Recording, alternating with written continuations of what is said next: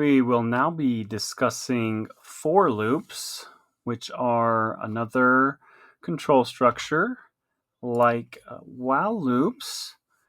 Now, for loops, instead of iterating as while loops do, while a condition is met, while a condition is true, for loops iterate over a sequence, like lists or strings or ranges, these data types that contain multiple elements or other iterable objects.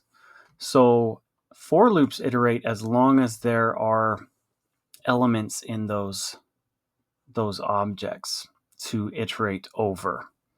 They're suitable for scenarios where we know the number of iterations or when we are iterating through those elements in a collection. A collection of elements, like how a list is a collection of elements, or a string is a collection of characters, etc. And the loop runs once for each item in the iterable. So here's our syntax. Over here, our code snippet, for elements in iterable, and then we would indent. Always remember the colon. We would indent and then run code, and we could have a bunch of code down here. And for every single element in this iterable, so for example, for every item in a list, we'd repeat this loop. We have this other code snippet. Numbers is our list, and we have 5 numbers in there, and a for loop for num in numbers, print num. So that will print all of these numbers one at a time for each iteration of our for loop. So let's actually take a look at that in PyCharm.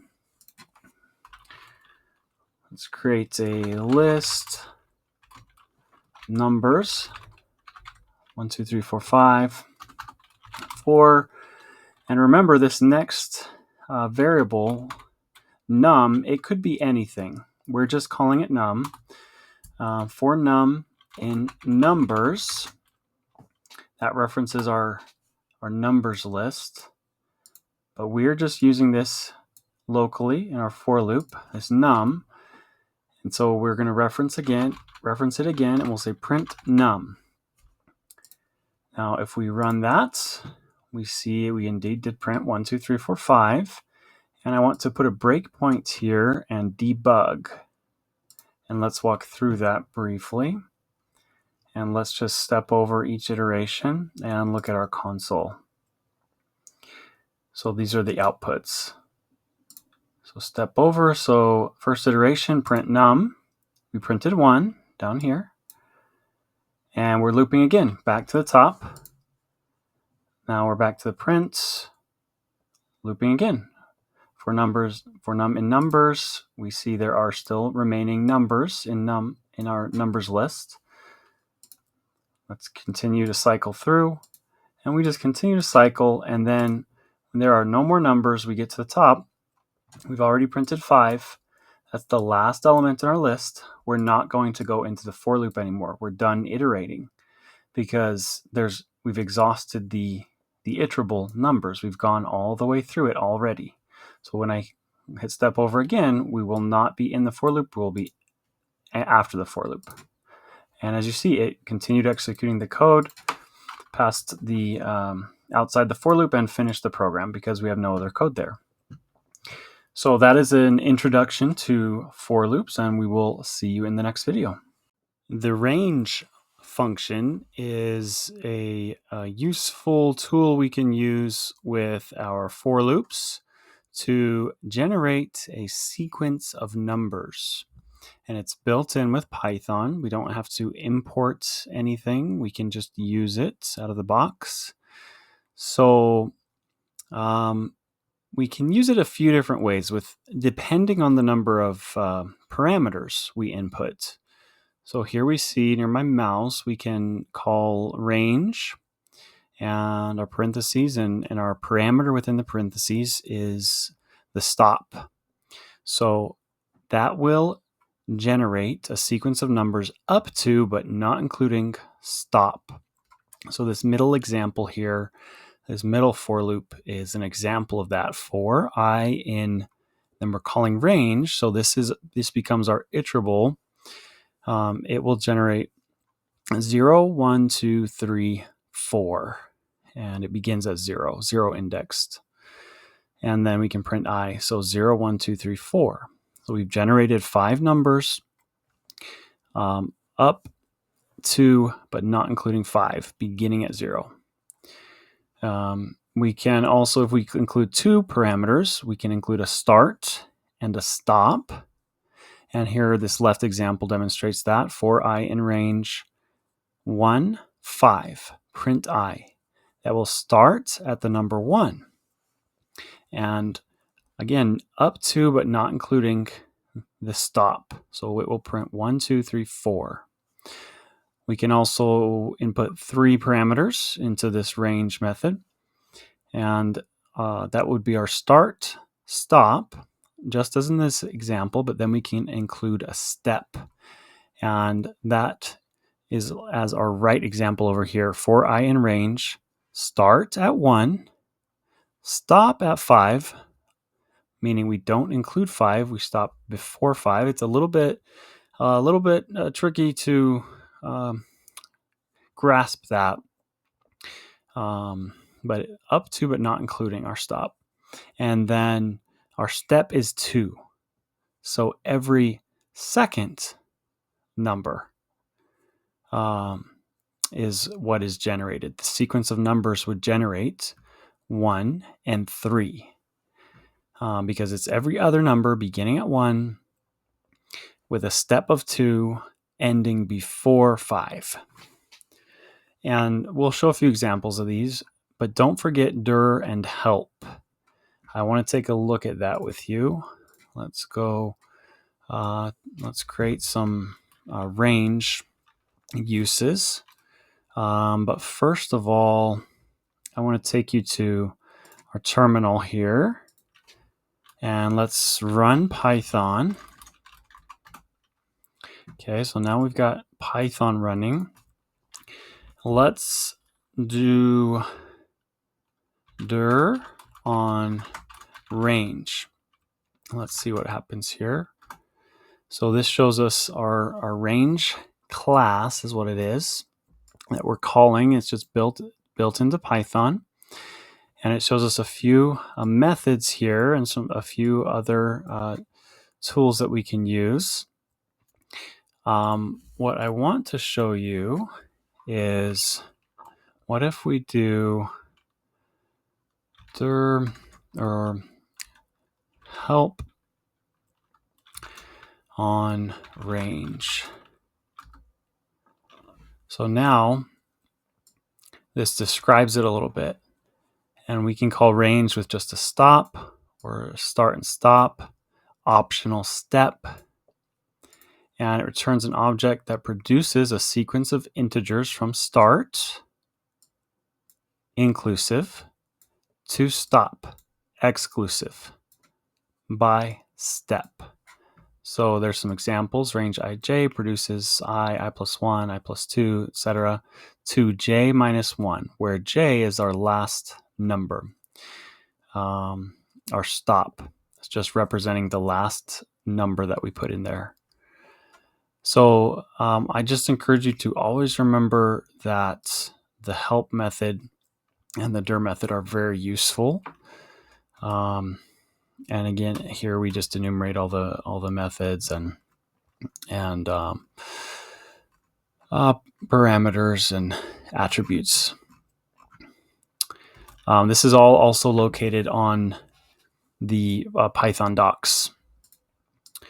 So if we just look at an example for, we'll just say A. Remember this variable does not matter. It's whatever we choose to call it. Typically I is used, or J, or item.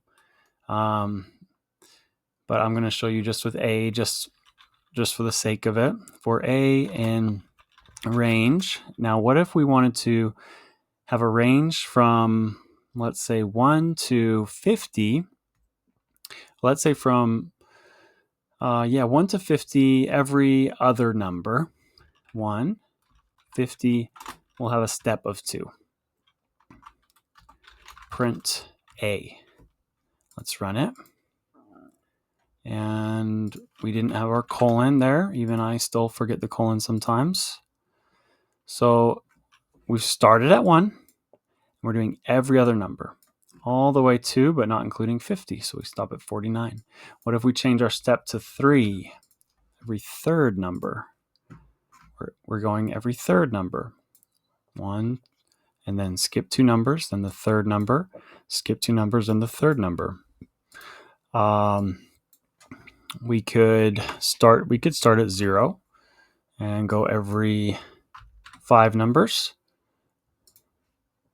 And there we have that. If we want to include 50, we'd have to generate a range of to 51, because that stop is non-inclusive. So we could call this I. That would be more standard.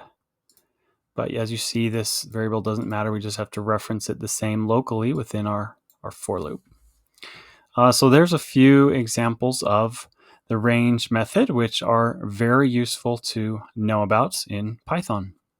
And just as with our while loops, we can use break and continue with for loops.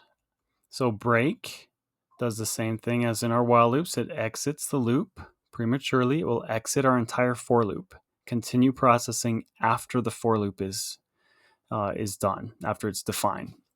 So wherever it unindents, it will continue there. And continue skips to the next iteration, bypassing the remaining code in the current iteration. So here we have an example of for loop, and we have a break statement. And I'm going to go over to PyCharm for this. I've got this same thing copied over here. We've got a break statement, and we've got a continue statement. So break would end after our for loop is done. So this is the first line where our for loop is done. It's not indented. Everything in here is indented under the for loop. That is part of the for loop. That is just how Python consumes this and uses indentation. It understands this all to be part of the for loop. So break will go immediately, go down here, exit the for loop. Continue will not process anything within the for loop, which is this, because it's still indented in the for loop. But continue will just go back up to the top of the for loop. So we're not going to print this. So what this does is I don't need this threshold variable actually. What this does is we have a numbers list, and we're essentially wanting to skip negative numbers. We have a negative number, and we'll just say, I'm canceling the program due to the negative number. So we're exiting the for loop. We're also saying if the number mod 2, we learned about mod earlier in the course, equals 0, in other words, if it's an even number, then go to the next loop iteration. Just stop processing the for loop, go to the top. So continue and tell us that that number is an even number. And then we can say, well, let's say we want to process. We could have more Python code here, for example. Let's say we want to process the positive odd numbers, because that is what remains. So we'll say we are processing odd positive numbers only. So you can see our break and continue are useful. Break, we would put that here if we happen to see an odd negative number where we just would say, we are done. We don't want to see a negative number. There's some other issue. We need to stop. Whereas if we see an odd number, we're like, okay, that's all right. We'll keep going through our list, but we're just not going to process. So let's actually hit play here, hit run, and let's see what we did. This is our list. And what we did is we processed an odd positive number, 5. We said number 10 is even, skipping, processing an odd positive number, 15. Number 8 is even, skipping. Number 12 is even, skipping. canceling program due to negative number, -6. So we're like, we never want to see this. And this is all just hypothetical. I'm just trying to show you some scenarios here. So we're like, we never want to see this. We're done. So you see it finished processing numbers, which we have down here outside of our for loop. We broke the for loop. We broke out of it. Whereas when we hit the continue, we just went back up to the top and we printed this and went back up to the top. We did not print processing odd positive number. So we excluded 25 and 3 because they came after our negative number. And that's just a demonstration of using break and continue with our for loops. Again, very similar to our while loops, and extremely useful things to know about and to be able to leverage in our Python programming. One cool thing that we can do with our for loops, we could do this with while loops as well, is we can nest them. We can create multiple for loops. We can create a for loop within a for loop, or multiple for loops within a for loop. And it's useful for various applications such as multidimensional lists or generating combinations, etc. And I have an image of lions, tigers, and bears. If you're familiar with the Wizard of Oz, just wanted to spice it up a little bit and write a little example with lions, tigers, and bears of these nested for loops. So let's have a list of animals. Animals, we'll put lion, tiger, bear, oh my, and start a for loop for animal. Remember, this can be anything we want, but I'm going to call it animal, that variable, just because it makes sense. For animal in animals, which references our animals list, so it's going to iterate through each element in our animals list. Okay, this for loop will iterate once for lion, once for tiger, once for bear. While animal represents lion, then the next iteration, animal will represent tiger, and the final iteration, animal, will represent bear. So let's print, let's use an F string, animal, and then animal. So we'll see what animal that represents. We are still within our for loop. We're still indented to this level in our for loop. So we're going to nest another for loop for, let's say we want to have some sort of spelling instruction, and we want to know all the letters in each animal. Because right now we have strings. Animal represents a string here for each of these animals. So for a letter in animal,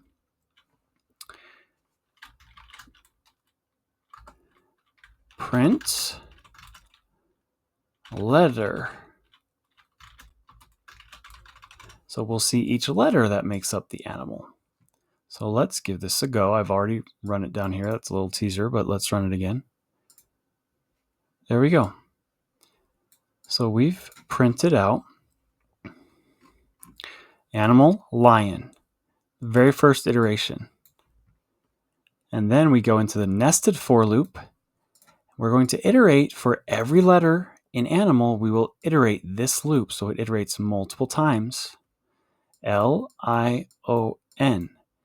And then it finishes. So we go back out to our primary for loop and iterate that again for the next animal, tiger. Then into this for loop, T-I-G-E-R. And eventually we finish that. We go to the last animal, bear. Bear, that's where we're at here. And then for each letter in animal, iterate all those in that nested for loop. So I think that's a good demonstration of what a nested for loop achieves for us and how it can be useful. I really wanted you to be aware of that concept. With our new knowledge of for loops, we are now able to create a project called a Caesar Cipher. And this is a cool project. I'm going to show you what it is, and then we'll start writing the program. Caesar Cipher is a cryptographic mechanism which is a very common and simple mechanism, not secure, mind you. So this is very easy to crack, but it's neat. It's one of the most wide-known encryption techniques, and it's where we essentially replace each letter of text by some letter a fixed number of positions down the alphabet. For example, with a shift of 3 to the left, we'd replace D with A, and so on. This method is named after Julius Caesar, who used it apparently in his private correspondence. So we're going to be replacing letters. We're going to be shifting letters around. We'll have a message that we write, and then we're going to use a Caesar cipher to encrypt it and output the result. So that is what a Caesar cipher is, and in the next video we will start coding. Here we are in PyCharm. We're going to open a new project for our Caesar cipher with our regular settings. We'll open it up in this window. And first, what I'd like to do is create what's called pseudocode, which is a way to say in our program, this is what we want to do without actually writing the code for it. So we're giving ourselves an outline to follow. So let's create a new Python file called Caesar Cipher. And I'm just going to add some comments here, some pseudocode that we can use as a guide. So what we need to do to make this Caesar cipher is first we need to get some input text. This is the message that will be encrypted. Next, we need to get the shift value. In other words, how many characters down the line we're going to change each character in our input text to encrypt it. We're going to need to define the alphabet as a string to use it. And I just want to point out there are a few different ways of doing this Caesar cipher. We're going to do it in a way that I think works well for what we've learned in the course. Then the actual meat of the program, we will convert the input text, our input message, to ciphertext. And lastly, we'll print the cipher. So let's work on this and start getting some input text. And I'd like to use input. So our message, our plain text, in other words, text that has not been encrypted. We'll create a variable for that and assign it to input. Enter message to be encrypted. Okay. What I'm going to do first, though, is I'm going to comment that out because I want to test our cipher very quickly and easily without having to enter that input every time. So we're just going to say hello world for our plain text to start out. We're going to do the same thing for our shift value. We're going to ask for input shift value. However, I'm also going to comment that out just to make it easy to test at first, and then we'll uncomment once we know things are working. This is a good technique for starting with scratch or starting from scratch with our code. We're just going to say shift over one letter to make it easy to see if this is working. And we'll shift once in the positive direction. So now we need Python to understand what we're working with here, that we're working with the alphabet. And in order to do that, I'm just going to define a string called alphabet and enter the alphabet. A, B, C, D, E, F, G, H, I, J, K, L, M, N, O, P, Q, R, S, T, U, V, W, X, Y, Z. Okay, A, B, C, D, E, F, G, H, I, J, K, L, M, N, O, P, Q, R, S, T, U, V, W, X, Y, Z. Awesome, that looks good. So now we've got a few things going for us, and we're going to come back to this converting the input text to ciphertext. But first of all, we know we're going to want to print something. So I know I'm going to have a print statement here, and we're going to call this encrypted message, or rather another way, ciphertext. That's another way to say encrypted text. So let's define a variable up here. We're going to call it ciphertext. We'll put it right above here. And I'm going to assign this to a blank string for now. Okay, so now we can work on our for loop. And we've just learned about for loops. But what we want to do is loop over every character in our string and change its value. Change its value. That's all we're doing. We're looping through each character. So for every character in this string, we're going to do something. And as we hear that phrase, we can automatically think, oh, that's a for loop. So let's create a for loop for character in our plain text, colon. And one thing, let's see, is I'm not going to deal with uppercase characters for now, but we can potentially add that later on. For now, we're just going to deal with lowercase characters. So let's create an index.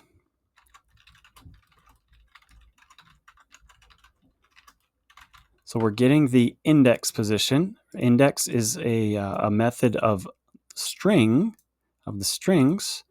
So we're going to return that index position. Let's see what that is. We're going to create a debug point here. Debug. Look at our values. And we have to move one more line. So we've got our index. Whoops. Got an error here. Let's see what we've got going on. In line 14, alphabet.index char, substring not found.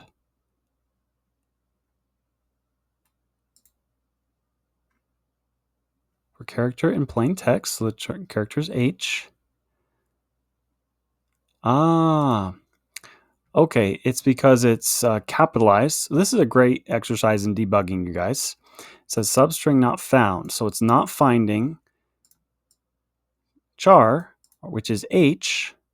And another reason I love PyCharm, it shows us all these values here in line. Char is currently H, uppercase H. That is not found in our string. So again, I want to make this easy. So let's just do lowercase hello world. And I think what I'd like to do is come back once we've got the basics Caesar Cipher encoder working, and we can add some functionality to it, such as uppercase, making it work with uppercase. So let's stop that and debug again and go one more line. And we see here our char is H and our index is 7. So 1, 2, 2 is B, 3 is C, 4 is D, 5 is E, 6 is F. 0 is A, 1 is B, 2 is C, 3 is D, 4 is E, 5 is F, 6 is G, 7 is H. That's our index position in this string of H. We've learned about indexing with things like strings and lists earlier on in the course. So now that we can see that's what that line is doing, we're getting that index. Let's do something with it. Let's create a shifted index. And we're going to assign that to our index value plus the shift value. And the shift value is 1. So we're going to shift it over one spot in the positive direction. We could make this negative as well if we like.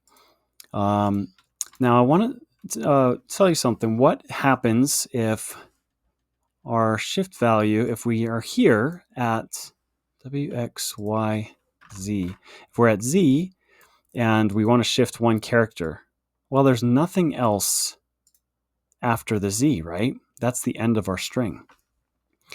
So one thing that we can do is use our modulus operator, modulus 26, which if you recall, modulus, we've used that to find even and odd numbers previously. This will give us a remainder. And if our value is Z and we shift, it would be the 27th character in the alphabet. There are only 26 characters in this alphabet. But 27 modulus 26, in other words, 27 divided by 26, but what's the remainder, would be 1. So this expression would equal 1, which would shift it to A. Well, it would shift it over that much. Let's go through this. Let's look at this. Let's just say Zello world and walk through this. Okay, stop debugging, debug again. So for character in plain text, let's move over a line, move down a line. Index is alphabet.index of char. So our index is 25. Okay, so it's the 25th index position. We have 26 elements, 25th index position because we start our indexing at 0. So let's see what our shifted index will be. Shifted index is 0 because it goes from the 25th index position to the 0th index position. And this mod 26 works because there are 26 characters here. So I hope that makes some sense. That's why we're adding the mod 26 there, so it can wrap around from the end of the alphabet to the beginning where needed. So we'll switch this back to hello world. And let's continue. What is our shifted character now? Alphabet shifted index. So alphabet's our string, and we're saying this index position, the new index position. We're saying that's the new character. Now let's create a list to hold these new values. We're going to create, let's call it result equals, we'll just make an empty list. And we will then append that shifted character. So one last step. Let's create a debug point down here and see what our shifted our result looks like if we're shifting by one character for hello world with our for loop here. So for every character in plain text, which is hello world, we're getting the index of that character, we're shifting it, grabbing that shifted character and adding all these characters to the result list. So let's debug. We're going down to this line. Let's see what result is. Result is a list which contains 5 characters, IFMP. IFMP. That is because we have a space here. So we're not really accounting for spaces.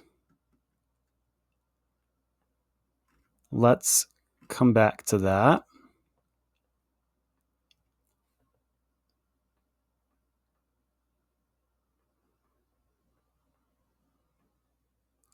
what we're doing is we're not accounting for spaces. We need to add spaces here. So what we can do is create an if-else statement. If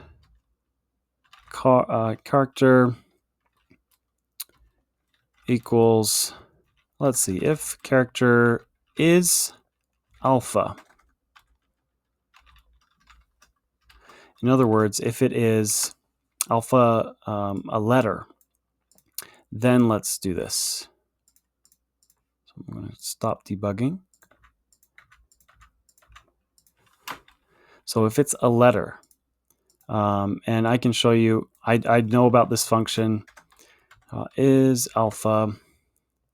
Let's see, we're not going to get the documentation there. That's okay. Then we'll do this. If it's not alpha, in other words, if it's a space, we're just going to result.append char, wherever we're at. So let's try that.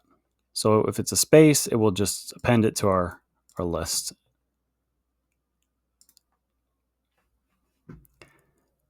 There we go. Now we've got our results, which is, we'll look at it this way, IFMM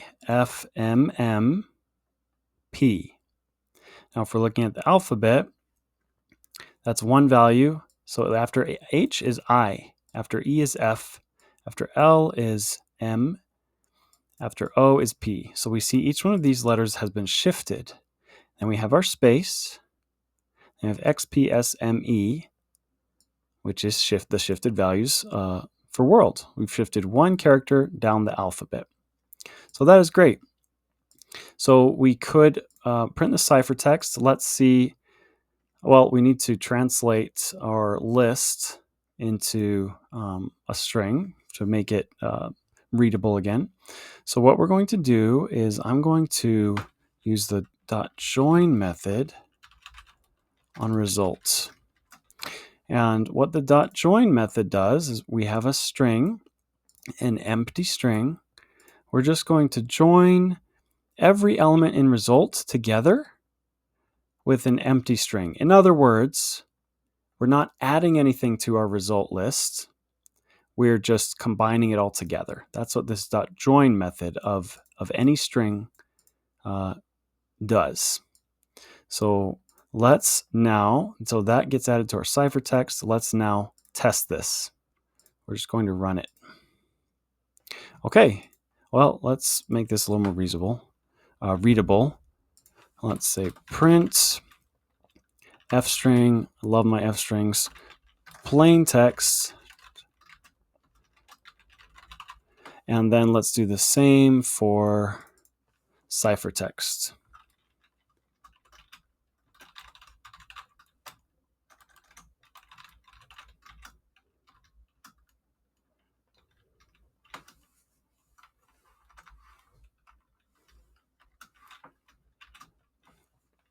All right, let's try it again. Here we go. Our plain text was hello world. Excuse me. Ciphertext is IFMMPXPSME. So let's now see. I have an online checker here that I found. So we are shifting one character. This was just one of the first Google results. That is a Caesar Cipher. Hello world. Okay, so IFMMPXPSME. And that is the same. Perfect. So we know our cipher works. So let's wrap that video up. That was a bit longer. We can now, let me show you this whole program here. We can now translate code with this cipher. We can encrypt it. So in the next video or two, we will maybe add a couple enhancements to this program now that we have the basic functionality, and we'll work on decrypting as well. This is a program you could share with your friends. You could send messages to each other. Again, very easy to decrypt, so it's not going to be secure, but it's kind of a fun exercise. And this is a great way, in my opinion, of writing our programs, as we can get some base functionality down, and then we'll add to it as we have that base functionality down. So we have our program working, we verified it's working, let's make it better. All right, see you in the next video. We are back, and we have a few enhancements to make with our scissor Cipher. So let's add a couple things. We're going to, let me add some comments up here at the top for what we want to do. Get input for the message and also the shift value. I'd also like to add to get input for encrypting or decrypting our text. So if we already have an encrypted message that somebody's given us, we can decrypt it. Encrypt or decrypt. So what does the user want to do with regards to that? And lastly, as we talked about in the last video, we'd like to account for uppercase characters. Not get input, excuse me. Get work well with upper and lowercase characters. So let's do the low-hanging fruit first, or the easy things first. We already have our input here from earlier, where we're getting input from the user. So I'm going to uncomment that and delete our hard-coded variable. We also have that for our shift value, so I'm going to delete that. And let's see. So that takes care of this one. I'm just going to add an X there, or a done rather. Let's get input for encrypt or decrypt. So let's ask the user.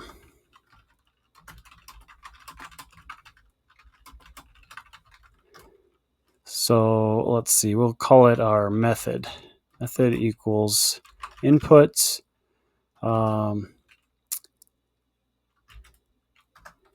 D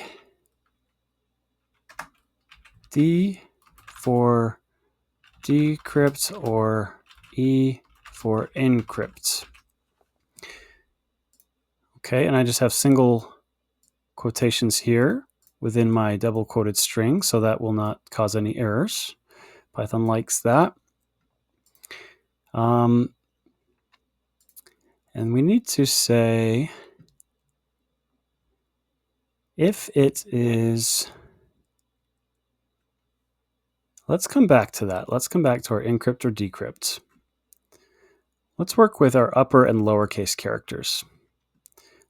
Here we have for every character in our plain text, and I'm going to change this so it makes sense if we're encrypting or decrypting. So what we can do, this is a neat function with PyCharm or other IDEs. We can refactor.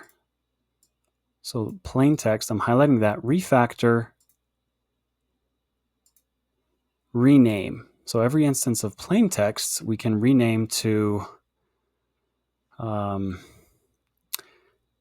input message. Okay. So we see that's also changed here. Refactoring is just another way of saying changing something, essentially. And PyCharm knows how to change that throughout our file for us. It's also changed it there. So we have our input message, and instead of ciphertext, let's refactor this to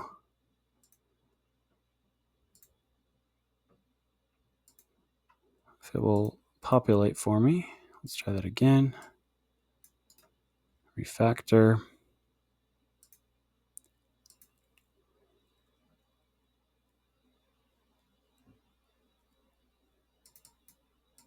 There we go.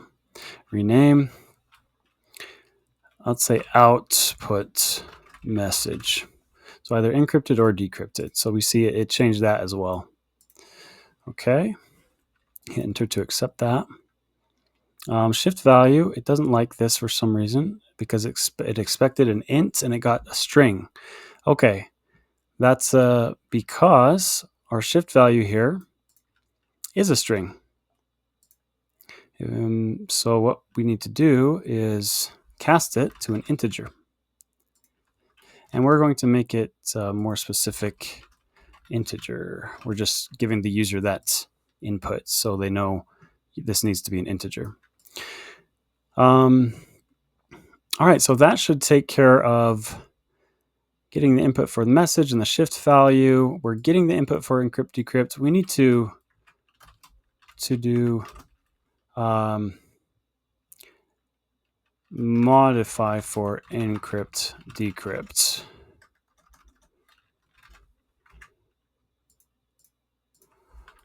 Done. And we need to work well with uppercase and lowercase. So uppercase and lowercase. What we can do, if char is alpha, we're saying if it's a letter, we can come down here and we can check if it's uppercase. If char dot, we're going to call a string method, is upper, then we can, let's see, actually let's not do that there. If char is upper, we probably want to do this a little bit below here. Let's do this a little bit below and I'll explain why. We have our shifted char.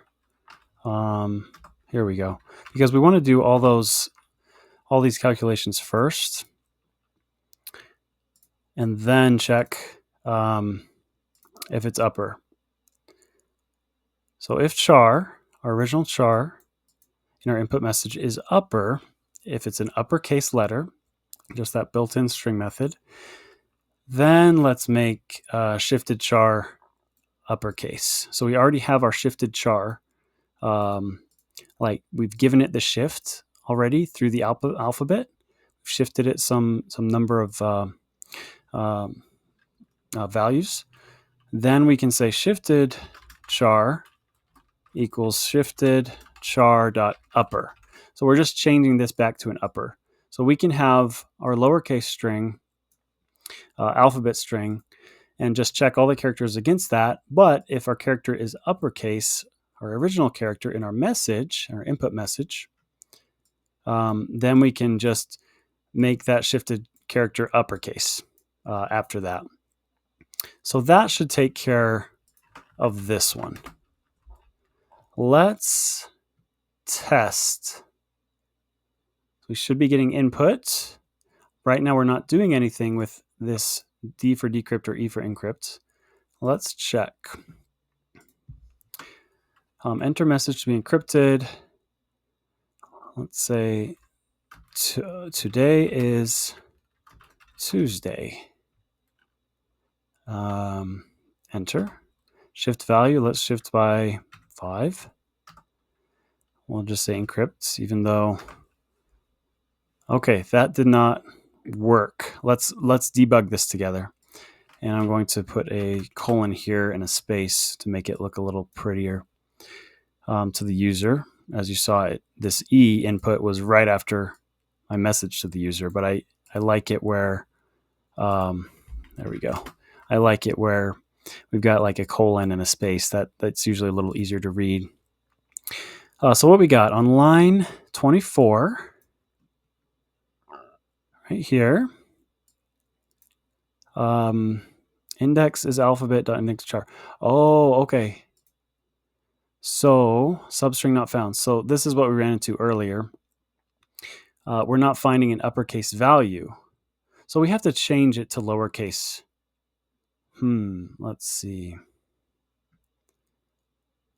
Let's change it to lowercase. What we can do, we can check if our character is upper right here. We could say is upper. This will be a Boolean. char.isUpper. This method returns true if the character is uppercase. Okay, so this will be true if it's an uppercase value. And then we just change it to a lowercase character. So all uppercases will be changed to lowercase right here. We'll get our index, we'll get the shifted index and get the value of the shifted character. Then so then we just check if is upper. So we're checking against this Boolean. If is upper, then we're reverting it back to an uppercase character. Let's try that. Today is Tuesday. 5E. Okay, that seems to work. We see these characters are uppercase. So let's now consider that one done and modify for encrypt decrypt. And this, by the way, it's a good exercise for us is testing snippets that we create or testing bits of code as we go along instead of writing a ton of code and then testing, because there could be various and likely will be various issues with the code before we're able to test. And testing will help us discover those issues. So it's good to write snippets of code or small chunks or particular things that do a particular task and then test, as we've seen here. So last thing we need to do is modify for if they want to encrypt or decrypt. So let's see, how would we decrypt this, by the way? All we need to do is reverse the shift value. So if I copy this encrypted text, and I'm going to change this to original message and modified message, depending on if we're encrypting or decrypting. Let's enter this text. I've copied it as our input. So let's run. We just need to inverse the shift value. So we shifted 5. Let's shift -5. This is still not doing anything, so I'm just going to put E. So we see our original message was that gibberish, and our modified is now the plain text that we had earlier. It makes sense. So we just need to reverse the value. So let's see. What we could do is we could just change. You know what? What I like instead is actually, and I love that we're doing this as we go along, you need the shift value from whoever's encrypted the message. So what I'm going to do is I'm just going to print here a message to the user, enter negative shift value to decrypt. Here, let's put that, enter shift value of an integer, enter negative shift value to decrypt. All right.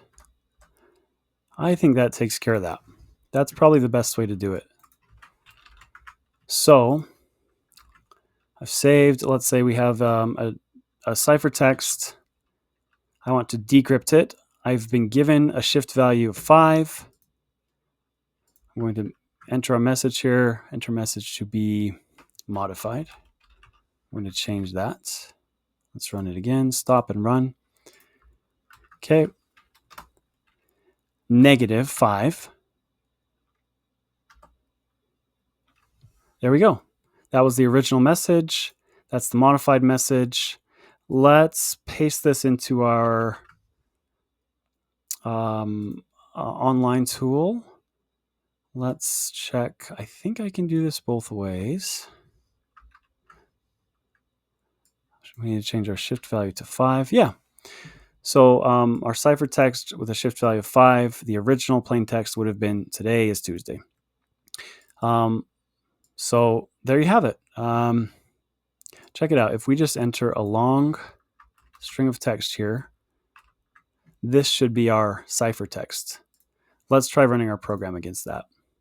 I'm going to paste. Okay. Shift value of 5. Modified message. Capital R, JYMTI, R, JYMTI, and let's check the end, last few characters, SHJ period. SHJ period. And let's just make sure we can decrypt that. So let's try running it again. So that's our encrypted or our ciphertext. -5 for our shift value to decrypt. Original message was that, and our modified message method in which each letter, that makes sense. So we've successfully created a Caesar cipher, guys. You could give this program to your friend. You guys could send messages to each other. You just need to specify the shift values, and you can encrypt and decrypt messages. Again, I want to iterate, this is not secure. It's very easy. You could paste the shifted characters into online, and very easily an output would show you what the original message was. So don't send anything sensitive. But if someone's looking over your shoulder, you could have a message like this displayed, and unless they took a picture, they wouldn't know what it meant. So pretty nifty stuff. And I hope you enjoyed that project. It was kind of a longer one, but I think these code along projects are good to watch and get familiar with and practice programming as we go along. This program was 36 lines of code. So you can start to see the power of Python with only 36 lines, and a lot of that being comments here. Only 30 lines or so. We can do some awesome stuff. So, all right. Thank you, and we'll see you in the next video. We are getting into some very powerful components of Python, and I'm so excited that we can now be learning about functions. A function is a block of code that performs a specific task and only runs when it is called. The benefits are modularity, reusability, and readability. Now, I know saying that is one thing, but understanding that is another. So let's go through some analogies. One analogy that I like is a factory, where we compare a function to a factory. We bring in certain inputs to the factory, certain raw materials. They get processed within the factory, and when they leave the factory, they are changed, they're modified. Something happened in the factory to the raw materials to make them something else. And then they're output from the factory. So that's what a function does. If we look at it like a factory, we're telling Python, hey, I have some raw materials or some inputs.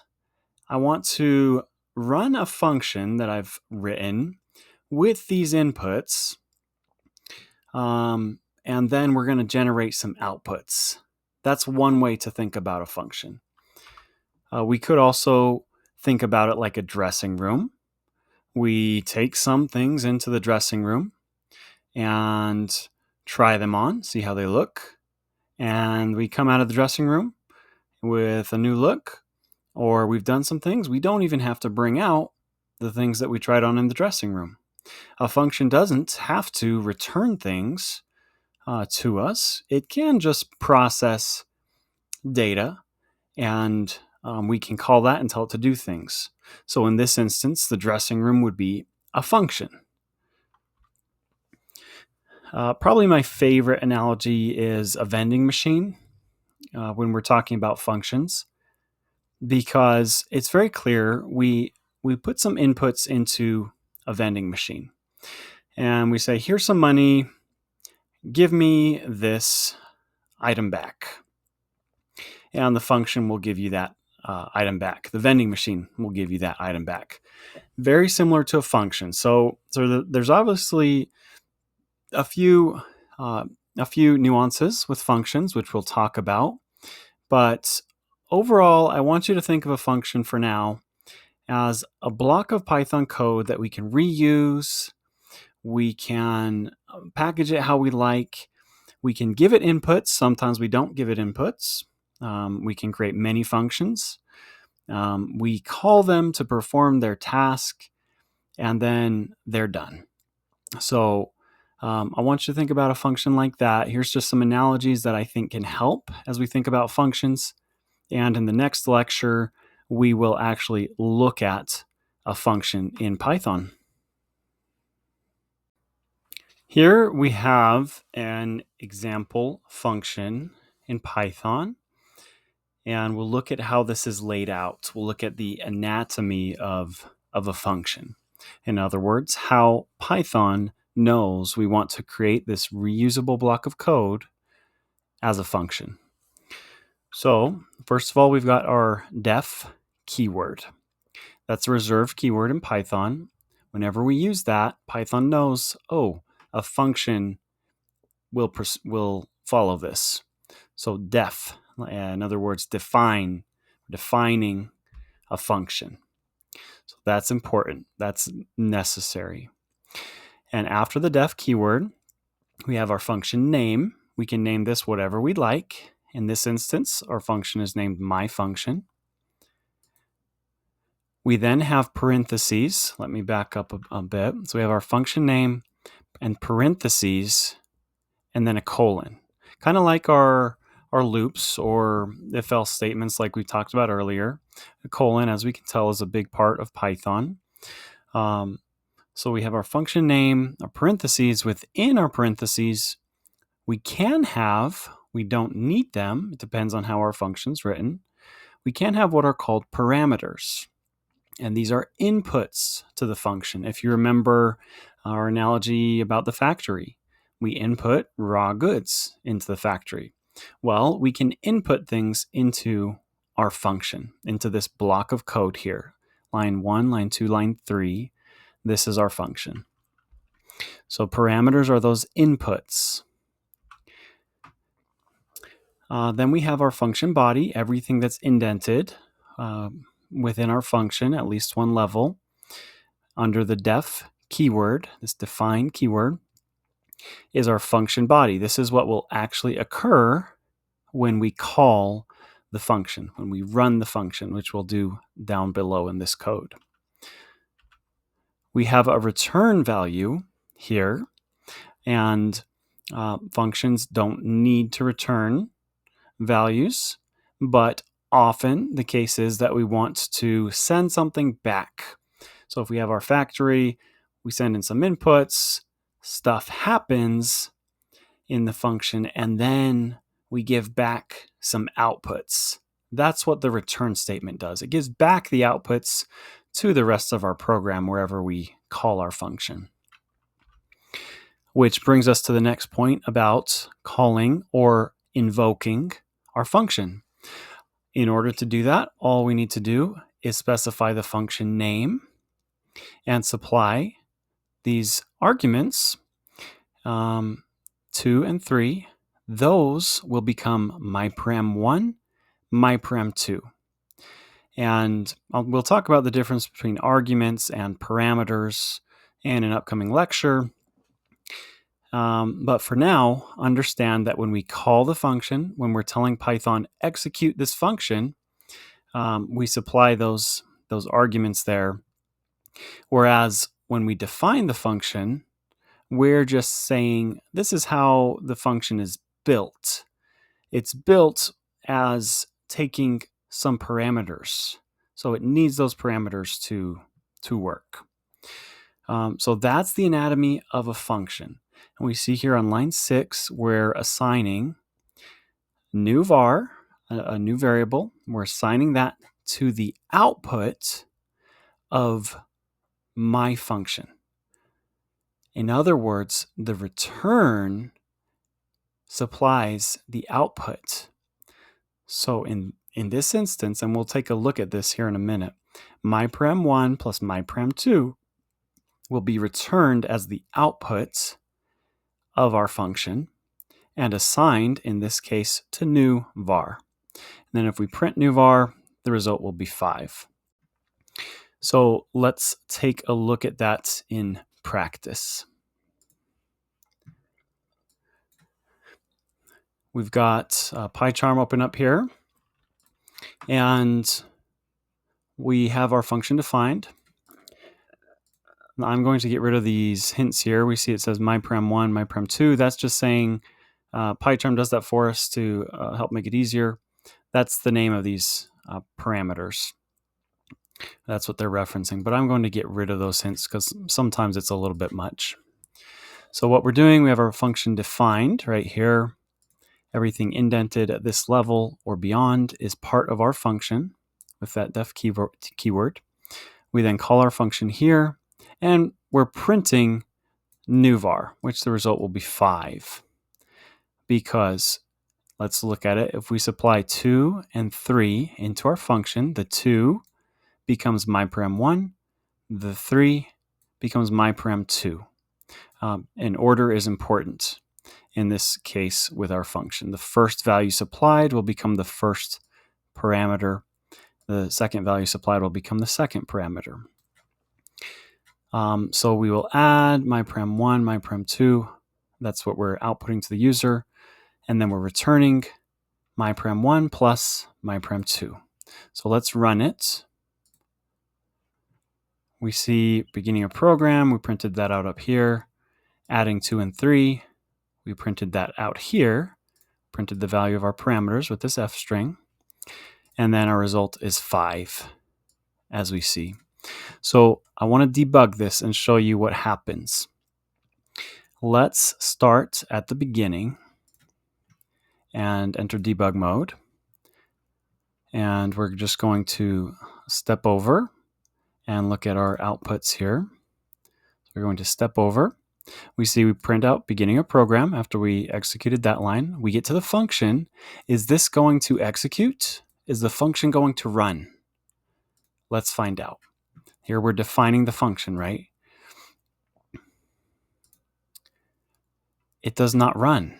It does not print anything. So we still only have beginning of program printed. This is just defining our function. It's not executing the function.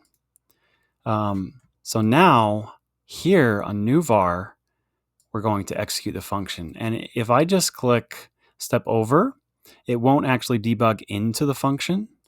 I'm going to show you that. So step over. It will just show that we go to the next line, not entering into the function. We see adding 2 and 3, and the result is 5. Let's do that again. And I'll show you how we can get inside this function with the debug console. So step over, looking at our console. We still have not printed out anything in the function. But now we're calling the function. We're saying to Python, run the function with these arguments. What we need to do is step into, because we want to step into this function if we want to see it line by line. So step into. Now we see we come up to this blue highlighted portion. And let's continue. So we can just step over. See, we printed adding 2 and 3. And we can continue to step over. And then we get to our print. And then we finish. So that's how our function works in practice. And if we do that one more time, let's just take a look at our variables when we get down to calling our function. So we have threads and variables. We have myParam1, myParam2, myParam1, myParam2. And we see the values are 2 and 3. That's because those are the values we supplied here. So I wanted to point that out, and we will continue learning about functions in our next video. We need to discuss a little bit more in depth the return statement or the outputs of functions. So functions they don't need to send data back to the caller, or when we invoke the function, using the return statement. They don't need to send data back, but they can. In order to do that, we have to use the return statement. That's how it's defined in Python. It's a reserved keyword in Python. Return is saying, if I'm in a function, whatever I'm returning after the return keyword will be sent back from the function. It exits the function immediately. So many times it will be the last line in a function, not always. There can be various use cases where it may not be. And we only want to return data in certain circumstances. But it exits the function immediately. So we cannot say return and then have some value and then keep processing within the function. No, the function is done once that's returned. That specific iteration of a function call is done once we return value. So we won't really talk about recursion at this point, but that could be considered an exception to that. That's why I specify when we call the function, the return exits that call of the function. So what happens when there is no return statement? Well, the function by default returns the value none, which is just saying nothing is there. So here we have an example of two functions. We see the def keyword. We need that. That tells Python, hey, we're defining a function. Everything that's indented below the def keyword is part of that function. So here we are calculating change, or inputting as parameters cost and money. And then we're returning the money minus cost. So how much money was given minus the cost of the item. That will be the change. And we can call that. We can say change, or variable, will be assigned to the return value of calculate change, with 5 as the cost and 10 as our input. So we're returning the change. In this other example we're printing the change. We are not returning it. This function has no outputs. It takes as parameters cost and money, and then it just prints. Oh, our change is money minus cost. And we make that a string for printing. And then we just call the function. We don't have any assignment here. We're just calling print change. So those are two ways to use functions by returning values versus not returning values. And I wanted to actually show you that in practice. So let's create a function, def. Always start with def if we're creating a function. Calculate change, cost, money. I've got another screen over here I'm looking at to make this quick for us. We return money minus cost. And we can say change equals calculate change input 5 and 10. And you see PyCharm. One reason I love PyCharm, it gives us these useful tooltips. Expected 2 blank lines after class or function definition. If I can get that to, there we go. So we always want to have 2 lines there. No new line at end of file. Another PEP 8 standard hint. So now if we run this, I just stopped the previous iteration of the program. Let's run my functions. We have no outputs. It's just saying I ran this function and then there's no outputs here. We could print change. Let's see what that does. 5, that's what we expect. Money minus cost is 5 in this case. 10, that's our money, that's our second value. 5 is our first value, so that's our first parameter. 10 minus 5 is 5. So now let's add our other function. And often what we'll do is we'll have our functions defined at the top of our program, and then we'll run things below them. So let's def print change, whoops, cost money colon, and it will indent that. Print f string change is money minus cost.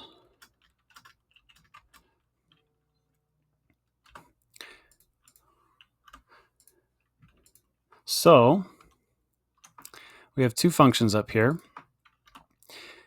and we can use these functions at any point thereafter. At any point below, we could use these functions. So we're saying change equals calculate change. What if I were to remove this calculate change down here? At this point in the program, Python does not know about this function calculate change. So PyCharm's saying, hey, I don't know what calculate change is. So we need to have our functions defined prior to actually calling them. So let's call this print change function.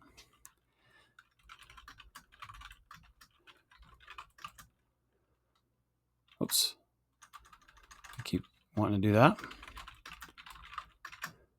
All right, and let's run this.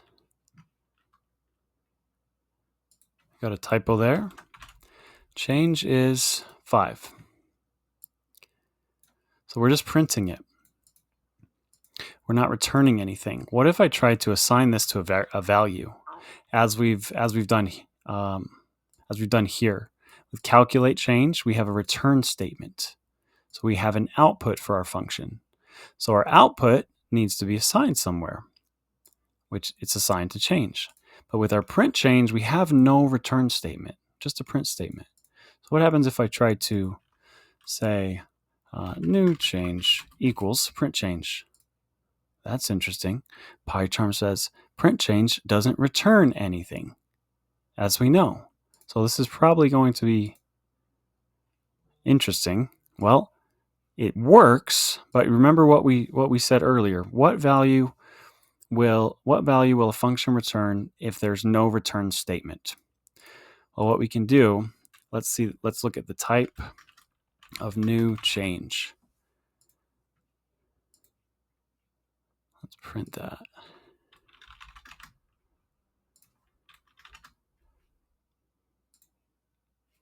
None type, and I don't even need to print the type, but we learned about none type. That's the type for none.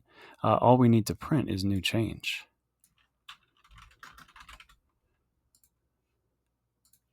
None. So just wanted to demonstrate that a function does not need a return value.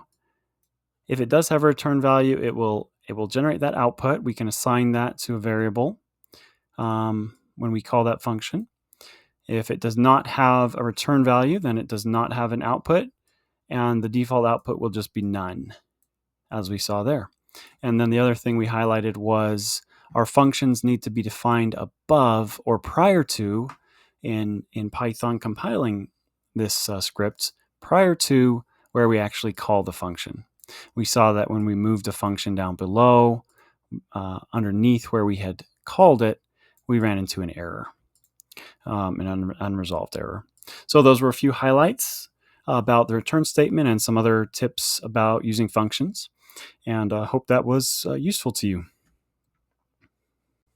Functions can be elaborate mechanisms in Python that can do some extensive things for us, but I want to pose you this question. What if you've written a program and you're coming back to look at it, or one of your peers or coworkers is coming to look at it for the first time, and you don't remember what it does? You're going to have to go line by line and look at it to examine what it does, if you need to maybe make some modifications or refresh some things. So how do you tell your future self or your coworker who may be looking at this for the first time what this function does. Well, how we can do that in Python is with something called a doc string, documentation string.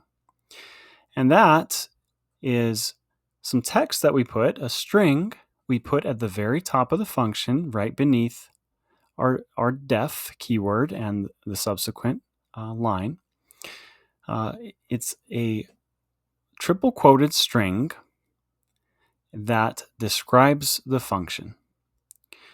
And there are some guidelines. It's a very long document. I don't think you need to read it, but if you really want to go in depth, you could go read this, the PEP 0257 for docstring conventions. Let's take a look at a simple one here. We have def, so we're defining a function. We say add, that's the name of the function, our parentheses, our colon. Within our parentheses, we have two parameters, a and b, and then we just say yada, yada, yada. This is an add function. It adds a and b. That could be a very simple docstring, and then we return a and b. We could have a more complex docstring where for as simple as a function like add, we probably would not need this complex of a docstring, but just to highlight what we can do. We have typically, and this is the PEP guideline, first of all, triple quotes for our multi-line string. We describe the function briefly, add two numbers and return the result. Then we've got a blank line, and then we tell the user about the parameters. We describe the parameters. What are these inputs to the function? And then we talk about what it returns. Well, it returns either an integer or a float, which is the sum of the two numbers. Then we can showcase some examples. And that's our docstring. And that, again, the very first thing after we define our function. And then the only purpose of this function, as we see, is to return a plus b. One thing I want to point out and show you is that we can call help on the function and it will print the docstring. You're familiar with this. We've used help before. We're now just doing it with something that we've created, which is a function. So let's go look in PyCharm. We have our calculate, change, and print change functions still. I'm going to delete the print change function, and we now just have our calculate change function. We're just returning money minus cost. So I want to add a docstring here. Where do I add it? Right at the very top, right below our def keyword line. So triple quoted strings. We could have a simple docstring like this calculates the change owed to a customer, something like that. Okay. Then we run our function. I'm going to just down here, after we calculate that, I'm going to type help calculate change. Now, what is this going to do? If you recall, help will print our docstring. Python just knows. It just knows that's what it expects. When we call help on a function, it looks for a docstring, which is this first triple quoted string in a function, and it will print that out for us. So let's run it. So we see here,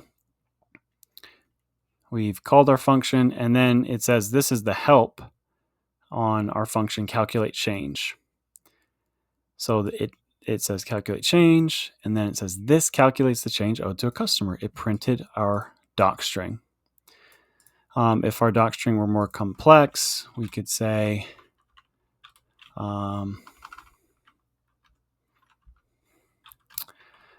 parameters, cost, amount, the item costs, money, amount, customer paid, returns the difference. Something like that. So let's run it again and we'll print our help. And we see it printed that all out for us.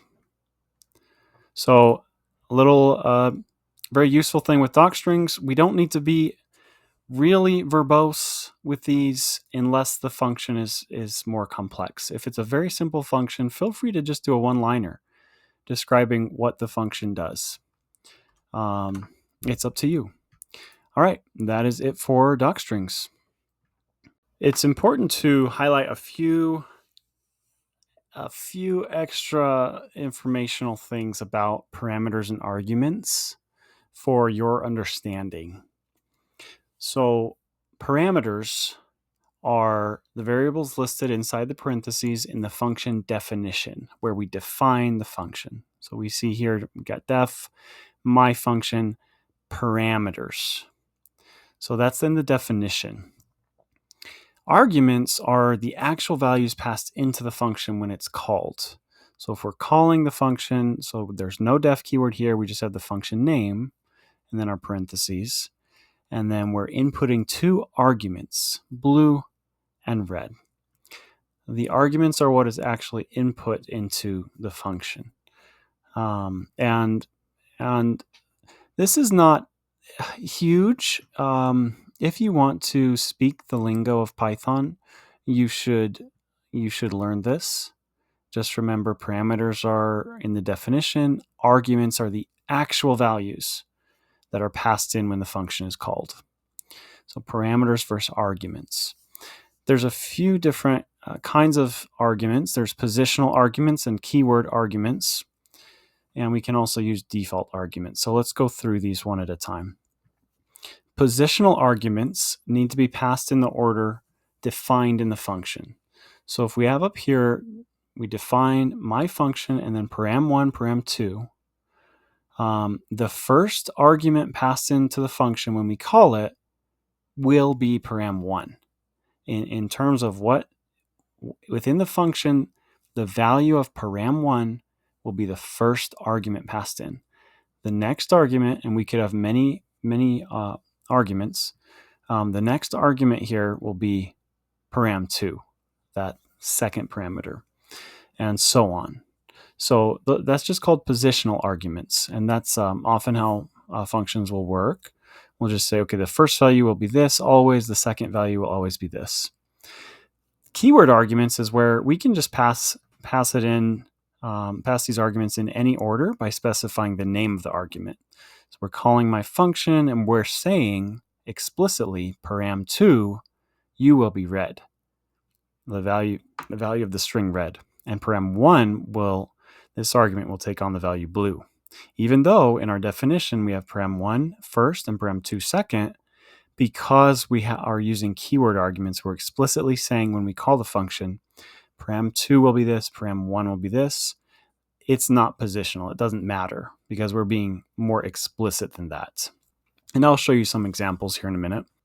And we also have what are called default arguments that we can set when we define the function, which is where we can say param1, that will be a positional parameter, and param2, if it's not set with an argument, if it's not set, it will automatically be value blue. So when we're defining the function, we can say explicitly what we want it to be if it's not set. And default arguments need to follow non-default arguments. Otherwise, Python won't like that. Let's take a look at this. So we have our calculate change. We have positional arguments here. And I'm going to delete our help statement. Our parameters, I should say, here in the function definition, and then our positional arguments, 5 and 10. So 5 will take on the first value, 10 will take on the second value. Now what we could do is we could say money equals 5 and cost equals 10. That works too. These are our keyword arguments, and if we run that, it will give us, well, I'm not printing it, but return money equals cost. Let's print change again. So that's -5. Because we said we're paying with 5, but the cost of the item is 10, so we can't do that. But I wanted to demonstrate that the order doesn't matter if we're using these keywords. If we're saying this parameter takes on this argument value, and this parameter takes on this argument value, we can do that. Then the order won't matter. Otherwise, they need to be positional, and 5 will go here into the first position, 10 will go here into the second position. What we can do is we can say if money is not supplied, let's just make it 100, meaning the customer gives us $100. Here in the United States, we use dollars. So if we run this, it will be our 5 because we've input, we're paying with $10. The item costs $5. Return the difference. However, what I can do, I can delete this second argument and run it, and it will use this default argument that we've defined in the function definition. So it will be $100 is what the customer's paying with, and the item costs 5. So we see now the result is 95. So that's a default argument. If we tried to make the first parameter be give it a default argument, we're getting an error because non-default parameter follows default parameter. That won't work because how would Python know? Because we have to supply an argument in this case. How would Python know? How could it make the first argument be the default? Well, that would never be the case because we have multiple parameters here. And if we input any argument, it's going to be the first automatically. So we'd have to say, well, and if money's not supplied, give that a value too. That way, it just works, and we're not going to have some arbitrary arguments here. So we could actually just call this function without any arguments now, and money will be 1,000, cost will be 100, so it will return the difference of 900. So there you have it. I think that explains that bit a little bit about arguments, parameters, and a few of the nuances there. Let's talk about the scope of variables with functions. And what this means to say is some variables have a scope of being accessible only within the function, whereas which would be a local scope, local to the function. And these variables cannot be accessed outside. One example of that would be a parameter. When we're defining a function, we give it parameter values. Those are only valid to use within the function. Those are local to the function. Let's look at an example here of some workaround we can use for local versus global, where if we may have a value that's got the same name, the same variable name as a local to the function, meaning within this function we have myInt, but we also have a global value, which is myInt outside the function, which can be accessed anywhere in the program, whereas this local myInt can only be accessed within our function. So we can use what's called a global keyword to work around that. And let's take a step back, actually. Here's the problem. If we print myInt within our function, it's going to print 6 because myInt is local and more specific, we shall say, to our function. So it prints 6. However, outside of our function, if we print myInt, it prints 5. This is referring to our global variable. Now, one workaround for this is if we want to actually be modifying the global value, so let's say we have a variable, my int, we set it to the value of 5. If we actually want to be modifying this integer from within our function, we can say global my int. And global is a reserved keyword.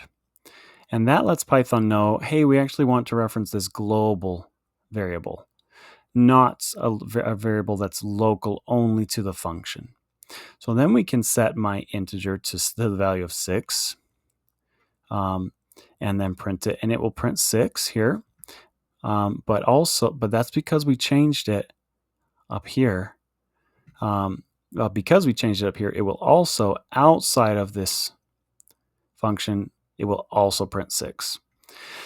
Not likely something you'll run into at this point. However, you may see this, so I wanted to point it out. And the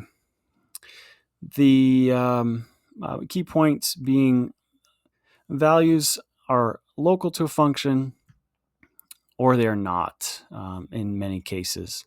So this A and this B, these parameters, you can't print A outside of the function. You can't print B outside of the function. It's local to the function. Whereas something like my int, that's global. It's not defined and restrained to be local to the function. So just a few tidbits there to store in your mental database and be aware of. There's a nifty aspect of functions where we can actually define functions in one file, in one Python file, and we can use those functions in another file. And this is something that's very useful to know and to be able to use. So that is called importing. We use this import reserved keyword in Python at the top of our Python script, and we specify the file where our functions are located, and then we can use those functions. So we say, we could also say from our file name, import function. And we'll come back to this in a bit more depth later on in the course, but I think it's really good to know how to do this at this point. So what we can do, let's say we have a my functions file. I'm going to delete everything but our function for calculating change, and we'll create a new function to just add two numbers. Def add numbers, and we'll say num1, num2, and we'll return num1 plus num2. Okay, so these two functions, calculate change and add numbers, are located in this file called my_functions.py. What I'm going to do is create a new file,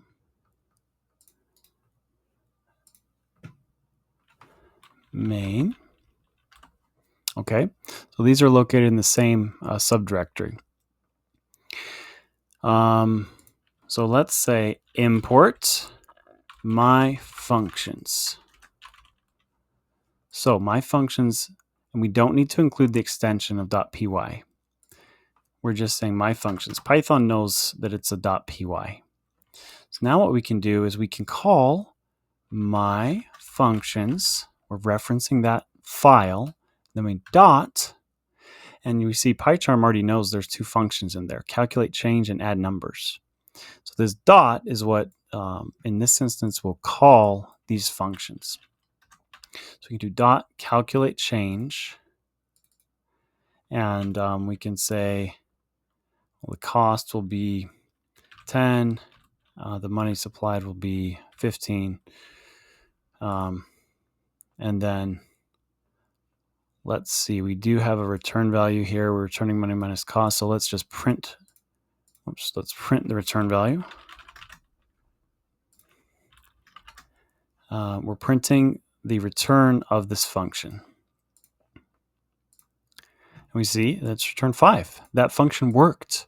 So we could have a whole bunch of code in here doing our main program, we could have another file with our functions, and we can use those functions from our main file. We could also say from my functions, if we only wanted to import one function, import calculate change. And then we would not have to include the file name here, my functions dot. We could just say print calculate change. We can run that, same result. So we're just being more specific. However, if we now tried to run our other function, which was add numbers, you see it's not auto-populating for me. See, there's an error because it doesn't know what add numbers is. We could just from my functions import add numbers. Then that would work. So very useful thing. What you might do is you might have a file with a bunch of functions related to a certain task that you're trying to do. And then you can have another main file that actually executes line by line the code that you want, where you can just call your functions as you need. So very useful to know about this import. And that's something we'll encounter again in the course and not too far away. It may seem like we are going on and on about functions, and that's because we are. There's a lot to know about functions. It's very useful. It's very critical to have a firm handle on functions. They are used everywhere in Python. So this is another lecture that's very useful about functions. And what this is args and quargs, arguments and keyword arguments. And you'll see that asterisk in my slide title here, asterisk args and double asterisk quargs. That has to do with unpacking in Python. I'm not going to get into that right now, but this is a way that we can have variable length arguments inputs into functions. So just think of it like that. Args and quargs, you will see this in Python programs, and you'll be able to use this in your own Python programs when you want variable length arguments. In other words, when you don't know how many values will be passed in as inputs to the function. So variable length could be any number of arguments. And what this is, in our function definition, we can have asterisk args and or asterisk quargs, keyword arguments. Args, however many values there are, they're packed into a tuple. And keyword arguments, or quargs, are packed into a dictionary. So in this example, we have a function named keywords.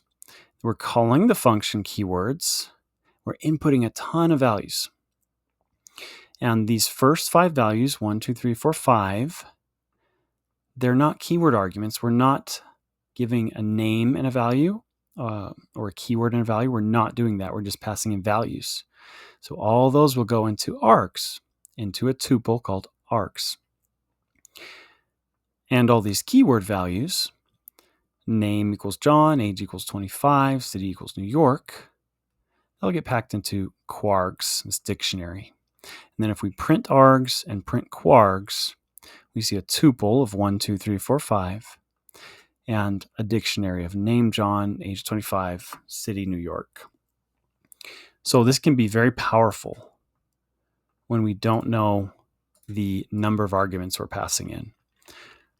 So let's just delete this here and let's actually show you what I mean. All right, so I'm just going to do a def, let's say grades. Let's say we're a teacher and we don't know how many grades there will be. We can say args, asterisk args, and then let's just print args. So then we call the function. Let's do grades, and let's say 100, 95, 80, 65. Now, last student didn't do so hot. So let's see what happens. We see a tuple 100, 95, 80, 65. And we could put as many values here as we want. 90, 91, etc. It's variable length. So that can be very handy. And we know how to unpack a tuple from earlier in the course. I'd invite you to review our lecture on tuples if with regards to how we could access those values. The other thing we can do is we can use keyword args. Let's print keyword args. So then we need to input keywords or key value pairs. And let's change this up and make this ages. So let's call ages, let's say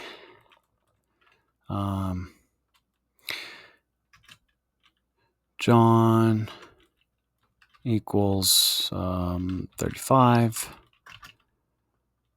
Parth equals 26. Joseph equals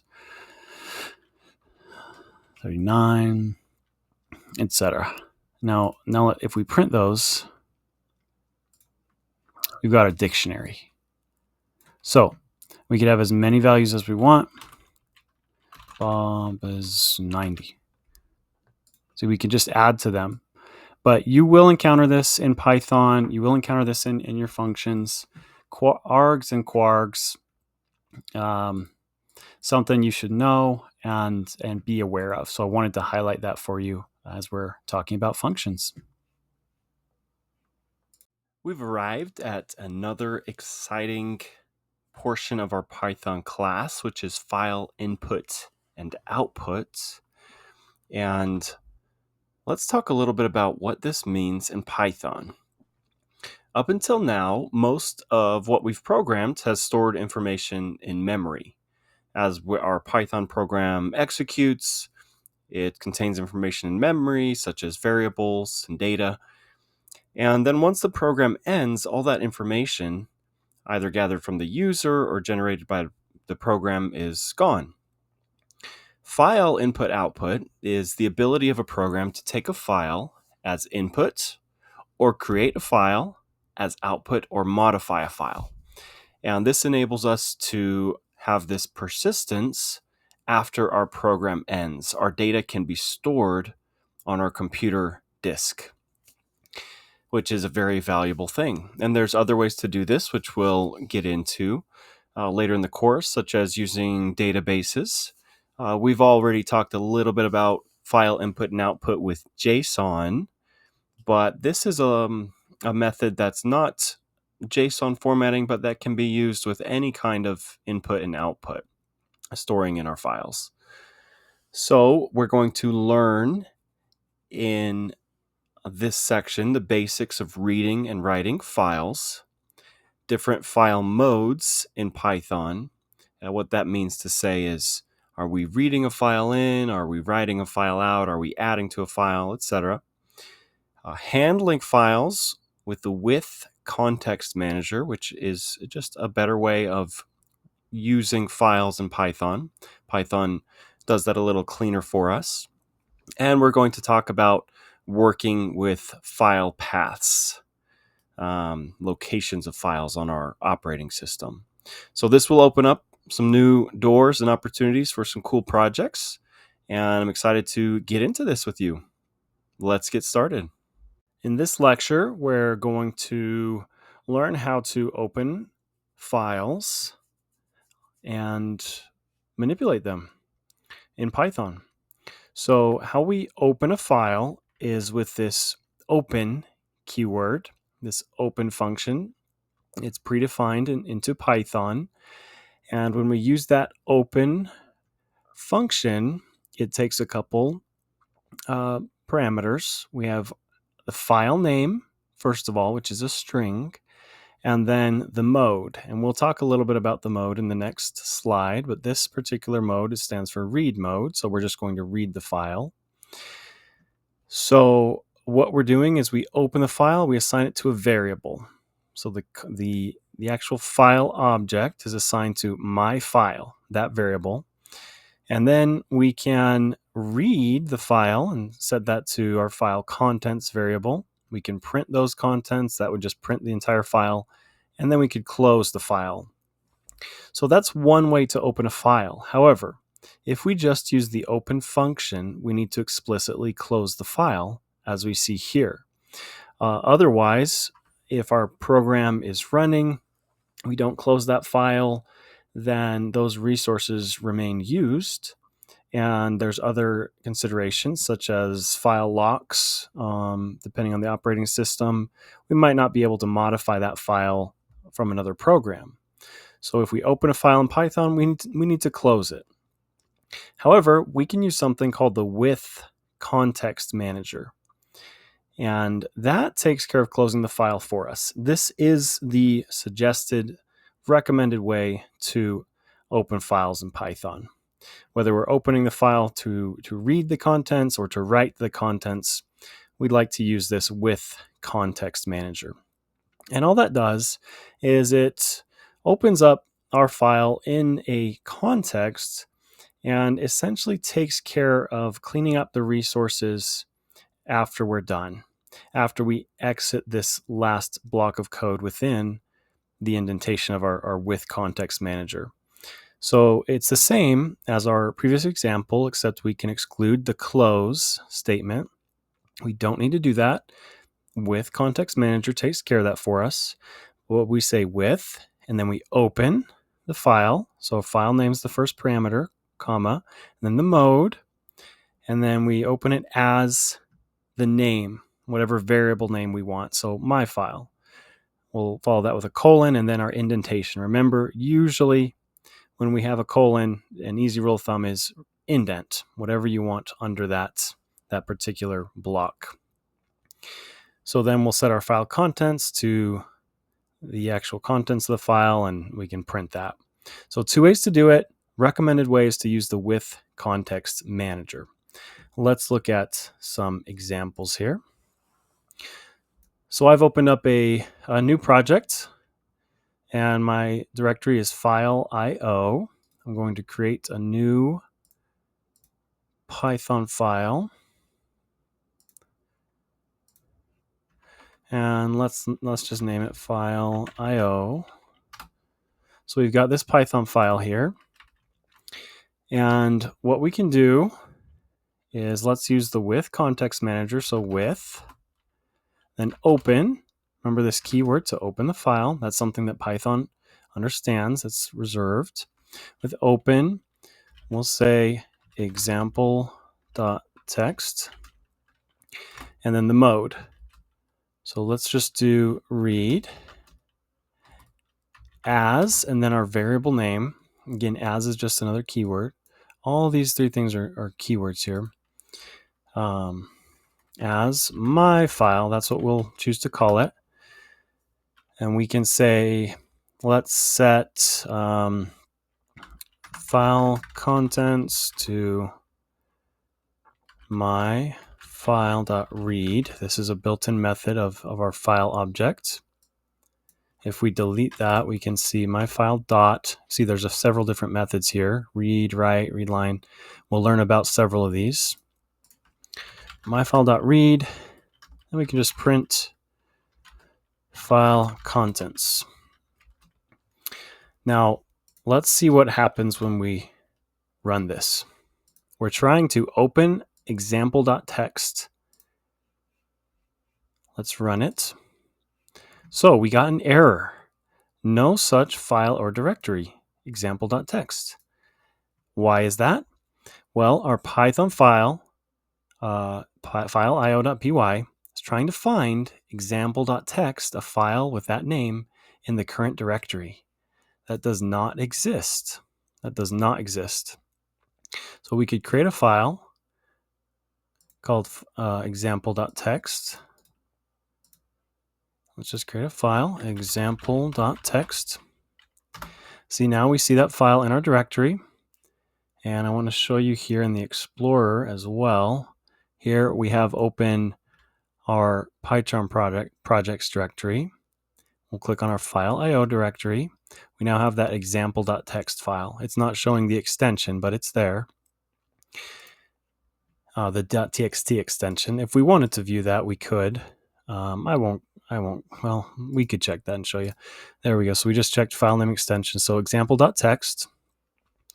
And we can just say, here are some file contents for your reading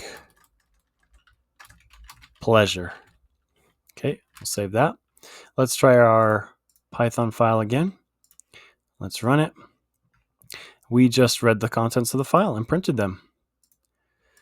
So that's an introduction to some file I/O and gets us going on using the with context manager, which takes care of closing the file for us. And that's a good foundation to continue on learning about working with files in Python.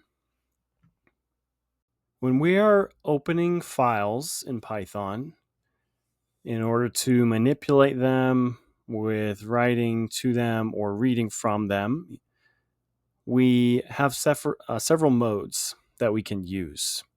And these go in line with this open function built into Python. So we have an R that stands for read mode, which is the default. We have a W for write mode, which will overwrite the contents of a file. So if there's a file with text in it, and we use the W mode in our open method, such as this example here where my mouse is, whatever we write to the file will overwrite the contents. So that's important to know. To work around that, we could add to a file, which will get to the end of a file and add from there. So that's with this A mode, append mode. You could think of logging, for example. There are other mechanisms that are preferred to use for logging if we're logging to files in Python. But you can think when you're logging messages from a system, you would want those appended to the file. You'd want those to continue to be added. Each entry, each timestamp with data added to the end of a file. You wouldn't want to necessarily overwrite the contents. So that's what that append mode does. And those are the three main modes we'll be talking about: reading, writing, and appending. We can accomplish most of what we're interested in this course with those modes. However, for awareness, there is another B for binary mode, which is for modifying things like non-text files, images, audio, video, binary. So we're not going to talk about that mode, but I just wanted to make sure you were aware of that mode. So that's an overview of the file modes, and we'll continue on and use some of those examples in the next video. We are now ready to discuss a little bit more in depth the methods that we can use when we're opening files. And these four methods are going to allow us and enable us to do a lot of powerful things. We can write a string to a file. We can write lines. That's another method, which would be take input of a list of strings, writing each line, each item to the file. So that takes input of a list and outputs to a file. We can read, which we've shown briefly, but that returns a string of the entire file contents into a single string. We can also read lines, which returns a list of strings in each line of the file. And each line, meaning line 1, line 2, line 3, every line, every separate row of the file, if you will be returned as an item of the string. So write lines, read lines, those deal with lists. And remember that. And we'll take a look at each one of these methods here in PyCharm. So let's open that up. We already have an example of reading a file with this read mode. We're opening example.txt as the variable myFile. We're assigning a new variable file contents to myFile.read. And if you recall, that's the actual reading the whole file to a string. So let's just make a little cheat sheet here. Read is bringing, let's see, getting contents of file into a string. Read lines, getting contents of file into a list of strings. Write, outputting string into a file, and write lines, outputting a list of strings to a file. So let's take a look at each one of these. If we run this code, we see here are some file contents for your reading pleasure. We know that that is what the contents of the file are. I'm going to add a few other things here. This is another line. This is the last line. Okay, I'll save that. Let's go back over to our file, run it again. We see we're printing it out just as the file reads. This is our string. So if we put a debug here and debug that and look at our variables, so we've executed all this up to this point, and we have file contents as a variable. Let's look at that. It's a string, and we see it's all on one line, but we've got these \n characters scattered throughout. \n, \n, \n. Do you remember what those represent? Those are indeed escape characters for new line. We talked about those a little bit earlier in the course. So when we're working with files, that's something to keep in mind. Whenever we have just a blank line or we enter to a new line, there's going to be a hidden new line character there. So those are contained in that string.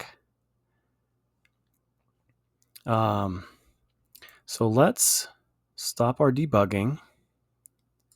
And let's, instead of doing myFile.read, let's do myFile.read lines, this second option here, which gets the contents of a file into a list of strings. Let's see what happens here.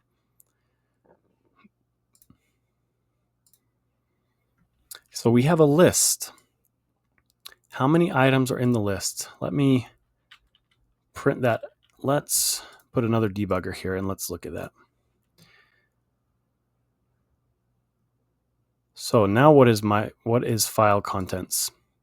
It's a list with length 6, and several of our items are just new line characters. So that's kind of odd, you'd think, right? We have some elements of our list that are just blank lines. Well, if we want to preserve the formatting of the file, that's essential to keep. But one thing we can do is we could take these into a for loop. And so I'm going to show you that. Instead of having our list of file contents getting populated with read lines, we could put a for loop here. We could say for line in my file if we could say line equals line.strip. What the strip method does, it's a method of a string, which line is a string. Each line of our file is a string. Is it will get rid of those extra characters like new line characters. So that are could be on the end of each of the line. So we could say line equals line.strip, and then we could create a list of file contents dot append. I'll need to define this. We could say line. We could create a variable here, contents as a new list, a new empty list. And then here we're just saying for every line in the file, for every line that is a string, which is every line, we're going to strip those extra characters. So we're just processing one line at a time now with this for loop, which can be very handy. So now if we print the file contents after we've stripped those new line characters off, let's see what happens. Now we've just got no new lines. We've got blank lines. So we could do all sorts of stuff with that. Like we could append it. We could say if line, let's see, because now it's just a blank, just an empty string in each one of those lines. We could say something like if we wanted to get rid of the new lines, that is, into our list. If line not equal to empty string, then append it. Otherwise, we just won't append it. Let's try that. So there we go. We've now only got lines of text. Here are some file contents for your reading pleasure. This is another line. This is the last line. And if we look at our example, we don't have these blank lines anymore. So just an example of kind of parsing through that, a file with a for loop and a conditional, and we can look at the content of each line and process it as we see fit. So very powerful stuff that we can do here. So those are just some examples of read and read lines. Let's now look at write and write lines. So let's get rid of this. If we want to write to our file, what are we going to need to change with how we're opening up the file? We're going to need to change this mode. Right now we're in read mode. Let's change that to write mode. So W, lowercase w. There we go. So, and we see there's a variety of modes here. We're only talking about the R, the W, and the A for now. But you could look up these other modes online. So what we can do is, let's say my file.write, this is some new text. Now, if we write this to example.txt, what's going to happen? Remember, the W mode overwrites. So if we look at example, we've got this content. Let's run our program. Okay, it finished. We don't have any output. But now look at our file. This is some new text. Everything is gone. So you need to be careful if you're trying to overwrite a sensitive file, that W mode will just overwrite everything. What if we run this again and again? And I'm just running it a couple times. Same thing. We're not adding to the file. We're replacing the contents of the file with that write mode. Now, what if we want to write some multiple lines here? Well, actually, first, let's append to the file. So we're changing that mode to A. Now let's run this a couple times. We're adding text. Notice we're not adding any new lines. We're not hitting that enter, that metaphorical enter on our keypad to go to a new line. If we want to do that, we could put a \n here. Remember, that's for new line. So we'll have a new line, and then this is some text. Let's hit enter on that program. Now that text is on a new line.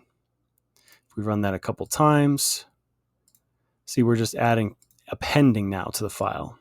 We're keeping everything and just adding to it. So that's the power of the append method. Now, we could take a list of strings and write that to a file. This could be very powerful. Let's say let's say to do list. I could say take out trash, do dishes, do homework. Okay. Now if we open this file, let's overwrite everything. And instead of the write method, we're going to write lines. And we're going to write our list here. To do list. We're inputting our list. Now let's see what happens. Notice there's no new line characters here. Whoops, I ran it. There we go. So we have take out trash, do dishes, do homework. So kind of odd, right? But it wrote everything in our list to that. So what we could do is we could add some new line characters here for every item that we want to append or to add to the file. Not append, but to write to the file. So if we run that, now we've got a to-do list with a new line in between each item. If we were to append, then that would just add to the bottom of the file, as you can see. So we've talked about read lines, write, and write lines. And that's enough to get us started. We'll integrate this with a project here in a little bit. And very useful stuff to know about reading and writing files. One thing we need to talk about is absolute versus relative path. In our previous examples so far, we've used relative paths, which means from the Python file, from our script, we reference a file in the same directory, for example. If it's in the same directory, then the Python script just needs the file name, and the Python script will be able to find that file. However, we run into a problem when we're trying to access a file that's in a different directory than our Python script. And this problem is present on Windows, which most of you probably are using. So if there's a file that we're referencing in a different directory, we need to let Python know the absolute path, in other words, the full path of that file where it's located. So the problem is that Windows uses backslashes, and we'll look at an example of this here in a minute in PyCharm. Windows uses backslashes, which Python views in strings as escape characters. So that can mess up our path, and Python can run into errors because it will look at those and it won't interpret those as part of the file path. It will interpret those as escape characters. So there's three solutions. We can escape the backslashes, which again Windows uses by default for its file paths. So we could add another backslash. So for every backslash, we just add another one, and then Python knows, okay, this first one's an escape character saying, I literally want to have a backslash following. The second, and that's not recommended. I don't recommend that because it can just kind of get messy. The second method is using a raw string. We've used F strings in Python, and that's just by placing the letter F, character F, in front of our strings. And then we can input variables in brackets in those F strings. Python knows how to work with that. Python knows how to work with something called raw strings as well, which is where we place the letter R, lowercase r, in front of our string, which is our file path. And that causes Python to treat the string as a literal, and it ignores the escape characters. This is recommended on Windows because we don't have to change the file path from what Windows sees it as. All we have to do is add that little letter R. whenever we're hard coding an absolute path in Python. So that's what I recommended. I'm going to show you that. We could also use forward slashes, and Windows will accept these, and it will work just fine in our Python programs. However, it's non-standard. It's not how Windows paths look like, so it just may look funny to Windows users, and also it's just not quite as easy, I think, as using raw strings, because we have to change every slash from a backslash to a forward slash in our Windows paths, where if you're using a Mac or Linux, you should just use forward slashes, because that's how those file systems reference their paths.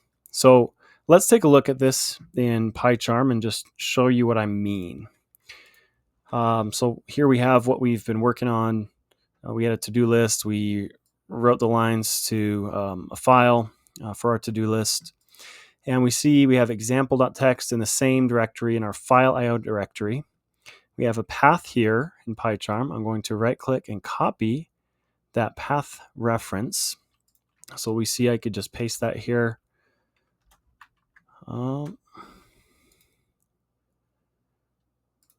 Well, if it copied, then we could. Let's try that again. Copy path reference. Oh, there we go. Absolute path. I forgot to click on that. So we're going to click the absolute path, and we can see path is, there we go. So if we open up our actual Explorer window as well, we see example.txt is in this same folder as file IO. What if example.txt, what if we wanted this file to be created up here under PyCharm projects instead of in this subfolder file IO? So let's do that. What we would do with relative paths, we'd input this whole URL and then slash backslash.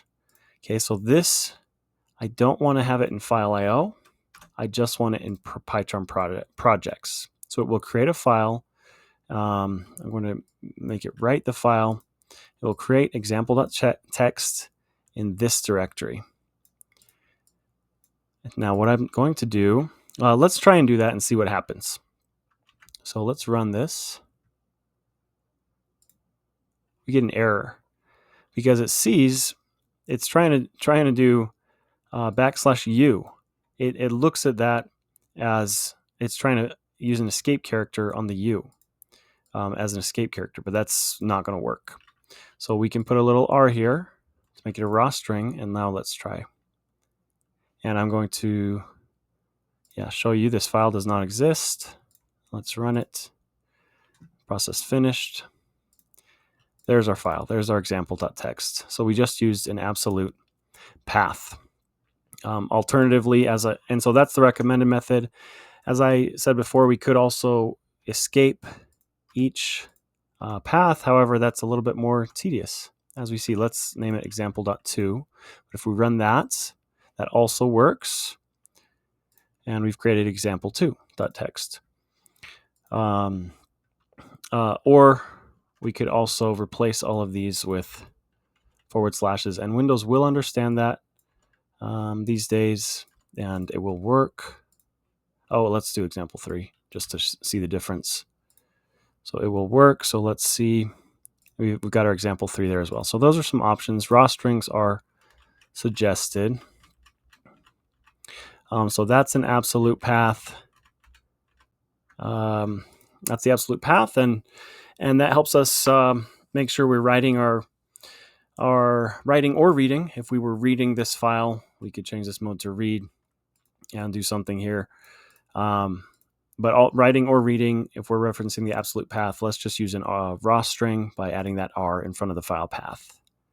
So yeah, hopefully, well, I know that's going to be a useful tip for you. So there you go.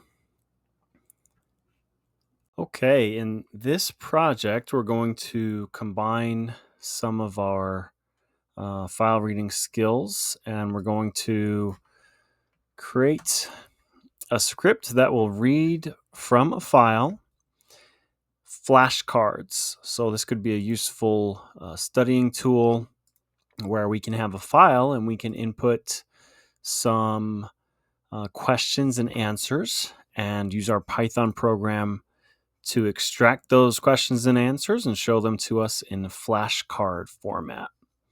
So we've got our file io.py. I'm just going to create a new one, a new file that I'm going to call flashcards. And we'll work with that. We don't need our example.txt file anymore, but I am going to create also a new file from text file called also flashcards. Flashcards, I'll just say flashcards data. I don't want to confuse them with the same name. So then let's go to our flashcards.py. So let's write up some pseudocode here of what we actually need to do. We need to read the file with the flashcard data. We need to extract flashcards into usable format. We're going to put them into a dictionary. And then we need to show the user the flashcards question first, then answer. Okay, I think that's about it. So let's populate some flashcards data. And what I'm going to do, we could do this one of many ways, but I'd like to do this by using a delimiter or a separator that I know I will only expect to see when I want to separate a question from an answer in my text file. So I'm going to have the question on the left and the answer on the right of this delimiter. I'll show you here. So let's just enter some example questions. Let's say, how many sides does a triangle have? And my delimiter is going to be this colon. Let's use a colon. So we shouldn't expect to see a colon anywhere. And then we'll put the answer to the right side of that colon. And this is just because when we're parsing this file, when we're extracting everything from this file in our Python script, we can look for this colon and say, hey, everything on the left is the question and everything on the right is the answer. So the triangle has 3 sides. Let's put a few more questions in here. What shape is the Earth? Colon, sphere. What is the value of pi? 3.14. I don't know all the digits. Some of you probably do. Let's do 1 or 2 more questions. What is larger, an elephant or a mouse? Elephant. And lastly, what is the square root of 9? Okay, colon 3. Okay, so we've populated 5 questions for us. So let's come back to our flashcards. Now, let's use functions. We've learned about functions. Let's make a function to read our file. So say read file, and then it will take the file name as input,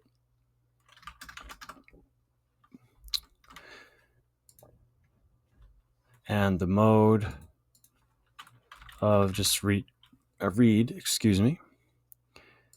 Sorry, we don't need that right here. We'll put that in our actual file open method. So we'll say my file. Well, let's do with open file name There we go, read mode as my file. Here, I'm going to make this more descriptive as flashcards file. Then what we can do is just extract all this into a list. We can extract every line into a list item. So let's just take this out. And again, we could do this multiple ways, but this is what I'm choosing to do. We could say flashcards equals flashcards file.read lines. So if you remember, that will return everything in a list. Every line will be a list item. And I don't really even need to set this to a variable. I'm just going to return this directly. Okay, so now as output of this read file function, we should get a list, a Python list, that contains one item for each line. So all this will be one item in the list. Okay, so we're reading the file now. So let's just see if that works.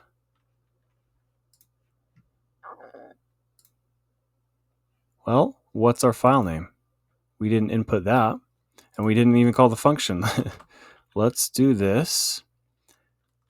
So read file, and then we'll put we'll just put file path, and we need to define file path. So we're calling the function right there. Say file path equals, and I'm just going to use a relative path here. So from where this Python script is, our flashcards are in the same directory. Flashcards flashcards data. It's not actually .txt, but I'm going to make it a .txt by renaming. Refactor, rename, .txt, refactor. Okay, do refactor. So we just renamed that. And it thought I needed to re-add .txt, but I already have it there. So we are good. So file path equals flashcards.data. Then read file, file path. Okay, let's run that. Okay, we don't run into any errors. Now let's continue on. So let's extract the flashcards into a usable format now. So we have, let's put this where we need to have it in the order that it needs to go. And show these are the flashcards that will need to be down here at the bottom. Let's make this a little more consolidated. So extract flashcards into a usable format. So we have our, we're returning flashcards. So we need to set that to a value. So let's call that raw flashcards equals the result of this. Okay. So now we have a list. So let's say for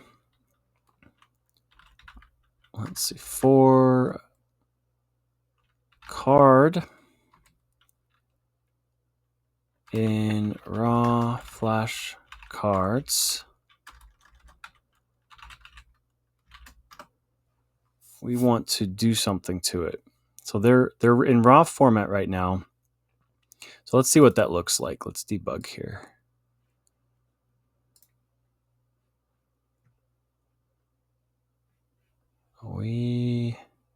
Oh, it doesn't like that because we're not actually compiling.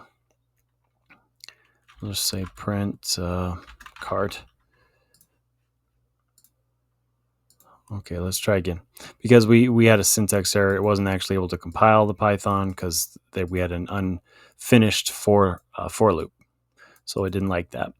Okay, now if we look at our variables, we have raw flashcards, and each item, we have the whole line and then a new line character.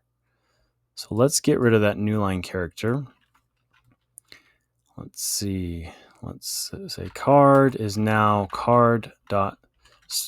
Remember, that gets rid of those extra escape characters on from a string. So that will take care of getting rid of the \n. And now what we can do is we can create our dictionary. So let's say flashcards dictionary equals empty dictionary. So card equals card.strip. And let's split them. So question answer equals card.split. And I believe we talked about this, the split method, when we were talking about strings. If we did not, then this is a new for you, a very useful method on strings where we split a string by a delimiter, and our delimiter is the colon.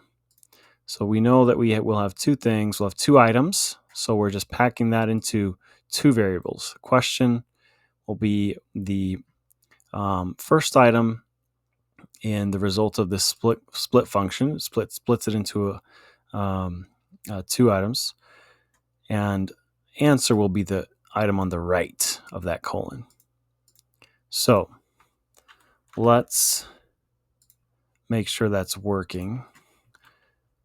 Let's say print, let's use an F string, question, and then question, answer. All right. Let's even just debug as well. So we have answer is 3, and question is how many sides does a triangle have? And then we see the raw card. So that looks good. And then if we actually continue on, we can just continue. Whoops. We got an error. Expected 2, got 1.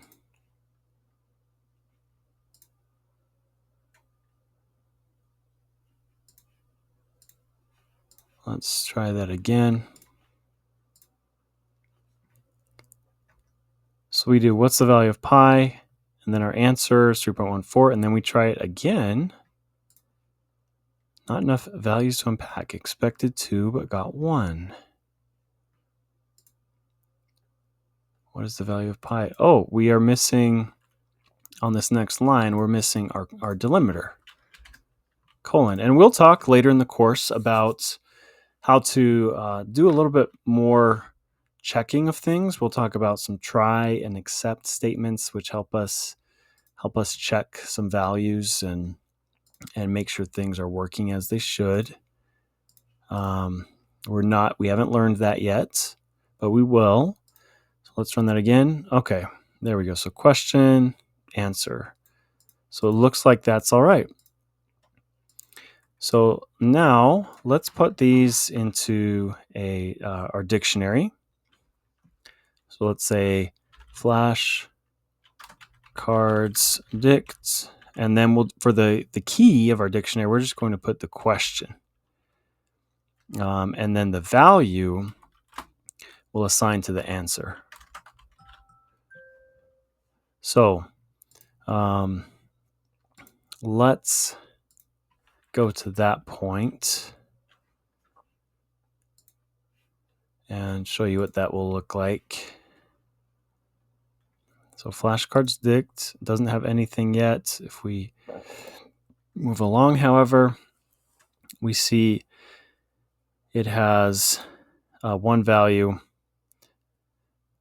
with the key being how many sides does a triangle have, and the value being 3. So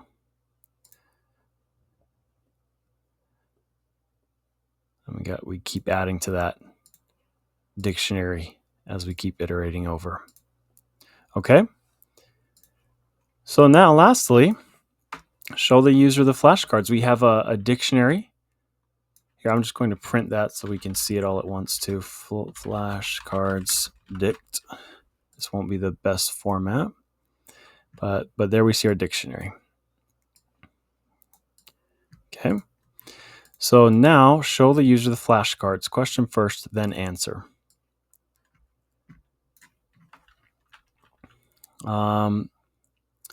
We will say for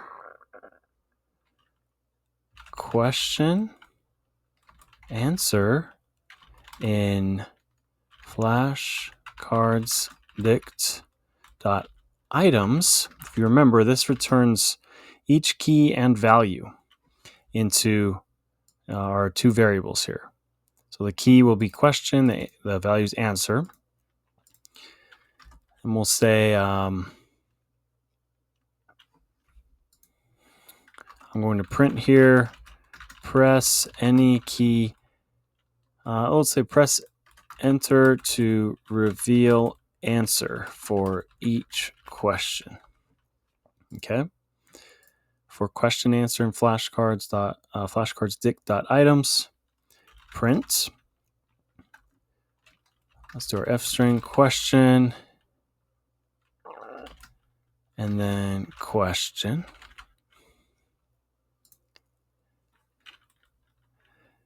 Then how we can wait for user input is we're actually, instead of printing that, we're going to do input.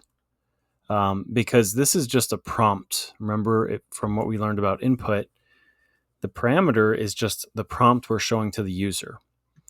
So then when the user presses any key, or enter key rather, then the script will continue processing, but the user needs to press some input. So that's how we can show them the question without showing them the answer. So then we can print the answer. Okay, so we're printing the question, showing, and then once they hit enter, we're showing them the answer. So let's try that out. All right, press enter to reveal answer for each question. Question, how many sides does a triangle have? Okay, I say it has 3 sides. Answer 3. Okay, question, what shape is the earth? Answer sphere. I'm hitting enter in between after each question. What is the value of pi? What is larger, an elephant or a mouse? What is the square root of 9? Okay, and we're done. So we could easily create dozens or hundreds of flashcards in our flashcards file, separate it with our colon delimiter. And we could use this script, which is it's literally 20 lines of code or less, not including our spaces here. We're looking at 15 to 20 lines of code. Isn't that incredible? That Python is that powerful that we can create flashcards for ourselves with 15 plus lines of code. So just as a review, what we've done is we've just used a method because we've learned about methods to open our file and return a list of every line in the file. We've got our file path. We read the file. We call that method that we've defined. And then we just go through each card and we put it into a little better format. And then we show the user the questions and answers. So I hope that's been a useful exercise for you and demonstrate some things we can do with reading files And you could, if you're in a class, for example, you could just have a text file. You could just add flashcards every lecture, add a few questions and answers, and then just keep running your Python program to make your own flashcards and studying throughout the semester. And there you go. Very useful stuff. So, all right, guys, that was it for the flashcards program, and we will see you in the next lecture. We're going to take another step back from learning Python principles and learn another IDE, which is VSCode. So we've learned PyCharm way back at the beginning of the course. We learned about idle. We've learned about running scripts from files or by just typing Python in our command prompt or terminal and running Python code that way. We evolved to PyCharm, and VSCode is another IDE, that's exceptional. It's really taking off. I think it is probably the most popular IDE right now in 2024. I expect it to have a lot of momentum into 2025, probably 2026 at least.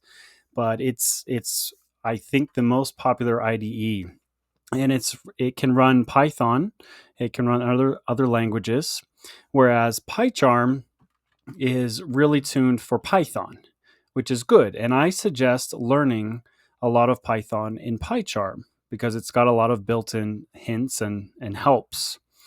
Whereas Visual Studio Code, I suggest learning this after PyCharm, which we're evolving into now, into Visual Studio Code, because it's a little bit more dynamic. We can edit a lot more, as you see here. We can code in any language. We can edit our files and run our programs and debug in a lot of different languages. There's also a lot of extensions, lots of rich support for Python. So we're going to learn VSCode. And there's another program, Visual Studio, which is kind of more heavyweight, but VSCode came out maybe a couple years ago, which is a little more lightweight as an editor, but also can run this code that we need it to. So that said, I'm going to walk you through downloading VS Code. We're going to work on VS Code through the remainder of this course. You can continue working in PyCharm if you'd like, no problem. You can do all the same things we'll be doing, but I'm going to start working in VS Code. So how we download VS Code is I'm at code.visualstudio.com, and you can just Google VS Code as well, or Visual Studio Code. And before we get into that, I did want to apologize because I believe a few of my videos, perhaps some recent ones, when I've showed websites, it's been a little bit washed out where text isn't really easy to read. I did figure out what setting that was, and from here on out, it should be a little bit clearer. So I do apologize for that. I'll probably go back and re-record those eventually. So now on to downloading VS Code. We're going to download that. I'm on Windows right now. I'll be switching over to Mac stuff for a little bit because it's a little easier to present for me. But we'll download on Windows. So we'll save that here, wherever you'd like. And once that's done, we'll just run the exe. It's very lightweight. I think it was 100 megabytes, if I saw that correctly. We'll accept the agreements. Choose where you want to locate it. Okay, 372 megabytes of disk space. That's pretty small for an IDE. I'm going to choose the default location, the default name. Add to path, checked by default. You would just expect that to be checked by default. I don't think in PyCharm it was, but it just makes it easier for running our code. I'm just going to leave the defaults, not a whole lot to this, and we'll install.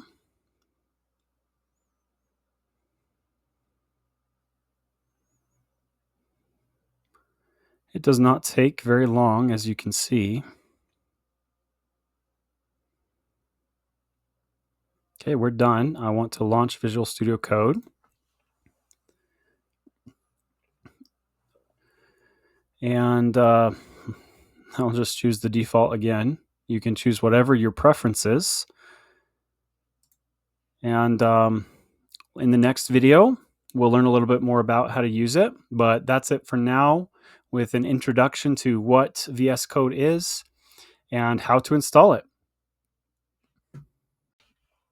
We have now successfully downloaded VS Code. If you ran into any issues, I hope that Google has some good resources. Like I said, it's a very popular, probably the most popular editor right now as I'm writing this. So I think there's a lot of great resources online. I hope you can find some helpful information there. We're going to continue on and learn about VS Code. So we are at the welcome screen still. Let's look around a little bit and compare and contrast to PyCharm, because that's what we are most familiar with right now. So we see over here we've got some items on the left that's similar to PyCharm. The File Explorer, let's check that. We can open a folder if we have a folder with a bunch of code in it. That makes it easy to access all those scripts or files. So I've just got a simple folder here, my scripts. Let's select that folder. And we just had one script there. Do you trust the authors of the files of this folder? Yes, because I created it.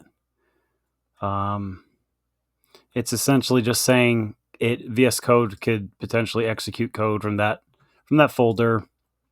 And it's not like it's going to be going and running a bunch of code on its own, but it's just a disclosure there.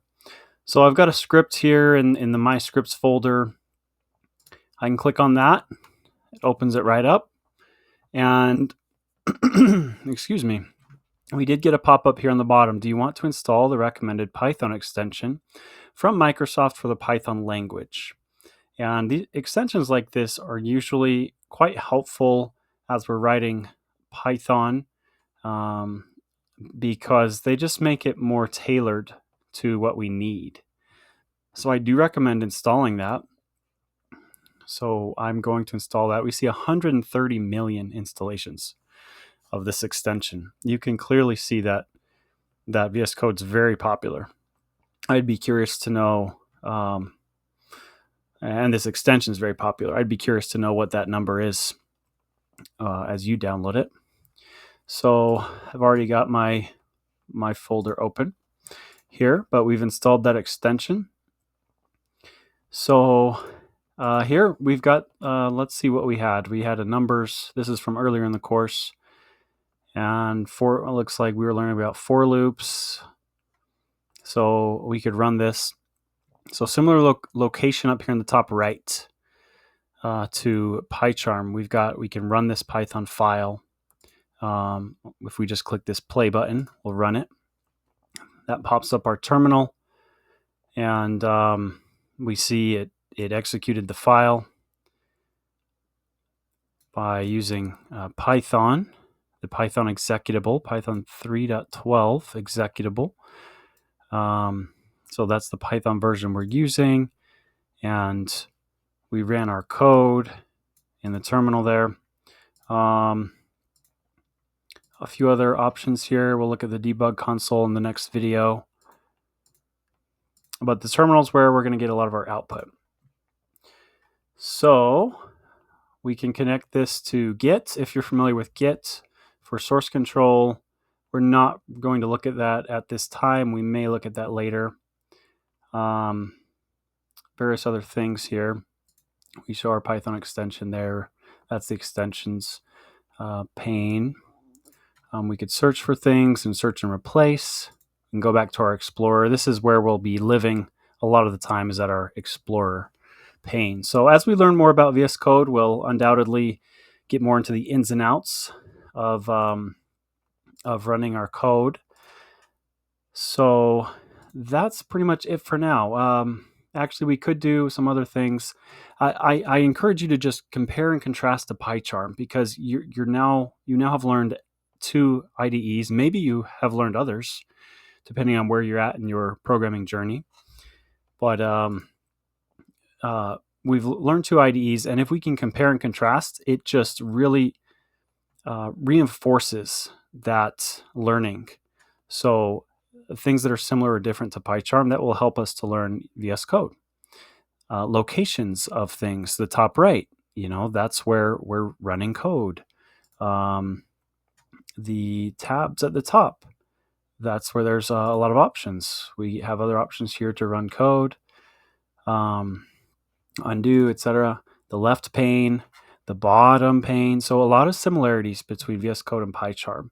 One other similarity, we go over here to our Explorer. We could create a new file. We could create a new folder. We can refresh or collapse. Let's create a new file. Let's just call it test.py. We could create a new text file. mytext.txt. So you see, based on the extension, it will treat it as Python or text. If we do test.py, this is again in our my scripts folder. Print welcome to VS Code. Again, let's run it over here at the top. Run Python file. There we go. We outputted welcome to VS Code. So that was our output. So that's a quick intro to VS Code. We've only spent 5 or 6 minutes on this. We'll get more into the weeds, but in the as we go along in the course, show you more tips and tricks. But for now, we will move on to the next section, which is debugging in VS Code. See you there. Let's now talk about debugging in VS Code, another key skill to have. So we'll go back over to our script. I'm going to make this a little bigger for you guys. So let's go to View here, Appearance. So let's zoom in, which is Control plus equals. Well, that's probably big enough, I hope. So we've got our script here, only 20 lines long. Again, just prints out a few things from our list. So what we can do to debug, and this is standard in most any IDE, we'll go to the left of our line numbers. We see this red dot appears, and we can select the line with code on it to debug that line. So we'll just select right here. So we've now got a breakpoint. That's what that's called. And then if we want to debug, there's a few ways we could do it. I believe over here, we can start the Python debugger like that. So let's try that. So it's now stopped at our debugger. And over here on the left, we see our variables. So again, debugging is very useful for seeing values of things during the execution of our program. So we see numbers that has these values. We see current number is 10, well, which would be the second number. It looks like, yeah, because number mod 2, because that was an even number. That was the first even number. So it got caught here. That's the first thing that got caught in this if block was the 10, because it's an even number. Thresholds, the value of that is 20.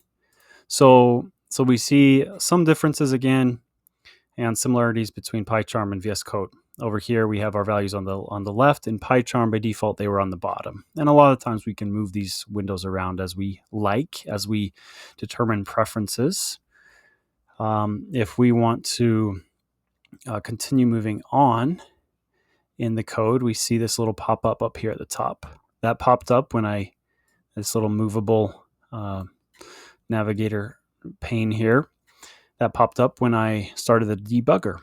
And we have our similar options as PyCharm. We have continue, step over, step into, if we want to step into a function, for example, step out, restart, or stop. So if I hit continue, we'll just continue on to the next line.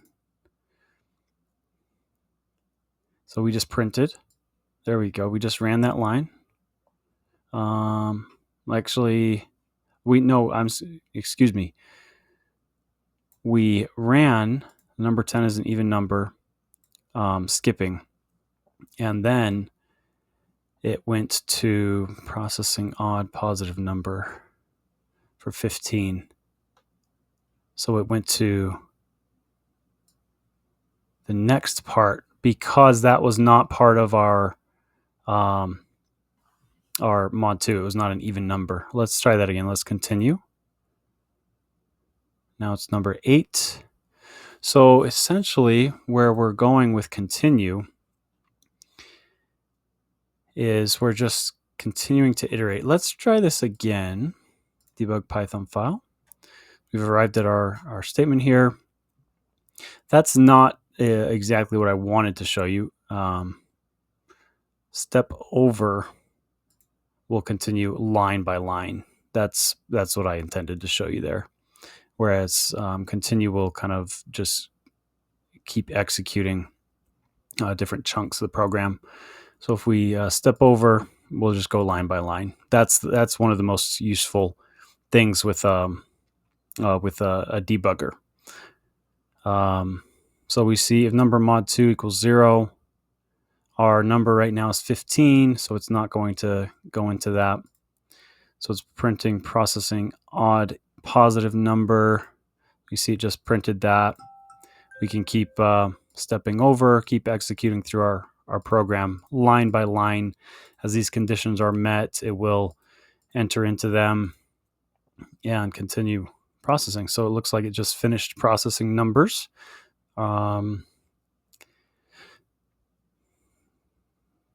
So let's see, number 12 is an even canceling program. That's right, canceling program due to a negative number because that's what we input there. We see our number value is -6, the current number that it's on. We can see that this debugging is very useful for us to look at those values. So we could just step over and we're done. So again, that was one way to debug, is just open from this down arrow the Python debugger. We also can click on run and debug over here on the left. Oops, click on that again to expand it. And we can click run and debug. Python debugger. Debug the current active Python file. So you see it's just kind of a few more steps. Whereas if we have over here the arrow Python debugger, that's a little bit easier to navigate to. And then these are the other standard things from that are similar with PyCharm. So it's probably worth revisiting those briefly. Let's create a method, and I can show you one of the other ones. So def print name. We won't enter any parameters there. Print my name is Joseph, and then we will we'll call print name right here. So let's click that breakpoint to delete it. We'll put a new breakpoint right here at print name, and then we'll enter our Python debugger. Okay, I'm going to scroll just a little or minimize that a little bit. So if we want to enter in to this function, since we're calling a function, if we want to enter in it with the debugger, we need to click step into. Watch what happens if we just step over. See, it just went down to the next line. Remember, Python executes top down, and we'll execute what's at the top and then down at the bottom. It doesn't execute functions until they're called. It does compile them, but when they're called, it will execute. So we just executed my name is Joseph. We did not enter this function with the debugger, however. So let's stop that and run the debugger again. And now we are here. Let's enter into this function. We can hit step into. So we see now we can examine from within the function. And then we could continue to step over, which is just stepping through our program. That's the one I use most frequently, step over, sometimes step into. but as you build your Python familiarity, you'll get more used to those. So we've learned how to debug, how to enter the debugger a couple different ways recommended over here. I recommend this, just it's easier with the Python debugger. We see our values of variables over on the left, and outputs again just down at the bottom in the terminal. So I hope that was a good overview and reminder for you of debugging. Very useful stuff to know and to be able to use. At this point in the course, one skill set we need to hone a little bit more is errors, exception handling, and debugging. So we're going to spend some time learning that. And we're first going to start off with a few tips around debugging. And this is, again, just finding issues with our code and fixing them. That's essentially what we're talking about with debugging. So some processes we can use, there are multiple ways to do this, but some processes we can use are we can use print statements. If we're writing a program and we just really quick want to see perhaps what's going on in a very concise way, we could just input a print statement, print out some variables, and print out some helpful data that we need.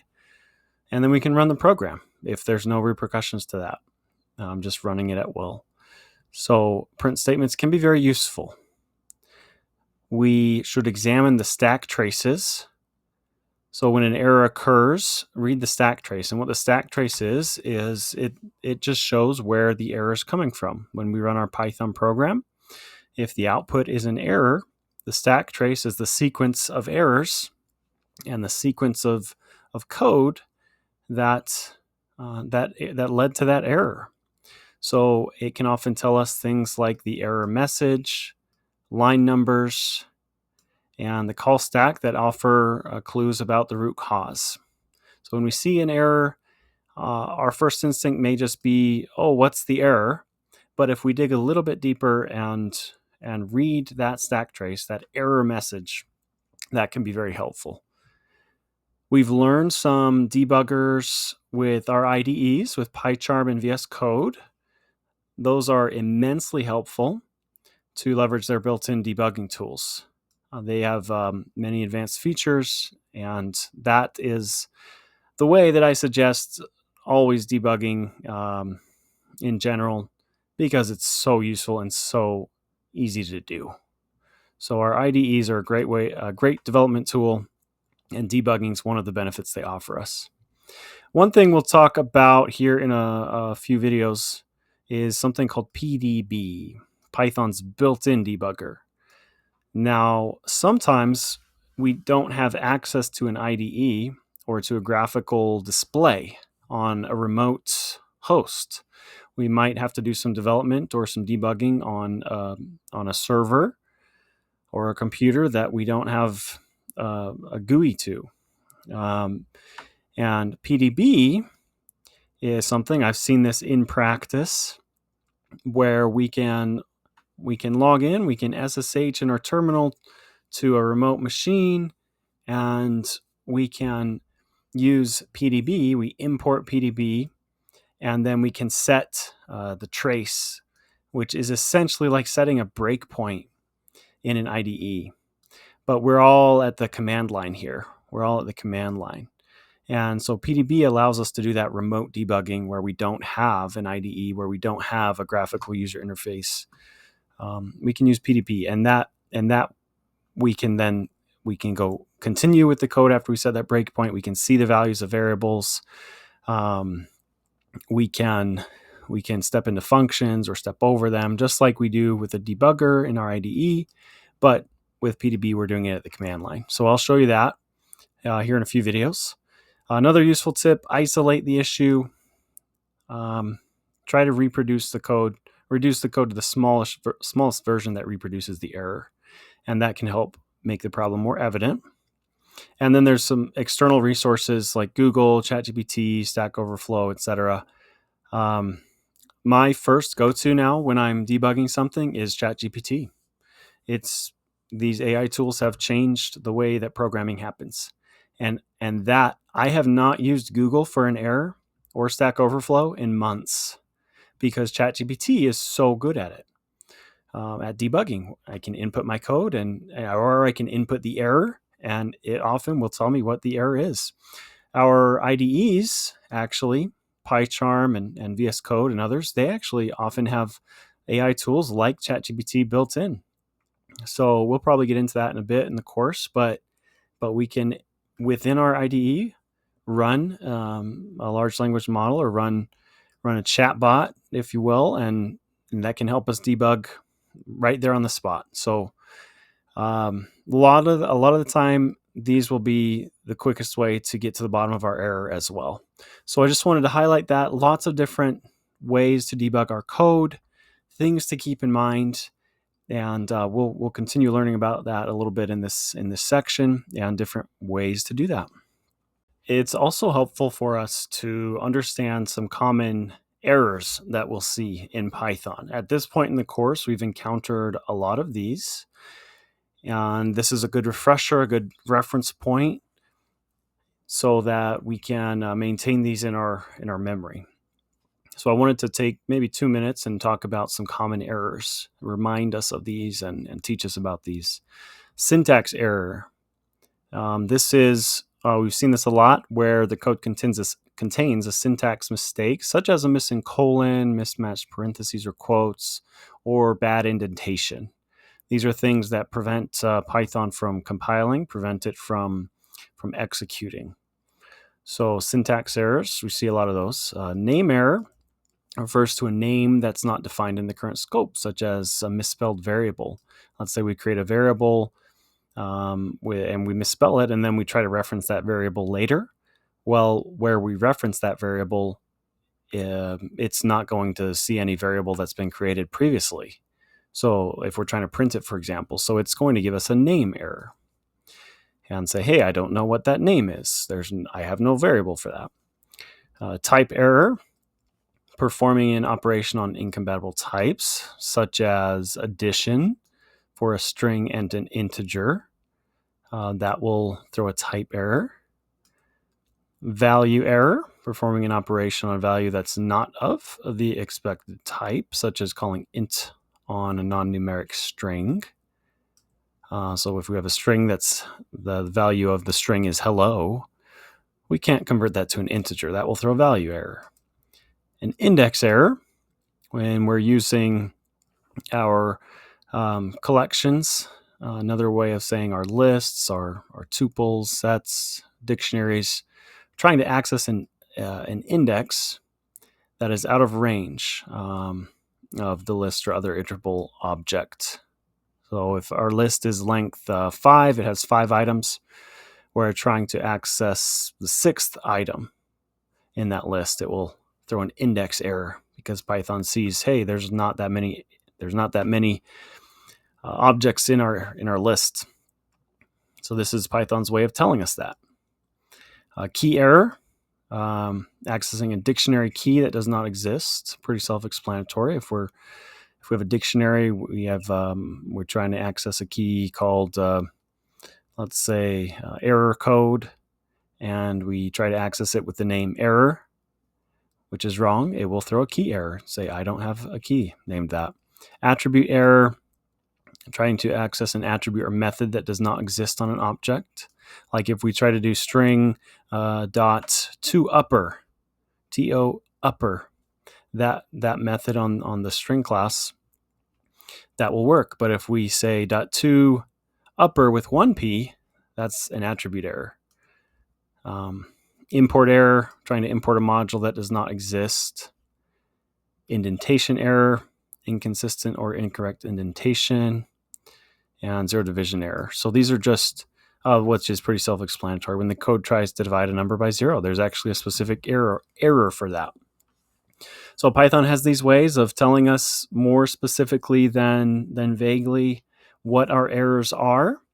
And these are some very common errors. I think it's helpful to understand them with a view like this, So we can just be more familiar, have them in our memory, and when we see them, it's a little bit more familiar and makes sense that we can better troubleshoot and debug our code that way.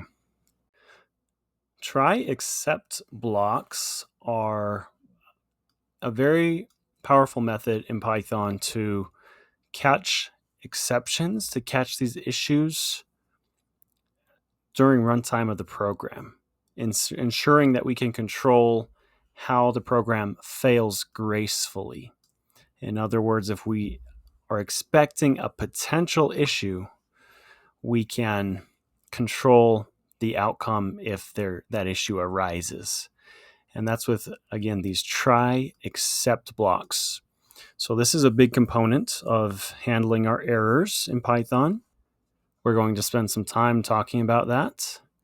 And here I have a screenshot showing the format of our try except blocks. And you'll notice I've got my lines back on a Mac with the screen brush tool, which I hope is helpful for you to see, highlighting some things.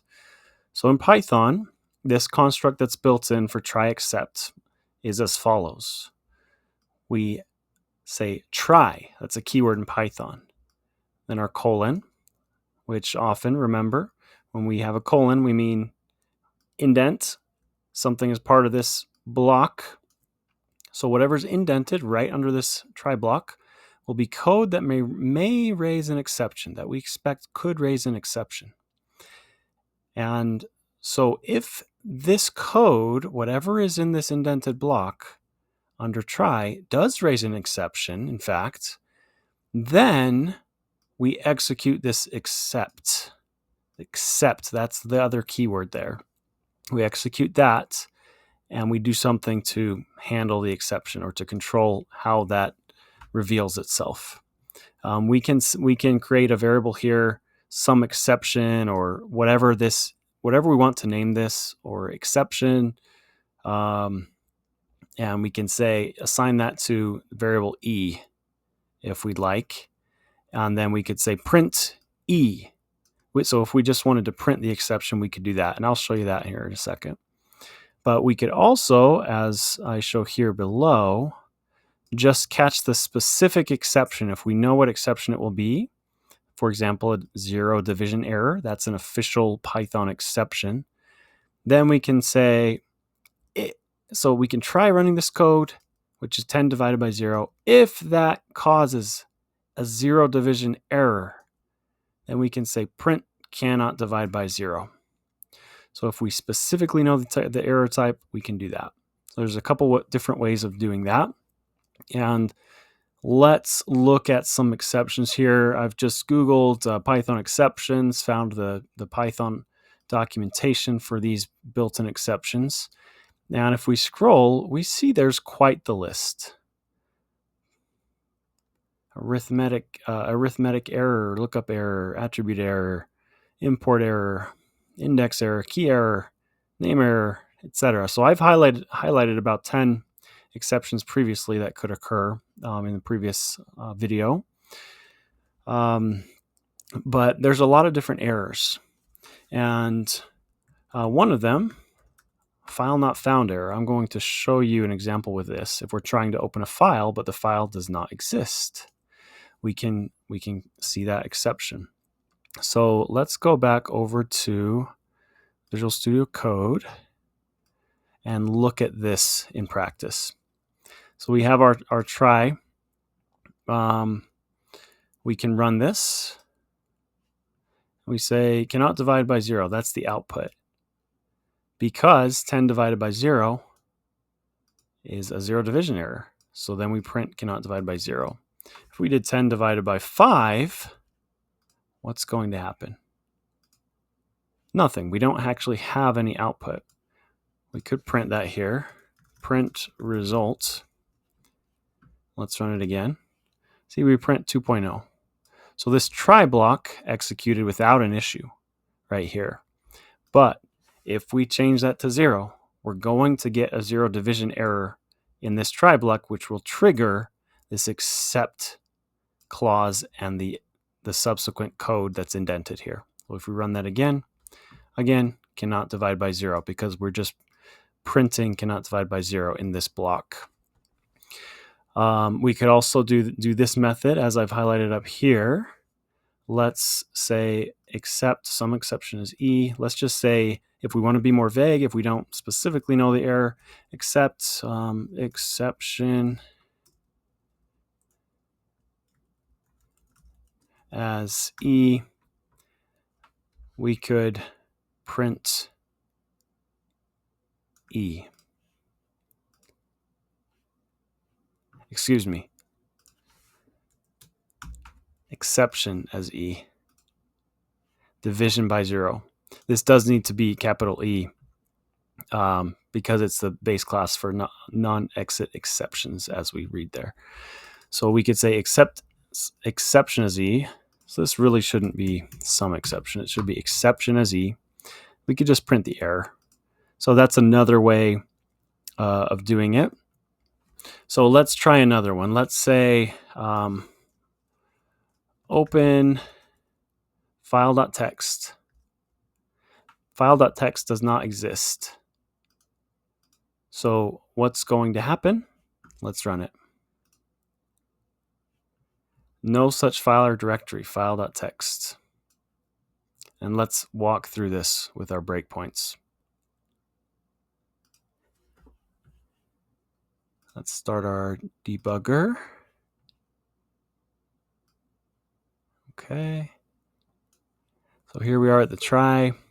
Let's step over this.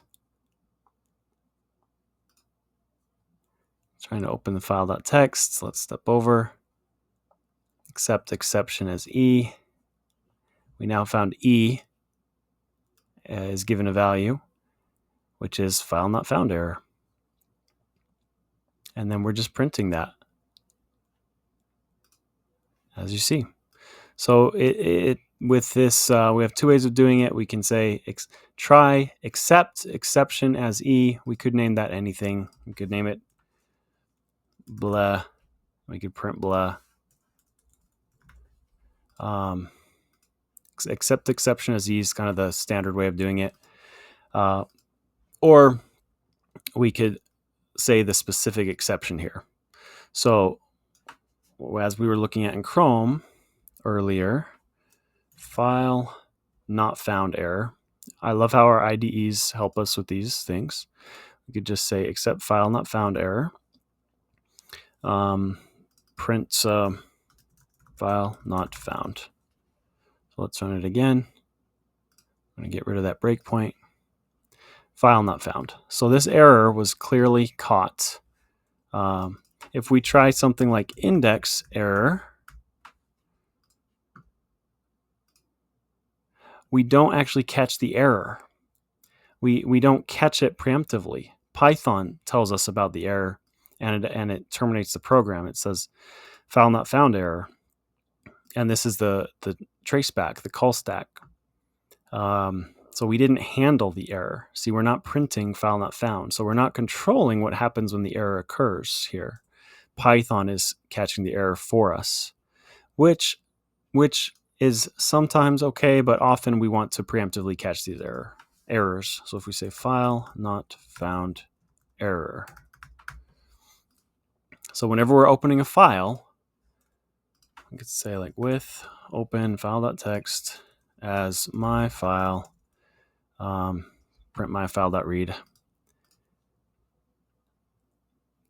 except if it's not found, print file not found. This would be a good practice anytime we're opening a file to use a try except block, because then we can control what happens here. So that's an introduction to try except. We'll talk a little bit more about it in the next video, but definitely a powerful mechanism to help us more appropriately debug things. Try except has a couple other components that we can leverage if we so desire, and they add functionality to our try except blocks.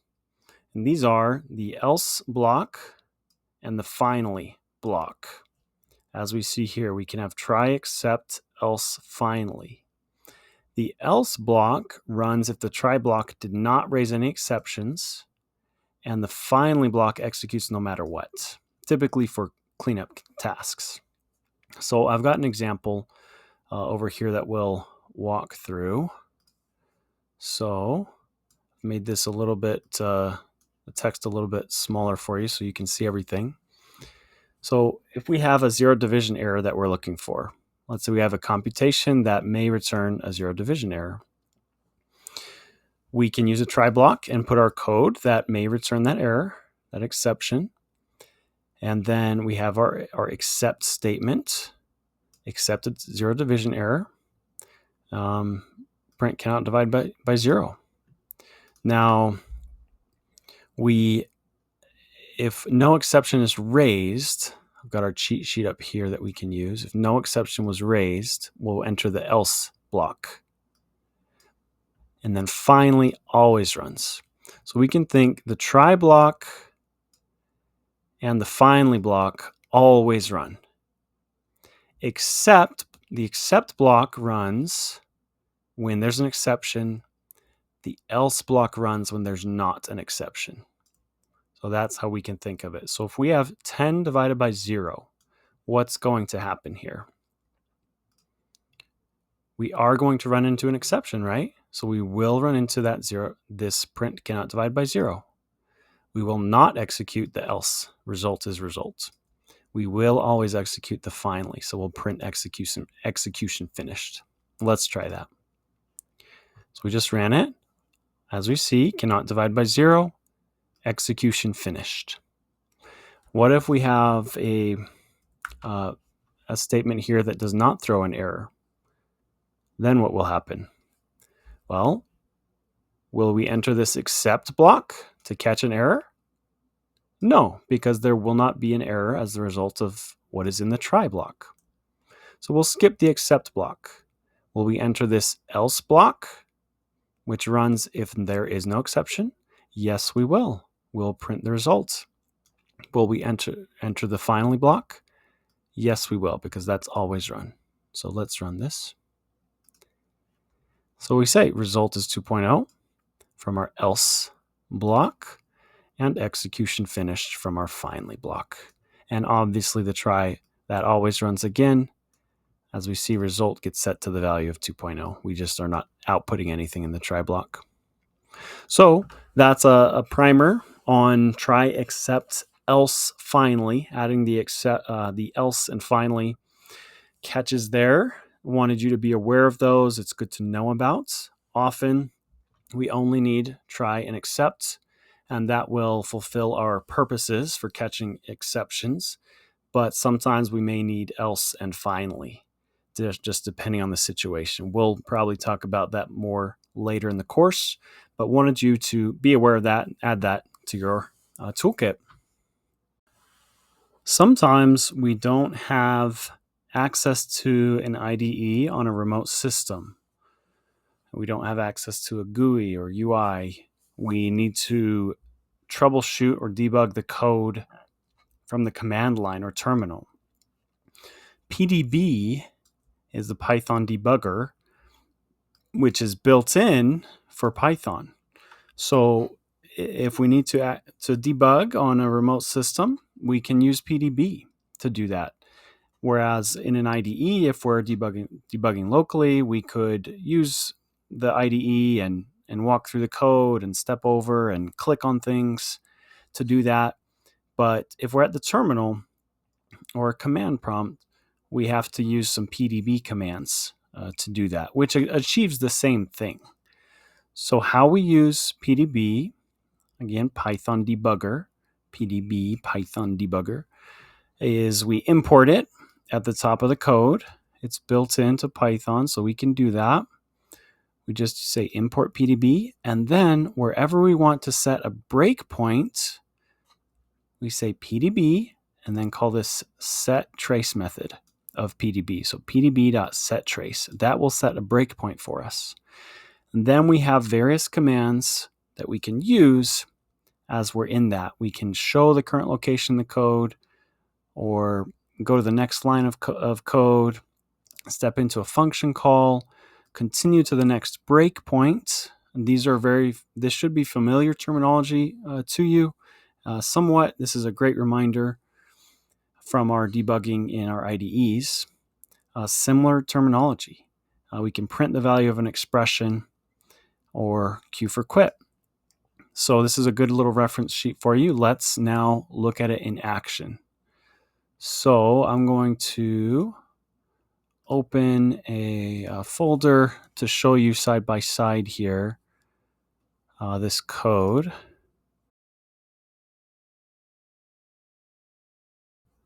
Let's open our personality test that we used earlier in the course. So we have some code here that we can debug. This is 100 lines or so. Now I'm just going to use this to show you where we're at in the code. Let's open up now a terminal. I've got a terminal here. I'm in the same location as this file. You see our personality test. So let's edit with Vim. I'll teach you more on Vim later in the course. Hope you stick around for that. Very powerful editor. Personality test. And we first have to import PDB. Okay, now that that's done, we can set a breakpoint. Let's just come down here and set a breakpoint after this input is taken. Let's say this is where we want to start debugging. So pdb.setTrace. We'll call that setTrace method of PDB. And we'll set another breakpoint right before we print out our personality type. Whoops. Okay, I'll save that file. So let's pretend that our terminal here is a remote system. We don't have access to a GUI on it, a graphical user interface. We just have the terminal. So we need to type our commands. So here we are. Let's run our personality test. So welcome to the Myers-Briggs personality test. Here we see we just ran this line of code. It printed that out for us. Enter the number of your choice. When you're at a party, do you interact with many or few? So we just printed out this part of the code as well. And we're waiting for this input. We have not entered PDB yet. We have not entered the Python debugger. Let's hit 1. Now the next line of code after I put that input was this pdb.setTrace. So now we're in the special PDB mode. We're in the Python debugger now. That just, remember, that sets our breakpoint. So now we're in the debugger. We can use these commands. If we go back to our slide, list, next, step, continue, print, quit. We can use these commands now in the Python debugger. So we could do next to go to the next line. So we just said if answer equals 1, extroversion plus equals 1. So we are right here in the code. L will list where we're at in the code. As we see, line 25. That's where we're at, line 25. Next, we'll continue moving. Print, are you more? Let's do L again. See, now we're on line 30 because we exited that if conditional. Let's go look at our cheat sheet again.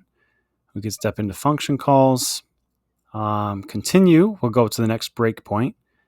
P will print the value of an expression or a variable. So let's see what variables we have here. We have an answer variable. Let's see what that is. We could do P and then our variable answer. That value is 1 because if you recall, if we scrolled up here, we entered 1 for this question. When you're at a party, do you? And we entered 1. So that's the current value of answer. Do we have any other variables? Extroversion. Let's print extroversion. That's 1 because we set the value of plus equal 1 when our answer was 1. What's the value of introversion? 0 because that's still set at 0 from prior in our code. Let's go to our last breakpoint. If you remember here, we set 2 breakpoints. We set another breakpoint at the very bottom of our code right before we print your Myers-Briggs personality type. We set PDB set trace there. So if we hit C, as we go over to our cheat sheet, that will continue to the next breakpoint. It will executing the code as normally. So let's hit C. So we exited our Python debugger. Now we have to enter more questions. And we ran into an error. Let's see. I think that this code may not run all the way. I may have modified this. Let's set our set trace a little bit higher. Let's set it just up here somewhere. Oh yeah, we did have a sys exit here. I don't know why I had that there. We'll delete that and resume our breakpoint here actually. So let's create that other breakpoint. And now back to, let's try this again. Python personality test. 1, okay, we hit PDB, let's just continue. Or we could queue for quit. We just quit the whole thing. Let's run it again. 1, okay, let's continue to our next breakpoint. So we're going to continue executing the code until we hit our next breakpoint. Let's just enter our numbers here, our values. All right, now we hit our other personality or our other breakpoint. Right before this, your Myers-Briggs personality type is that, which is right here. So we're on this line. We haven't executed it yet because we set our trace right here. Let's prove that with L to list, line 117. That's where we are. So if we hit next, we'll continue executing. And let's do one more. There we go. Oh, there it was already. Your personality type is ENTJ. So that's an overview, guys, of PDB. Again, we could envision this was a remote system. We didn't have access to an IDE. We had to work at the terminal, but we needed to debug. So got a useful cheat sheet here. We can import PDB, then set trace to set breakpoints, and then navigate through those breakpoints, view variables, regular debugging tasks that we would use. So very useful to know about this built-in Python debugger as we're troubleshooting. All right, we've gotten to another exciting project. This is probably my favorite project of the course so far. It's just a fun one, and there's a lot of things that can be done with it, a lot of practical applications. So what we're going to do is I'm here on gutenberg.org, and we're going to download a free book text, and we're going to analyze the book. We're going to analyze for letters and words, and we're going to count how many letters and words there are in this book. So we'll be using a few of the things we've learned recently. We'll be using some functions. We'll be using some try except blocks, and it should be a fun project. So to get started, we'll go to gutenberg.org, and what we can do is search and browse. If we go down to a advanced search, we can search for a file type. Let's just search for plain text. I just typed plain in my keyboard and that brought it down here. So this is just going to be a text file. And if we search for that, we hit that search button, we see more than 1,000 books match your search. Please refine your search to see results. So we need to find some sort of title or subject, and I'd invite you to pick something interesting to you. I like space, so I'm going to, well, I'll put something in the title. Let's say space. That's probably something in the title. Can we narrow this down by category? No. Language. Well, that should be enough to find something for us. There we go. 132 books found. So we have the titles here. I don't I don't recognize any of these. I'll just pick one, and I hope it's a good one. Let's try Juggernaut of Space. So if I click on this, looks like looks like an interesting book. That's all right. That works for us. Let's download the plain text. It's only 115 kilobytes. So I'm going to right click and save link as to download the text. And it's called Juggernaut of Space.txt. And I'm going to download it in a spot I have for this. I've created a folder called Book Analysis.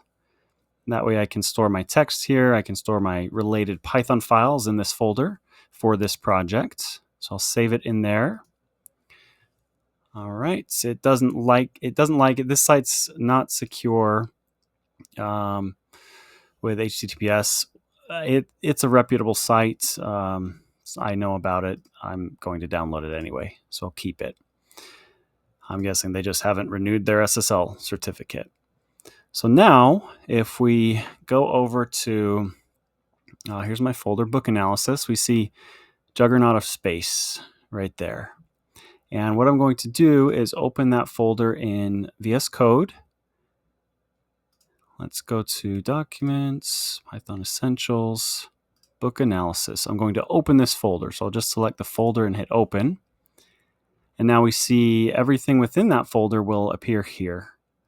So what I'm going to do is create a file, and we'll call this book analysis.py. That py extension helps it recognize it's going to be a Python file. I'll update later for VS Code. And I remind you, I switched back over to my Mac, but this is going to be exactly the same for a PC. Everything up to now. I know many of you probably most of you are on PCs. So everything will be the same up to now. We create a folder, we've got our py file, and we've got our text file. So if I open that text file, just click on it, we see there's some metadata or some header data about the book, about the Gutenberg project, which Project Gutenberg license, and they have all these texts that are downloadable for free on the internet, as we've seen. So then we just get into the text. Look, this is the start of the book. And if we scroll down, we see it's not a huge book. I mean, it looked like maybe it was more of a comic book or something like that, or a small read. But I mean, it's only 2,000 lines of text. It's not very long. I mean, all this is still extra data. It's not even part of the book. So we could, here we go, full license. I'm just going to delete everything, end of Project Gutenberg, ebook. Okay, everything below here I'm going to delete because it's not actually part of the book. I don't want to know about that. So here we go. That's the end of the book. Again, a short book. You could find one that's way longer, and this project will work the same. I'm also going to delete the metadata, or the header data up here, which is just about Project Gutenberg. There we go. Okay, I'm going to save that file, Control S or Command S. So there's our book. Here's our book analysis. And for the rest of this video, we're going to open the file. We've learned how to open files. I'm going to create a function to open the file and get the book context. And then in future videos, in the next videos, we will count letters and we'll count words and maybe do a few other things. All right. So let's create a function called get book contents. Okay. And we'll put book text. That will be our variable. We'll create a blank string, contents. And then let's have a try statement here. So try, in case we run into an error. So try with open book text in read mode as my file contents is assigned my file.read. We'll just read all the contents of that book. And we will return contents. So we're returning the text of the book. Now we see there's a syntax error here. We have to have at least one except or finally clause. So what happens if our book does not exist, our file does not exist? Except, I often do exception as E, print E. I often do that. We could also do, as we know, except file not found error. I love our IDEs. They help us to code more efficiently. Then we could print file not found. It really doesn't matter which one I do right here. I'll go with the file not found error. And then if it's not found, I'd like to probably terminate the program just with this specific program. I don't need it to continue running. So what I'm going to do is sys.exit. And let me actually import that first, and I can show you some auto-populating things. So we're importing sys. This is a module in Python. And now if we do sys dot, we see all the methods that are available because I've imported that module. And we're just going to do sys.exit. This will just exit our program. It will just stop everything and quit. And we'll learn more about the sys module later, but there's a nice preview for you. So I'll add a comment here. Exit program if file not found. Okay, so get book context, book text. So now we need to call that method to actually make it run. So let's do let's say book file equals, and it's contained in the same folder. So we're just going to use a relative path here. We're just going to put the name in of the file. Juggernaut, I'm going to copy that actually to prevent, so I'll just copy to prevent, there we go, prevent typos. I could also copy the path. I could also copy the relative path. The relative path will be the same. See, I copied the relative path. Let's paste that in here. See, it's the same because it's in the same directory.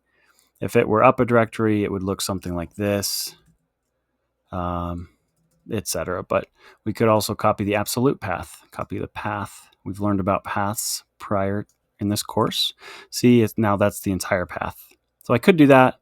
Since I know for the sake of this program, that book is in the same folder as my Python file, I'm just going to do the relative path. And one last thing on the path. If you're on Windows, remember what we did to make Windows paths work, because you'll notice I'm on a Mac, so I've got forward slashes. All these are forward slashes. You're on a Windows, you're going to have backslashes in your path, like that. I'm not going to change all of them, but you'll have backslashes, and what you're going to want to do is make it a raw string. Add the little letter R there, and you'll have backslashes, just like a backslash. Wherever every spot I have a forward slash, you'll have a backslash. But if you make it a raw string, that's all you'll need to do. Just a refresher there, which I think repetition's a big part of learning for us. So again, I'm just going to do the name of the text. So now that we've done that, we can call our function, our get book contents. So get book contents. Love how stuff auto-populates. I'm just going to hit tab. It will auto-populate with the suggestion there. And then book file is the name. So One more thing, if I don't expect this to change, I'm going to make it a constant. Uppercase, I believe we've talked about this in the course. Maybe we haven't. But if we don't expect a variable to change, we often will do all uppercase, and that indicates it's something that should not change. It should be constant. So I'm saying, well, the book file is always going to be the same. I'm just going to make it uppercase, so a reader of this Python script would know that text is going to stay the same. So now if we do get book contents, book file, however, remember we're returning the contents. So we need to do something with that, with contents that we're bringing back from the function. If we do this, let's see what happens if we do this. Well, it should work, but we're not actually doing anything. We could print get book contents, the result of that. So now we've printed our book text. What I'm going to do instead, well, for now that's probably fine. But I'll probably say raw book text. I'll probably create a variable and assign it to that. And if we hit run, that's all it does. It essentially assigns the contents of the text to this variable. Ultimately, that's what our program does. We could print raw book text, and then we'll print it out again. See, we've printed out the text again. So that's all for this video. We've gotten the book contents. We've found a book. We have the book text. So now we can do stuff with it, which we'll do in the next video. We now have the text of our book. And what are we going to do with it? Well, first of all, let's count the letters. Let's count the letters in our book. So for that, we'll create a new method. Let's call it count letters. Let's be descriptive. And what I'm going to do is bring in the book file and raw book text into count letters for now. And so we can just use those directly from our count letters function. So we're calling get book context from count letters. So now we have our raw book text here. Let's do something with it. And what I'd like to do for this is create a dictionary. Let's do letter counts. This will keep track of, it will have keys of the actual letters and values of the counts, how many letters are in the book. So for letter in raw book text. And we can do this, if you recall, taking a step back, myfile.read returns the entire contents of the file as a string. So raw book text is a string coming back from our getBook contents method. So we will iterate every character in the string. Remember, strings are iterable. And we can iterate through every character. So we can say we'll call it letter for letter in raw book text. So actually this may be better for char, for character in raw book text, because not everything will be a letter in there. But we can determine what will be a letter by saying if char dot, we're calling this on a string, is alpha. So if it's a letter, if it's an alphanumeric letter, part of the English alphabet, A through Z, then let's do something else. So if it's part of the alphabet, let's say letter is now equal to, char. Char is now equal to, well, I will make that letter. Letter is now equal to char dot is lower. Not is lower. just dot lower.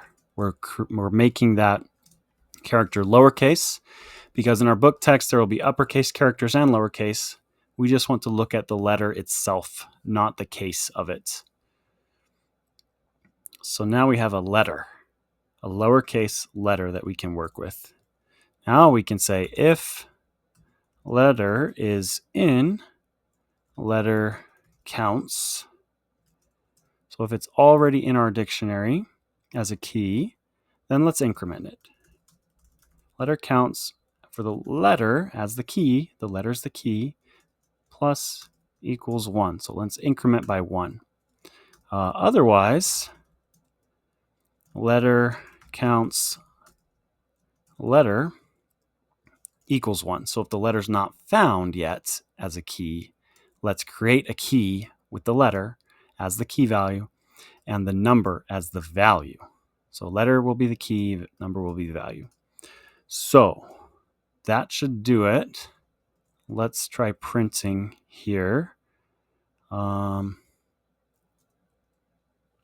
For letter and count, so we're going to print the key and the value in letter counts.items. Remember, this kind of unpacks our dictionary into keys and values and iterates through them. So letter will be each key, count will be each value. Print, let's use our F string, letter counts. Okay, let's try that. So we should be printing these out now.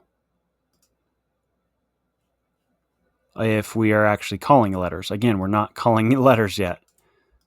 So it's not executing that function. Count, we're not calling count letters, I should say. Count letters. There we go. Now we're calling the function. There we go. So we should have 26 letters because each key will be unique. So 1, 2, 3, 4, 5, 6, 7, 8, 9, 10, 11, 12, 13, 14, 15, 16, 17, 18, 19, 20, 21, 22, 23, 24, 25, 26. That there are 26 letters in the English alphabet. So that is accurate. And let's test it. Let's just look for a few letters in our text. F should have 1,417 occurrences. We'll go over to our texts, Control or Command F, and then search for F. There we go. 1,417 instances of F. Let's try I. Search for I. 5,121, 5,121. So we verified it's working. We're getting letter counts for our book, and we could analyze that, and could be interesting for some data analysis. See the letter E, that's definitely a common one, as we would expect, almost 9,000 occurrences of the letter E. The least common letter looks to be the letter X. Q is not far behind, same with Z, same with J, as we'd expect. So if you'd like, you could add on to this and you could sort the output. There's a way to do it. I'm not going to tell you how to do it. A Google search should tell you how to do it pretty quickly. You could sort the keys in a dictionary so that it's alphabetical, and that might be more readable. But that's a homework assignment, if you will, if you'd like to undertake that. For now, we're going to stop there, and we've now counted the letters in our book. So in the next video, we will count words. We'll count the most popular common words in our book, and we will see you there. Now that we've counted the letters in our book, let's count the words. And this is perhaps going to be more interesting. What are going to be the most common words in our book? So let's not call count letters anymore. Let's create a new method. Let's say count words. And for now, we're going to just bring in the book file or the book text directly like this. I'm going to show you in the next video a more standard way of doing something like this. You see we're duplicating code between our methods. So that should be a sign to us that we can consolidate that. And I'll show you how to do that in the next video. For now, let's count the words. So we'll do something similar to letter counts, but we'll create a dictionary again, and we'll call it word counts. And we'll assign it a blank dictionary, empty dictionary, better way of saying that.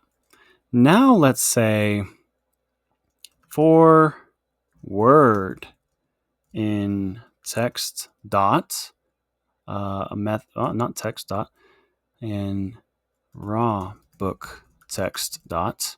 So we're calling a method of a string class of our raw text dot split.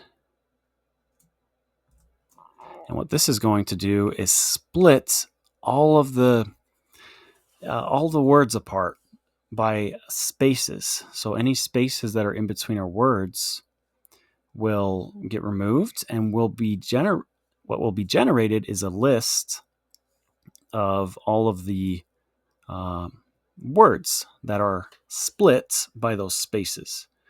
So space is the default parameter of our split method. So we're going to get a list back here, and we're going to get a list of words.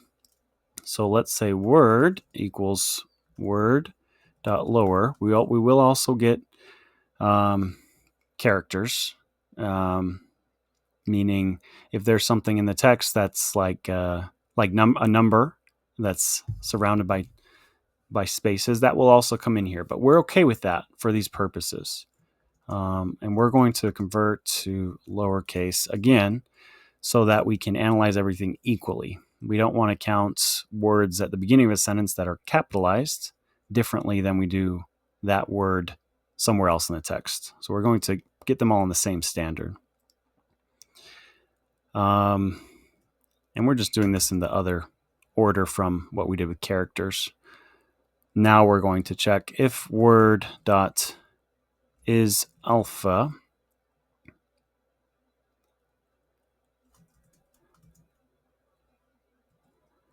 and then same thing as we did with letter and letter counts. We're going to copy this, but for words, because we now have words.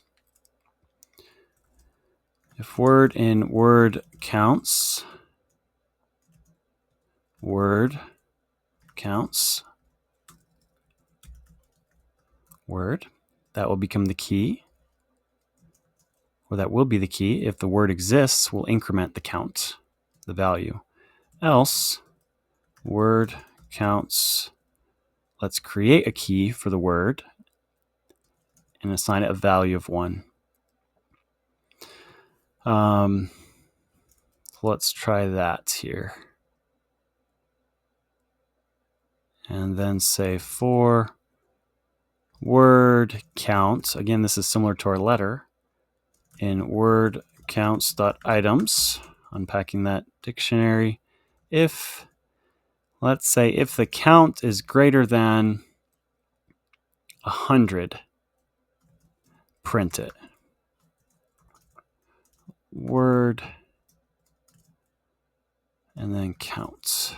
Okay, let's see what we got here. Let's call our count words and see what happens. We do have some words that have more than 100 occurrences. He, we, were, within, his, but, I, to, it, that, on, and, was, the, had, of. That's definitely one that I would expect to be there. An invitation for you could sort these instead of alphabetically, as I invited you to consider doing with our letter counts. You could sort these by the value of the count. So what word occurs the most, you could put that on the top and have the word that occurs the least on the bottom. That would be a good exercise if you'd like to do that. We could check, are there any, let's expand this to 50. So any word that's occurred more than 50 times. And we did get a decent amount more. This is not a very long book. As I said, if it were a longer book, we'd have certainly more here. Interesting, Radak. I wonder if that's a name. It's probably a name in this book. Blaine, another name, I'm sure. So we can see this is some fun analysis we could do on book texts. Count the words, see which words are most common, count the letters. We could do all sorts of analysis taking this text from a book and looking it over. So that's it for now with the word counts. This function's mostly the same as our letter counts, except instead of looking at characters and letters, we're looking at words. We're just splitting those out differently. We're splitting things by spaces to find words, whereas in the string, in count letters, we're splitting things. We're not splitting things. We're just looking at every character. And if the character is a letter, then we're processing it. So very interesting stuff. I hope that was enjoyable for you, and we'll see you in the next video. One last thing in this project that you should know, and that is a construct in Python that is very frequently used and that we should use in a lot of instances, which is if name equals main. So what we've seen is just in this Python script, I've just got two functions, one function, two function, three functions, three functions, and then I kind of just call whatever function I want. The better way of doing this is to have at the bottom of our script a section called if name equals main. If name equals main. And then we would call our count words method or call whatever methods we'd like. Name is a built-in variable into Python, and it determines if a script is being run immediately by calling the script or if it's being imported as a module. In other words, if another Python script were to import book analysis and use these methods, I can show you that here in a minute, then name, this variable, Python would automatically set it to the name of the script. It would be set to book analysis. However, if I'm going to run this script, if I'm just going to run it like this, then name will equal main, underscore, underscore, main, underscore, underscore. And that just tells Python the script's being run as the script. It's not being imported into another module. And we see the script ran there. So let's just print here. Let's print name. See, I've not defined name anywhere. I'm just checking that variable. It's built into Python. I'm going to print this at the bottom here. So run. So there we go. Main. Name is equal to main in this instance. So what that determines is that this script is being run locally, being run on its own. It's not being imported. So the best practice is if we have a script like this, we often will have our methods at the top of the script, and then at the bottom of the script we'll have if name equals main, and then we'll run whatever we want to run. So that way when this script is run, when bookanalysis.py is run, it will process here. If we had another file, let's say import test.py, and we import book analysis, it's in the same folder, so we can do this, import book analysis, we could call these methods from book analysis. We could call get put contents, and we could call count letters. or count words. Let's try it. Let's say book analysis to specify the module. It becomes a module when we're importing it. Dots. We see they're already populated here in our IDE. Dot count letters. And add our parentheses to actually call the function. Let's run import test.py. Let's run that. It counted the letters. It worked. See, we could count words. We're calling these functions from book analysis. Let's run import test. Okay, we just counted the words. Now let's do something here in book analysis. If name equals main, count words. But if name is not equal main, so in other words, if we're importing, print this module is being imported. Okay. Now let's run import test. We counted words, but when we imported book analysis, the very first thing in this program, so up above, let's see what happened. This module is being imported. Name of book analysis does not equal main in this case. Let's print name. Now let's run import test. Scroll up. I didn't save book analysis. Command S. Here we go. Now it's book analysis is the name. So the name of it's kind of confusing, but the name of the name variable built into Python, if I'm running it, if I'm importing it and running it, the name takes on the name of the file, book analysis.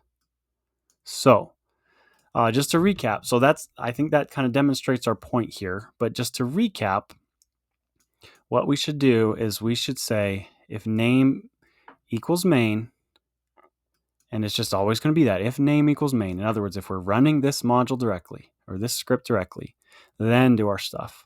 So what we could do here to get rid of this, I alluded to this earlier, some duplication in our text.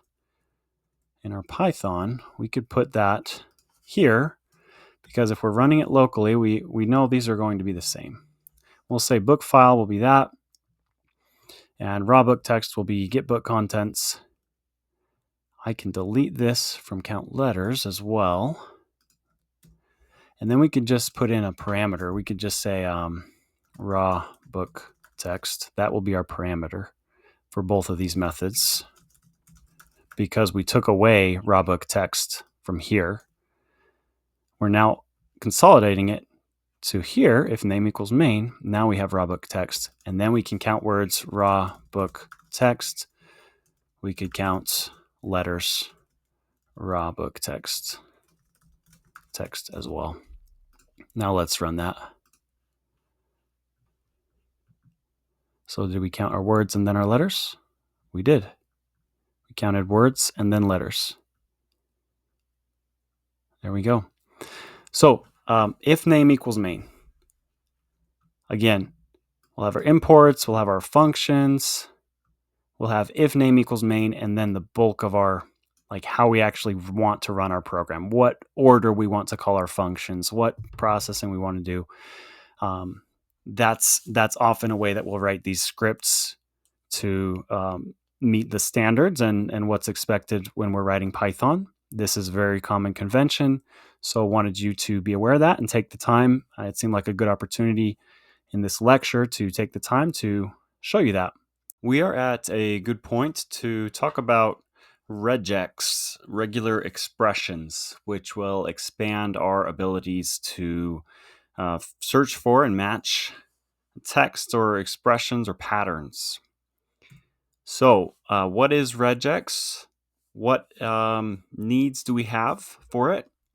Well, in previous video, we've searched for strings within a text, within a book. That's simple enough, as we saw.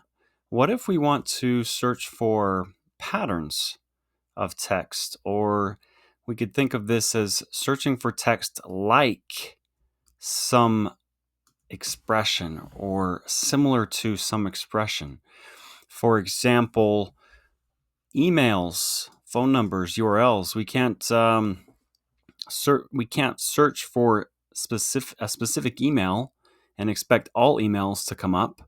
We need to provide a pattern for what an email looks like, or a phone number, or a URL, and then regex, or regular expressions, will help us to find those patterns in our text.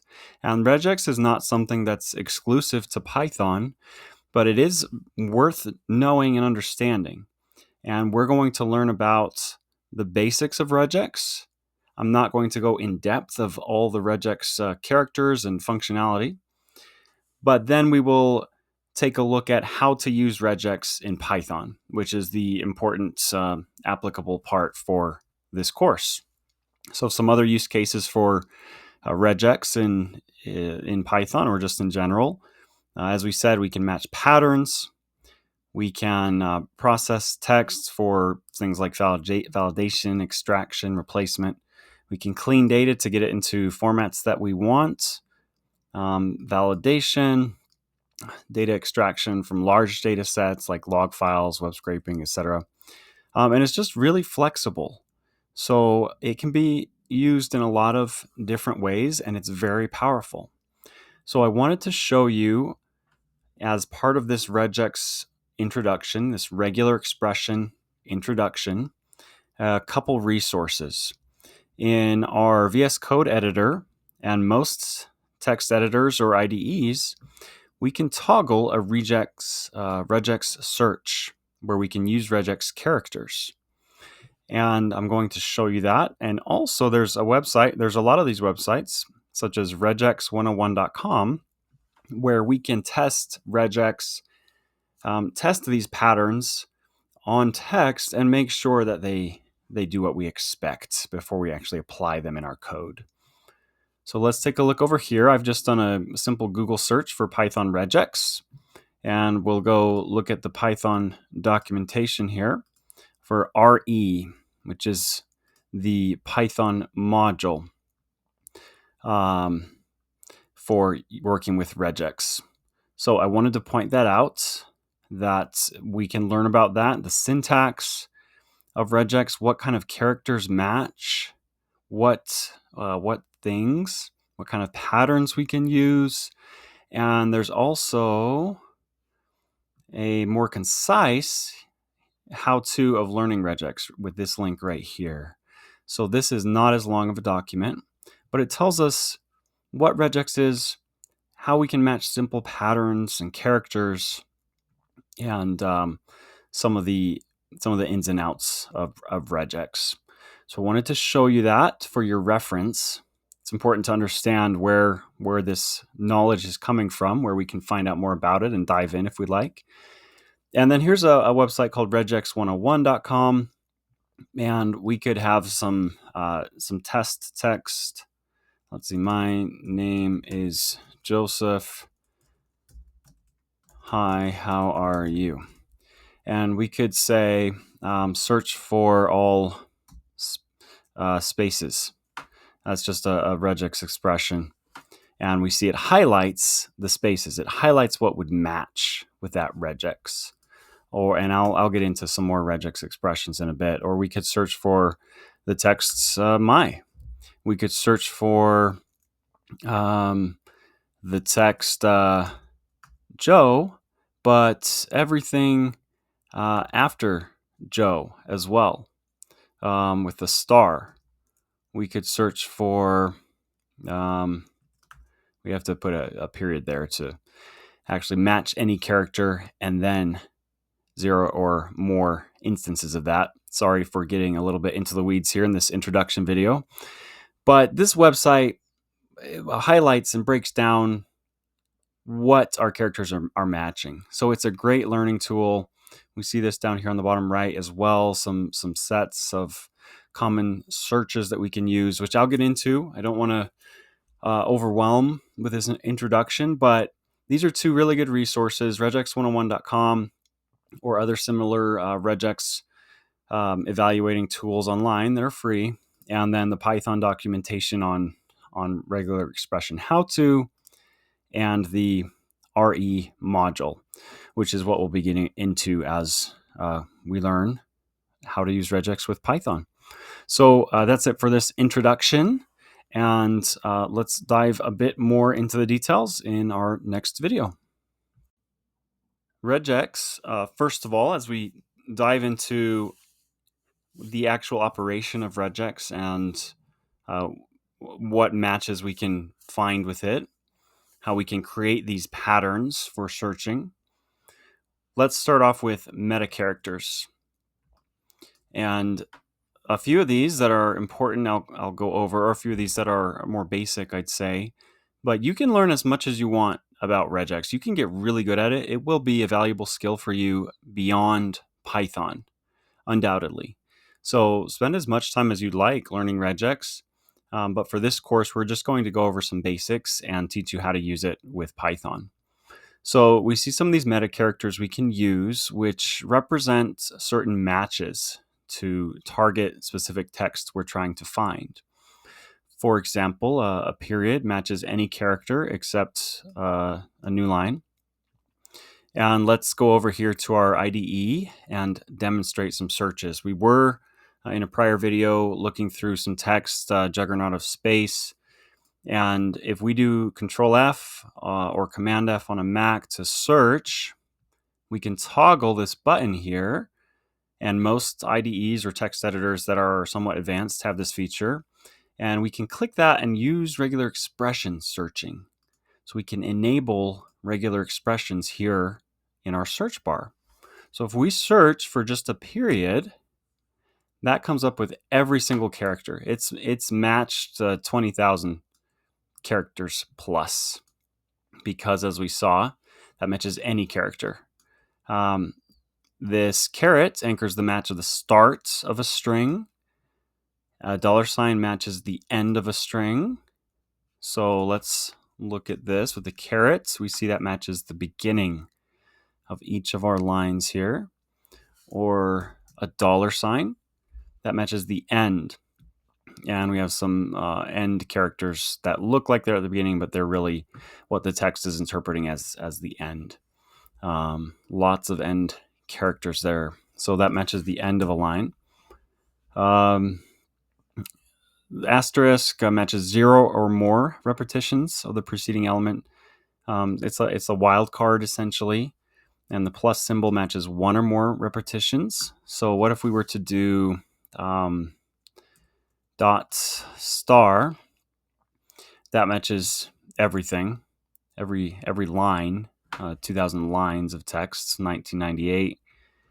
And if we were to scroll all the way here to the bottom, forgive my slow scrolling speed, that's the number of lines. So it's come up with that many matches. It's matching every line, not every character. If we were to do something like the letter E, one thing I forgot to mention, we can just match characters straight up. So if we're looking for the letter E, we can use the letter E in regex. If we're looking for the letter A, we can use the letter A to search. Same with sequences. I was one. See, we're matching the text explicitly. But if we were to search, let's say the letter E, actually, let's drop down to this, matches exactly n repetitions of the preceding element. This is one thing I wanted to show you. So how many repetitions? So we add our brackets here, and then let's say 1 repetition of the letter E. Well, what if we had 2 repetitions? We're finding, see, we're not typing in EE here. We're typing in E, and then in regex terms, matching it twice. So every time there's 2 E's. So I won't go over all these, but these are some basics of regex.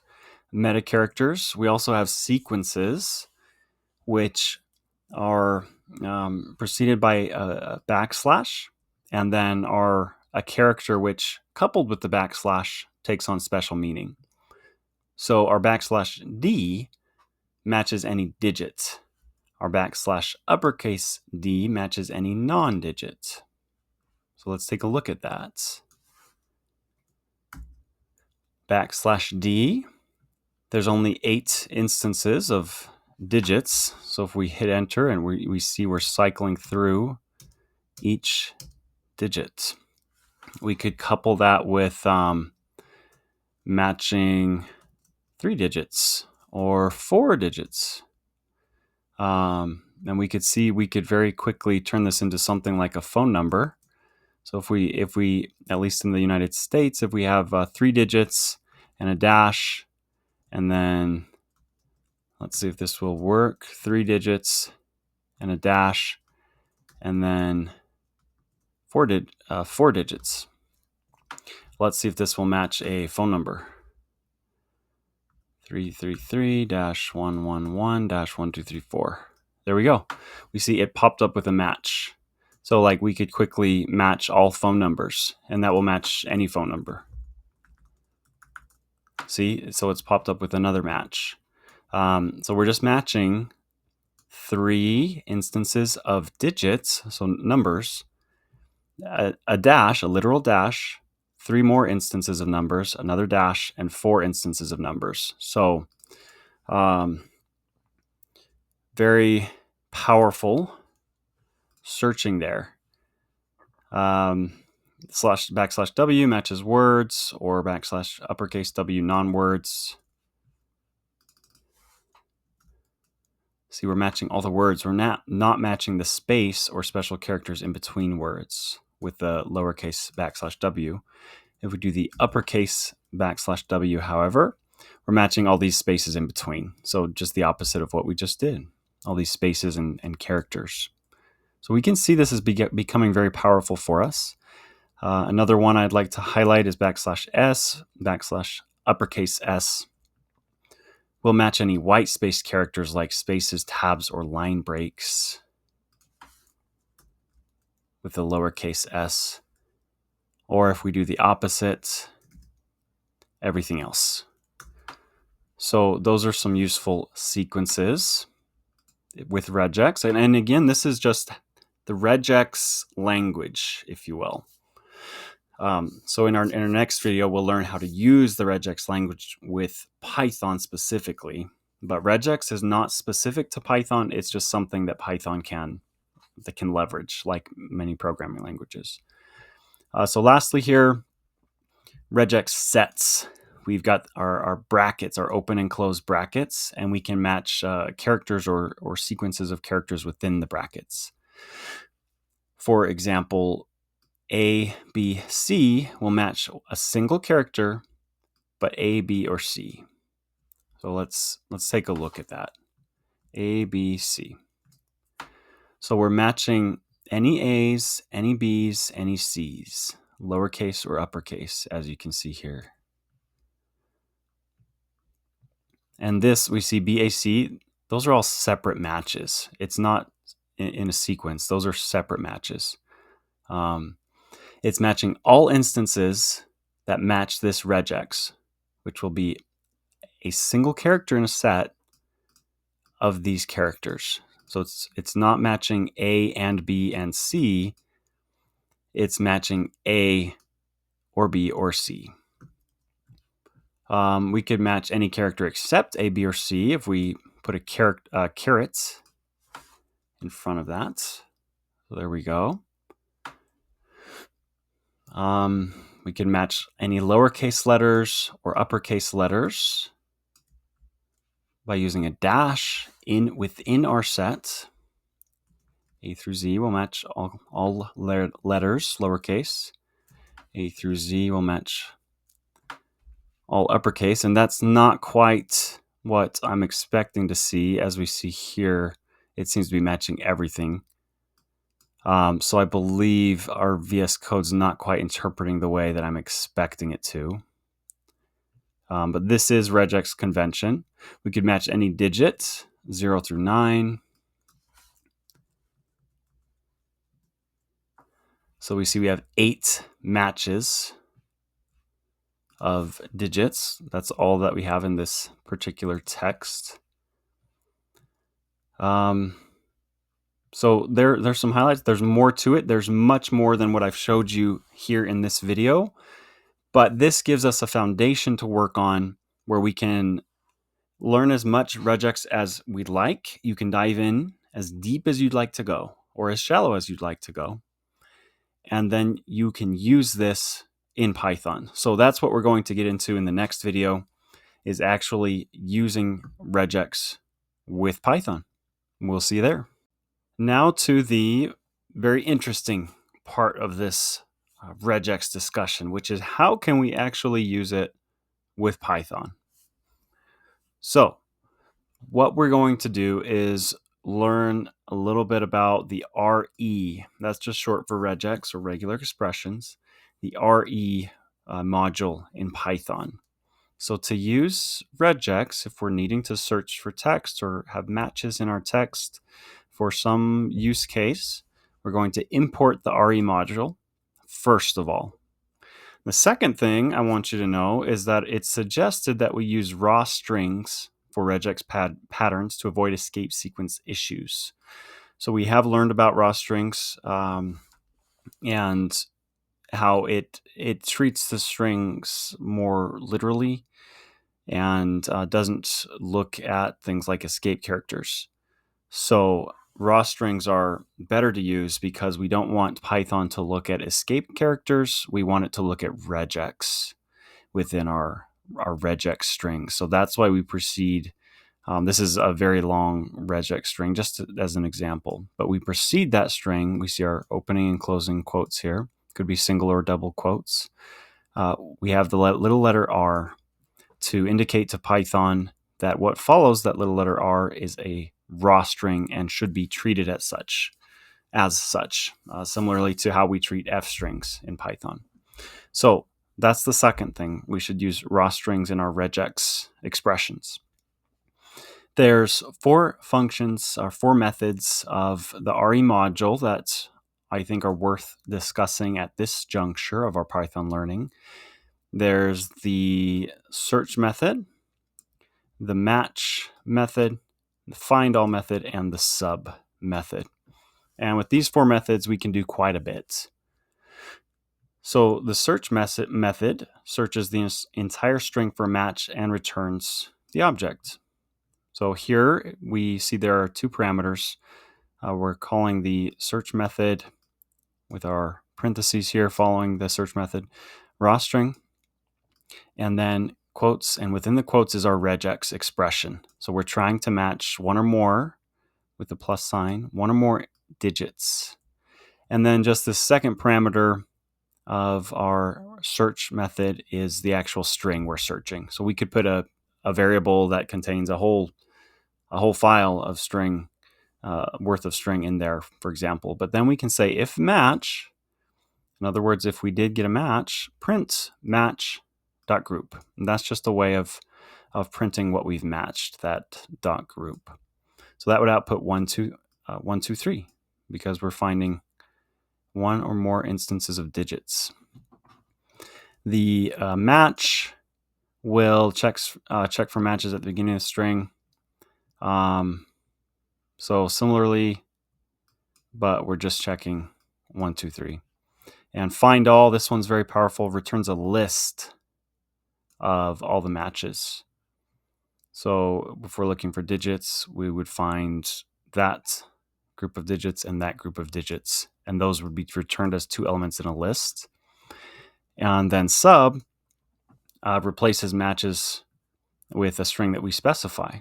So if we're searching for apples as our regex string, we're using a raw string there, and we want to replace it with bananas, and then our original string is I like apples, we could print the results of what we're assigning that to. The output would be I like bananas instead of apples. So we could manipulate our string that way.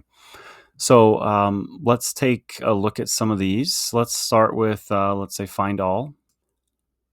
So over here we've got our book analysis program we were working on. Let's add another method here, another function.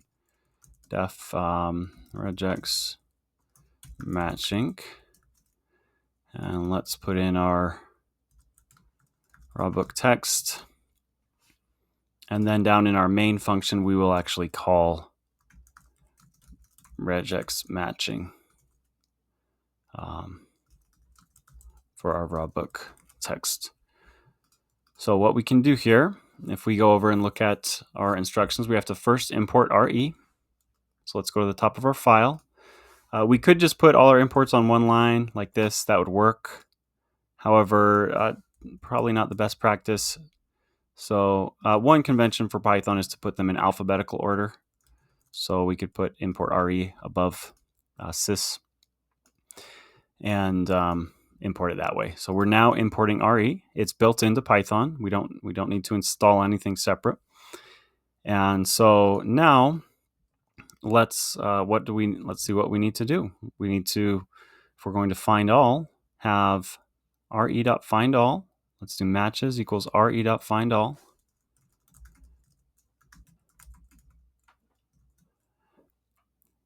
And then let's take in our regex that we want to search for, and then the second parameter will be our string. So raw string. Again, I like to use double quotes. A lot of people like to use single quotes, but we can use whatever we like as long as we're consistent.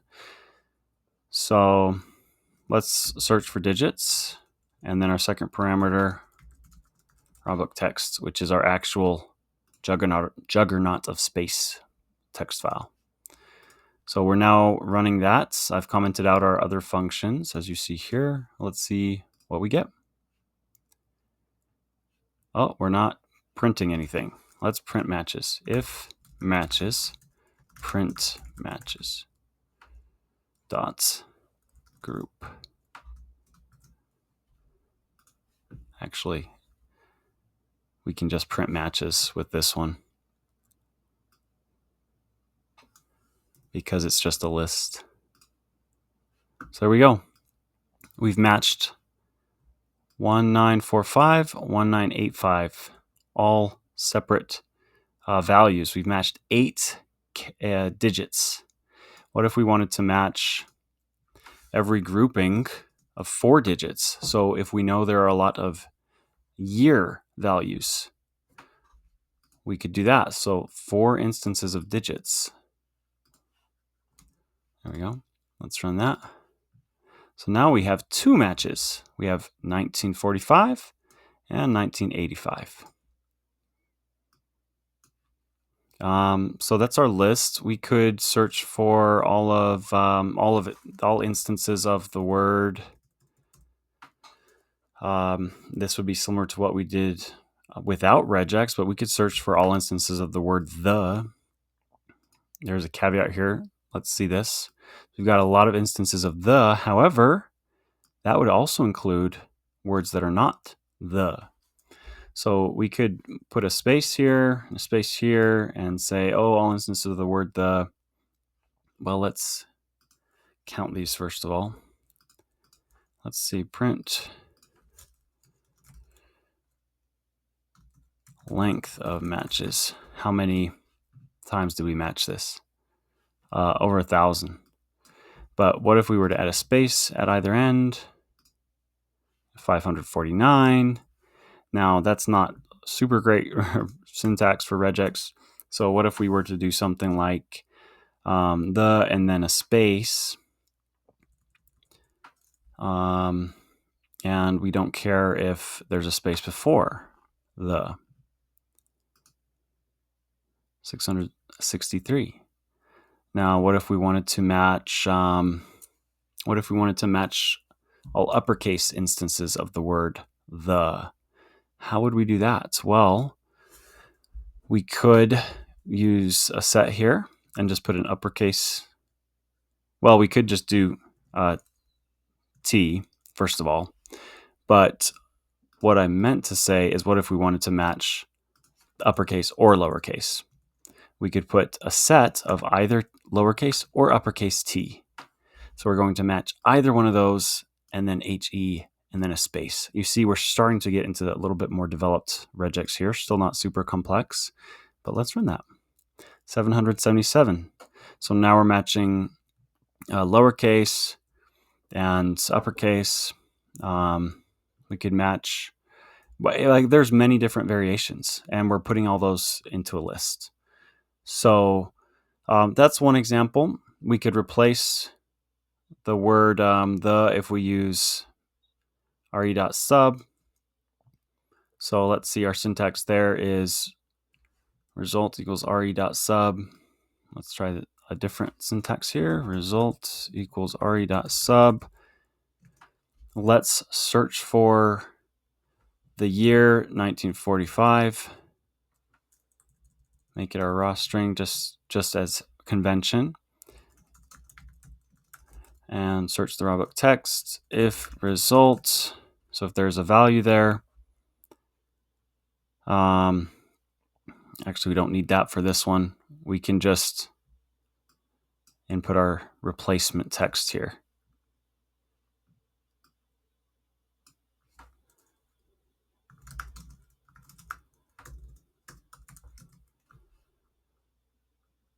So we need a value here for what we want to replace that with. Let's say we want to replace that with the word 2000. Let's see what we get.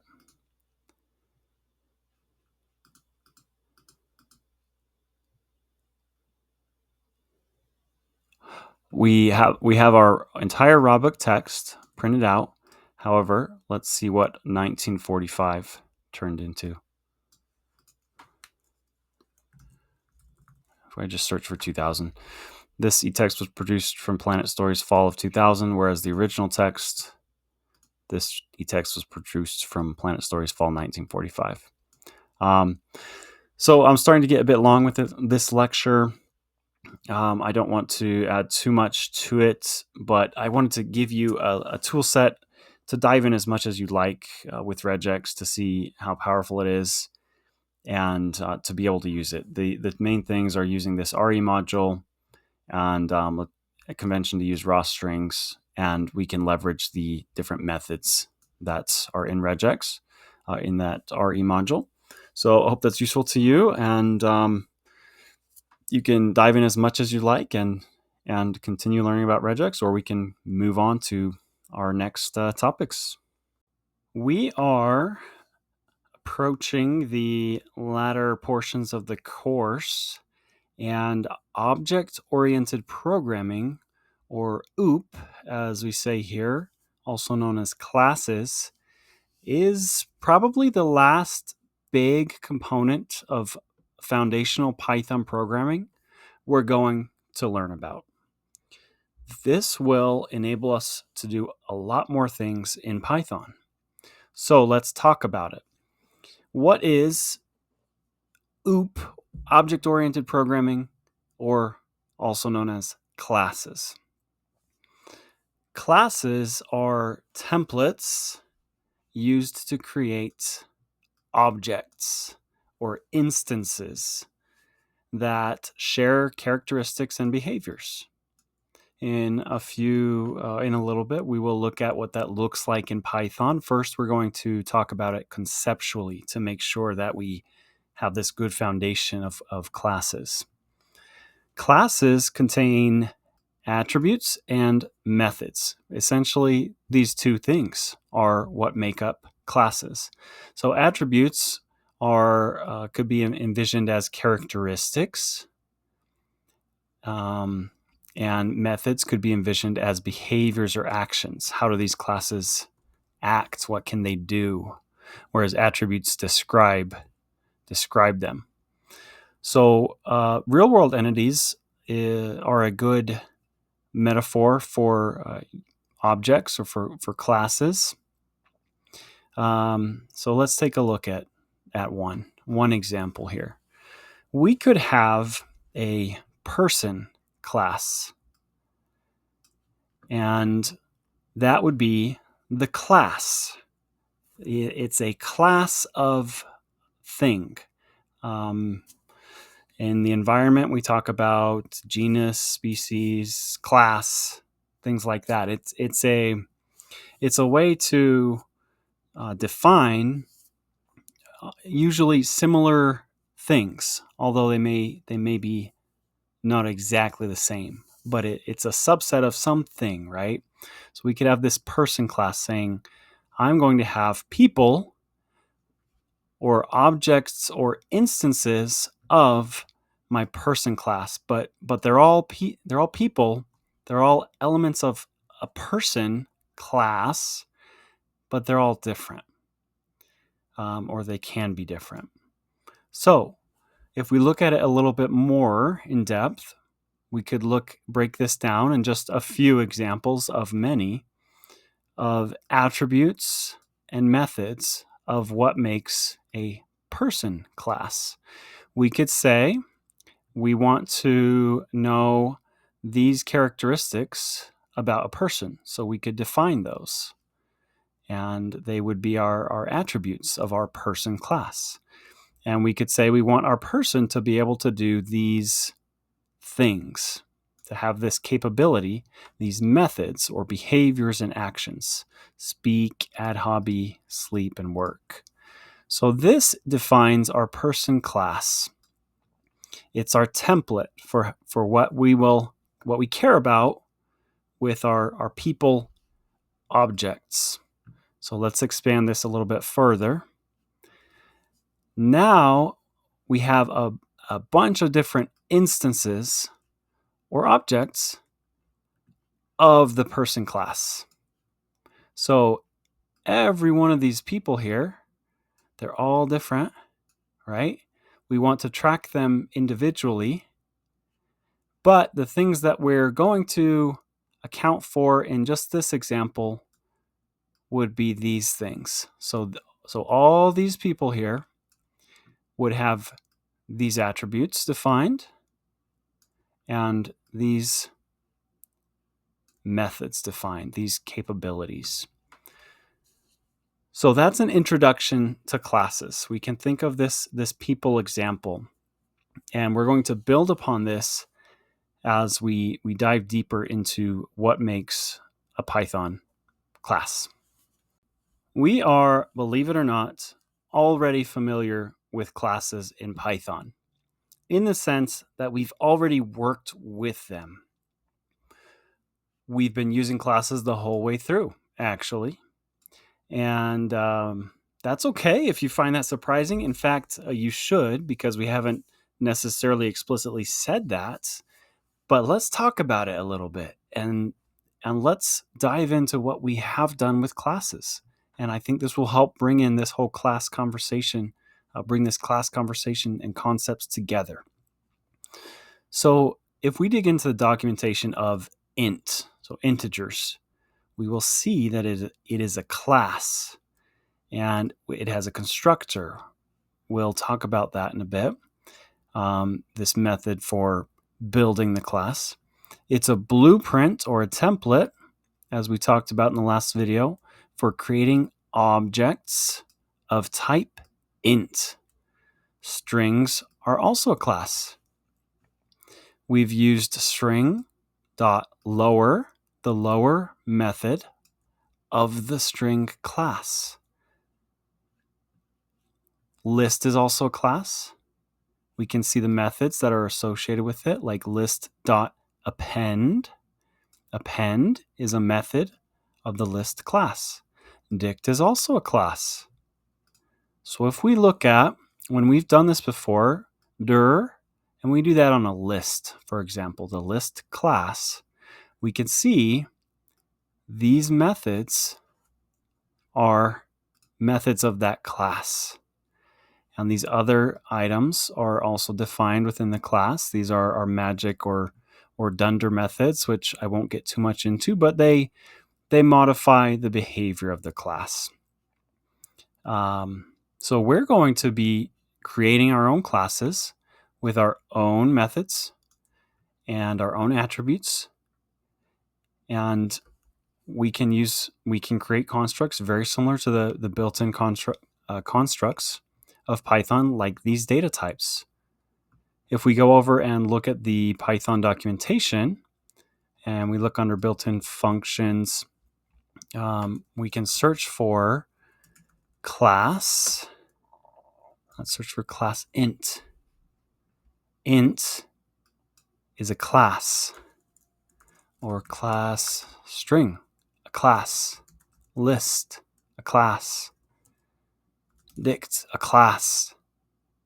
So the Python documentation, if we dig down into that, list, set, tuple, those are classes as well. We see this terminology.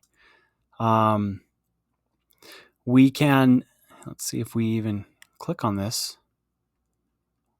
We can see the documentation of the list class a little bit. But we've used classes. That's the point of this lecture, is that we're familiar with them in that sense. So I want you to keep that in mind as we progress learning about classes, that we have used them. We've used the methods the same way that we would use list.append to use one of its methods. When we create our own classes, we'll use our class name, dot, and then a method that we can define. So we will get into that very shortly, but want you to keep this in mind as we talk about classes, that we are already somewhat familiar with them. We've talked about the concepts now of what is a class and what is an instance of that class or an object. We learned about a person class. We could have people being instances of that class with their attributes and methods. Let's talk about how we can create this in Python. Here's the exciting stuff, right? So this is how we create a class in Python. That's it. I mean, we've got less than 20 lines of code, and all of this is not actually even the building of the class. These 13 lines of code, we've got a comment, some white space, some blank lines. You're looking at about 10 lines of code, and we've created a class. We could do it in shorter than that. It's not overly complex to use basic classes. So let's talk about this. This is the class. This is the definition of our person class, what I've got outlined here. This here is the object or instantiation. We've created a variable, we've called it person1, and we've assigned it to the person class, an instance of the person class, and we filled out some values here that will be input into our class: name, age, gender, when an object is built. We'll talk more about that in a little. So we've got our class, we've got an instantiation or object or instance of a class. We've got our attributes. These are just variables of the class, of these instances of the class. So our person, we could access their name, their age, their gender. We could access that. These are values or attributes that the person has. And then all of these def methods, these are our methods where we see def. We've learned about functions. When functions are part of a class, they're called methods. So this blue box represents the 3 methods we have in this class. So that is essentially it for the basics that we need to know to define our first class. Let's now do it in practice. So let's come over here to VSCode. And what I'd like to do is create a new folder that we can use. So let's add a folder to our workspace here. I'll create a new folder, classes, create. We're going to add this classes folder. So I'm going to get rid of these other files that I've had. We don't need to save them. And let's close our book analysis. Now we're in the classes folder. Let's add a file, and what I'm going to do to really try and solidify these concepts for you, I think this will be really helpful, is we're going to create a few different files, and within each file, we will have a separate class. So we'll show several examples here to help solidify these concepts. And we've already looked a little bit at the person class, so I want to expand to something different. So let's create an animal class. Oops, let me do this again. We can rename animal.py. There we go. Let's create a rectangle class. Let's create a bank account class. And these names for classes are going to be camel case. What that means, it kind of looks like a camel with the capitals and the lowercase. We start with uppercase, our B, for example, and then we go down, kind of like camel's humps. And then the next word is going to be up again, capital A. And then the rest of that word will be lowercase. So each word begins with a capital letter. That's camel case. So our class names will be camel case. So let's open each one of these here, and let's just start defining these classes. So what we need to do, class, that's that Python keyword, we'll call it rectangle. Okay, colon, and then we hit enter and we'll indent, and we can start defining these functions. I'm going to save our, no, we'll start with our init method. So def __ init. This is going to be our first method. And we're going to type self, and then we'll have some new parameters. So let's copy this into each of our classes, and we'll just change the names. Bank accounts, animal. So we have 3 different classes we're starting. Let's go back to our rectangle. All we really need to know for a rectangle is height and width. So when we create a rectangle object, we can give it that information. And we're going to do self.height equals height. I'll explain this in a little bit. Self.width equals width. Okay. So those are the attributes that our rectangle will have, just 2 attributes. And let's do the same for our bank account. Let's say we want to have, the account holder and the balance. And that's all we need. We're making this simple.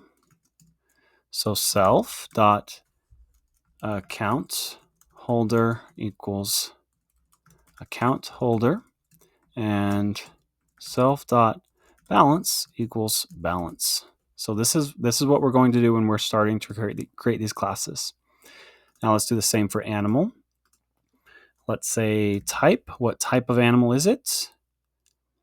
And let's just say, let's say the animal's, let's say the type, and it's sound.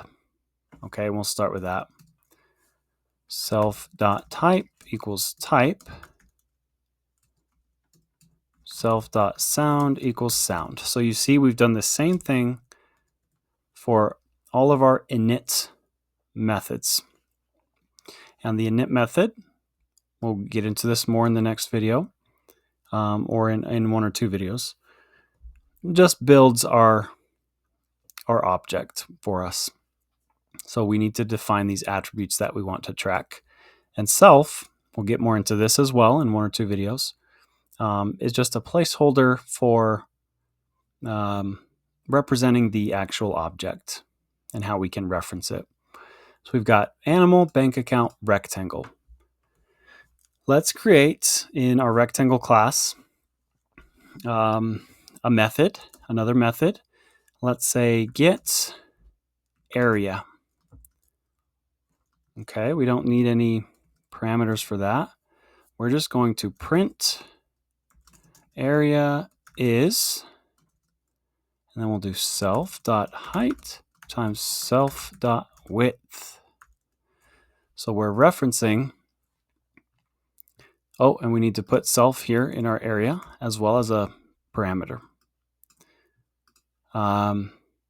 You saw that those were highlighted because it recognized that we were missing self. We could technically name this anything. Some languages use this, like Java. That would work. See, we don't have any errors. However, that would not be a Pythonic way to do it. We need to use self. Okay, so we've got that function defined. And we're just building out each of these classes and their methods. Again, sometimes the verbiage is interchangeable, but it's proper to use a method as the name for functions inside of classes. So let's build out a method in our bank account. Let's say get balance self, and we'll just return the self.balance. We'll just return that. So we could print the returned value here in our bank account. And for animal, let's do get animal details self. So we could print self.type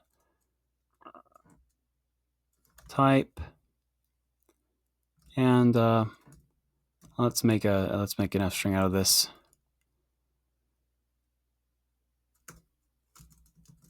Self.type makes this sound. Self.sound. Okay. Now let's just test a little bit. Actually, let's go to that point.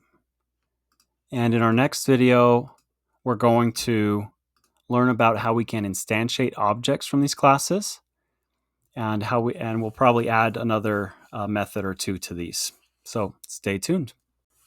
The next step after we've created our class is to actually use it.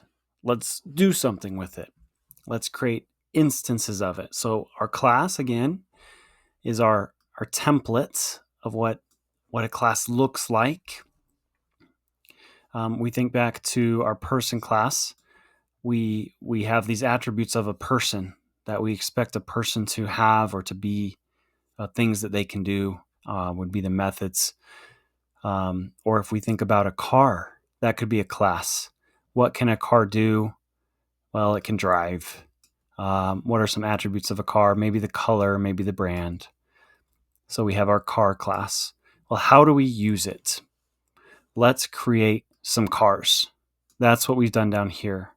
And all we need to do, very simple, create a variable, whatever we'd like to name it. Here we have car1. We assign that variable to our class, car, uppercase, or capital car, same name as our class. That must happen for this to work. We're linking this variable to the class.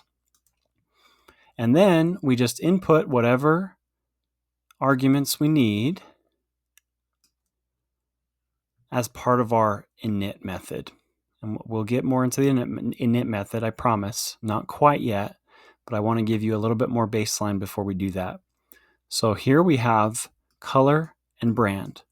Ignore self for now. But we need to input our arguments for color and brand. Everything besides self. So we're pretending that's not there for this purpose. So we need to input red. That's our first attribute. That's color. And Toyota, that's brand. So color will be red. Brand will be Toyota. So now we've instantiated an object. We now have car1. That is an object of type car. Just as we've learned previously, the type, when we use type on a string, for example, it tells us its type is a string. Or if we use the type method, I'll show you that here in a minute. Type of int is int. Type of a list is a list. Type of car1 is car, and I'll show you that. We could create another instance. We could create so many of these. We could create many cars. We have car2. We're saying this is a green Honda. And then if we want to call the method, the drive method of our car, we can just say car1 dot drive with the parentheses to call that method. Just as we would do with a string class, we could say string, if we have a string variable, myString, dot, to invoke one of the methods, dot lower or dot upper, or list dot append. We're calling the append method on a list. So those are some examples. So this is what we're going to be doing now in VS Code with the classes that we created in our last lecture. So here we have our rectangle class. So let's say small rectangle. And what we need to input is the height and the width. Remember, we don't need to worry about self for now. We don't have to put an argument in for that. So let's say it's got a height of 5 and a width of 10. And now what we need to do, whoops, I totally did that a little bit out of order. Small rectangles are variable of class rectangle. There we go. That should make more sense to you now, and that will get rid of my errors. So small rectangles are variable. Now if we say rectangle 510, it will create a new class. Let's run this. Nothing's going to happen here that we can see. See, we ran it. There's no output. But what if we call small rectangle dot get area? We see we have this get area method that we can call now. Dot get area. Now let's run it. Area is 50. So there we go. We've just created an object of type rectangle, and we've called one of its methods, just as we've done for string or integer or list, dictionary, etc. Let's print the type of small rectangle now. Its class is rectangle class. Just as if we had a string, my string equals hello. Type of my string.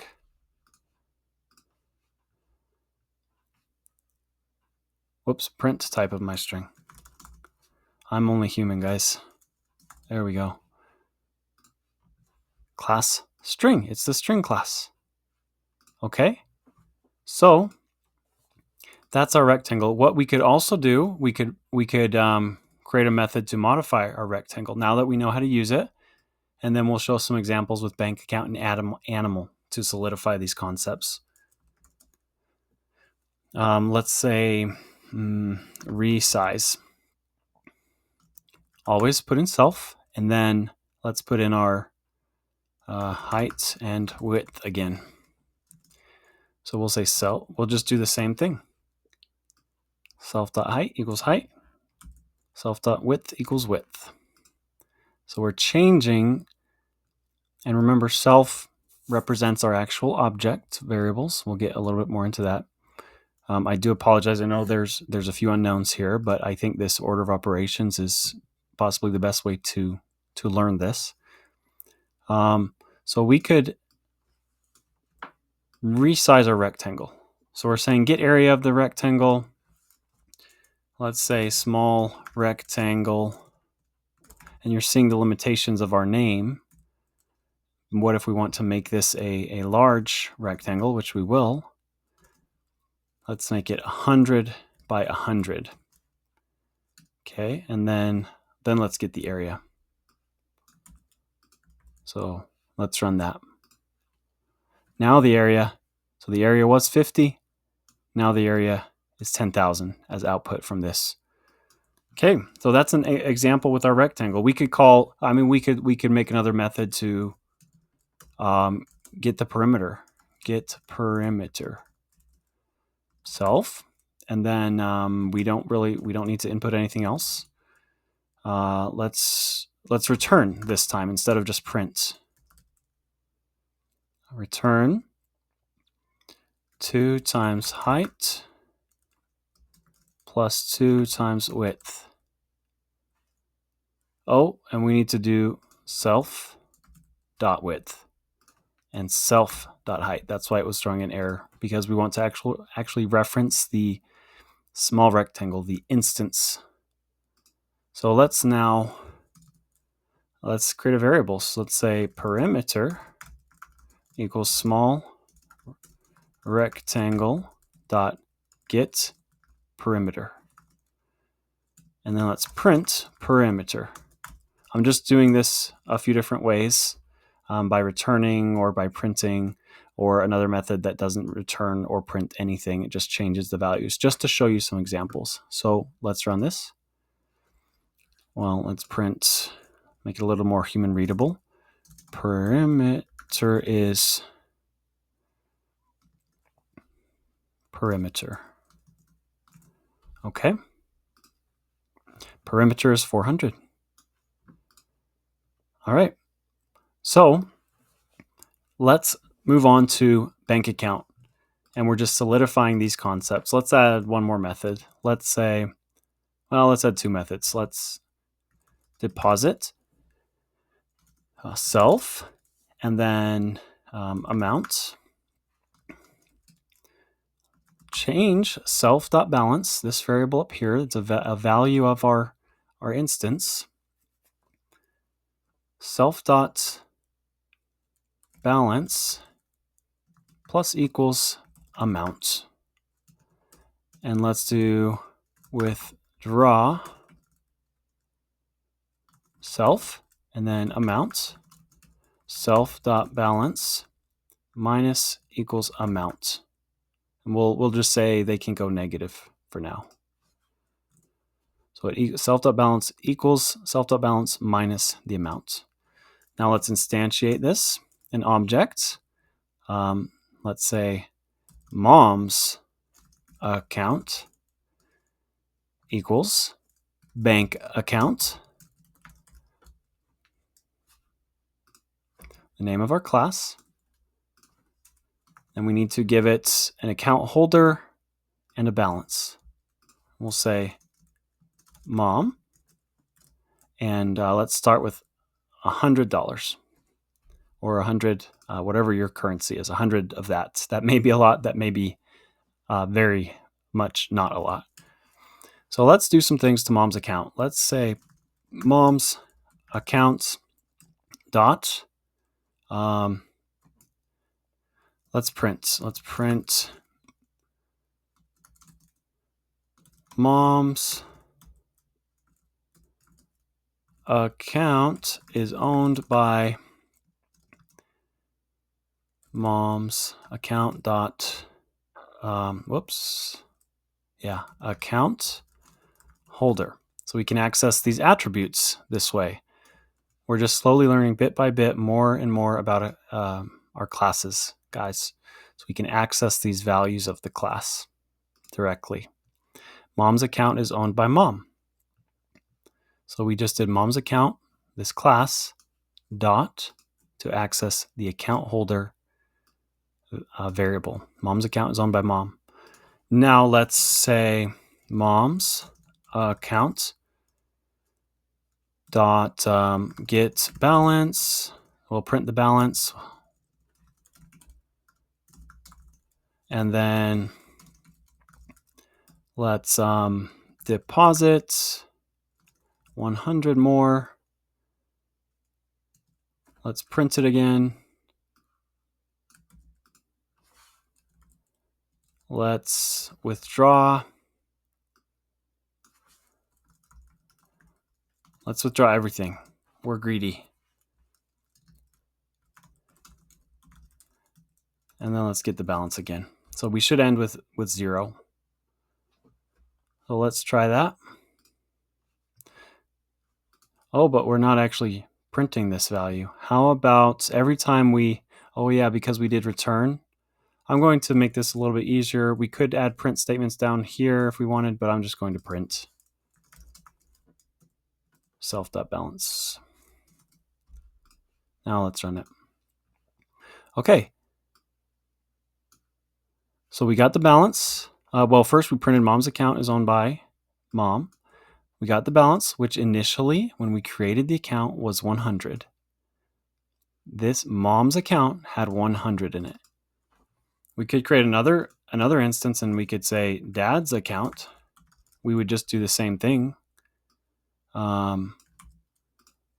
Dad's account equals bank account, but dad, and we'd have a different instance, a different object. We could do different things to this object with its own values, independent of mom's account.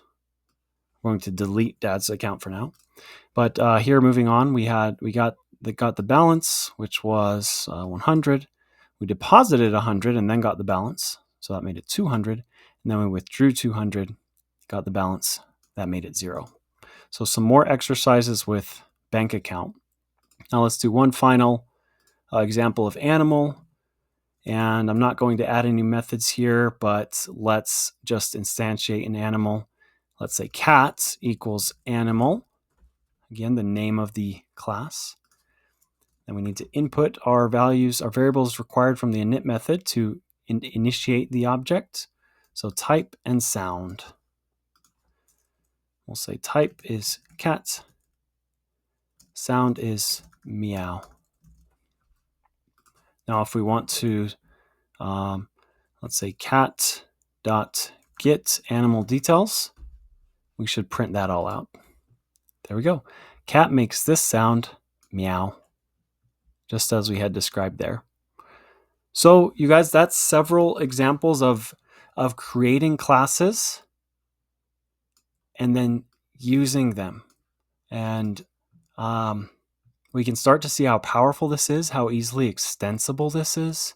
We could create different instances of these classes. And it takes very little code. We just have to understand how to do it. So those are the basics that I wanted to show you for this video. And we'll continue learning about classes in the next video. See you there. All right, we've been intentionally avoiding talking about the init method for a little while until we've built up somewhat of a foundation with classes. And now I want to fill in the gaps. Let's talk about the init method. It could be also called a constructor, although we're more technically correct to call it in Python just the init method. It's just responsible for initializing values for objects we create. And technically, it's not responsible for creating the object. There's something called the new method that's behind the scenes that does that. So we shouldn't really call it a constructor, but if you're coming from learning other programming languages, you may be familiar with that term. And yes, it does serve a similar purpose. So here in this example, we have our init method and we initialize these attributes of our object. So every new object that gets created, this init method will automatically be called. It will automatically be run. And it will initialize these values, create these variables for us within our object. It's not necessary to create an init method if we don't want to initialize any attributes when we create objects. I can show you that here. So we could, in our animal class, for example, we could delete the init method. We wouldn't be able to use this function or this method because we don't have a self.type. We don't have a self.sound, a variable. So we'll comment that out. But we could still create an animal instance of the animal class. We would just delete these arguments because we're not initializing them. So if we run that, there's nothing happening, but it runs. So we see we can create classes without the init method. However, in most instances, we'll probably be wanting an init method so that our objects can have these variables and they can access them. So that's it for the init method. I hope that fills out that gap that we've been having around init and why we use it. And typically this will be the first method in our class.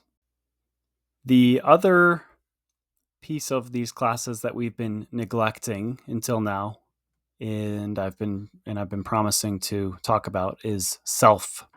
So let's get into that. As we've noticed, if we go over to looking at one of our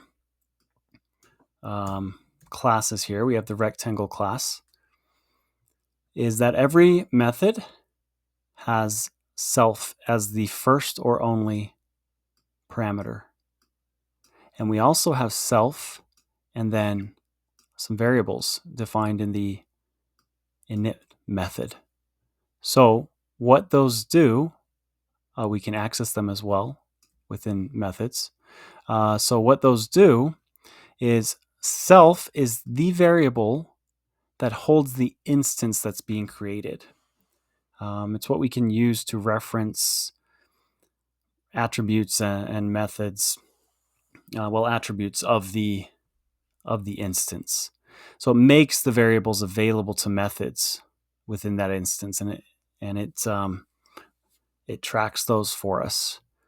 It always, with a few exceptions, which we won't talk about in this course, must be passed in as the first or only parameter of a class method. And technically, we could use any word instead of self, but it's not recommended. If you're coming from Java, for example, you might be familiar with this. It's a similar thing, a similar keyword, and Python just uses self. So when we're speaking Python's language, we need to obey Python's language rules. And just know that self is required. So the first parameter of every method in our class needs to be self, even if it's the only parameter. And then when we are initializing our objects, we say self.name, because that will be the object variable, the name variable associated to the object, equals name, which I didn't really cover this earlier, but that name, that age, that gender, they reference these arguments that are passed in. Whereas this name, this age, this gender reference the actual variables that we can use in our objects. So I hope that explains the self a little bit more. It's kind of a topic that is a little bit confusing as we start out. At least it was for me.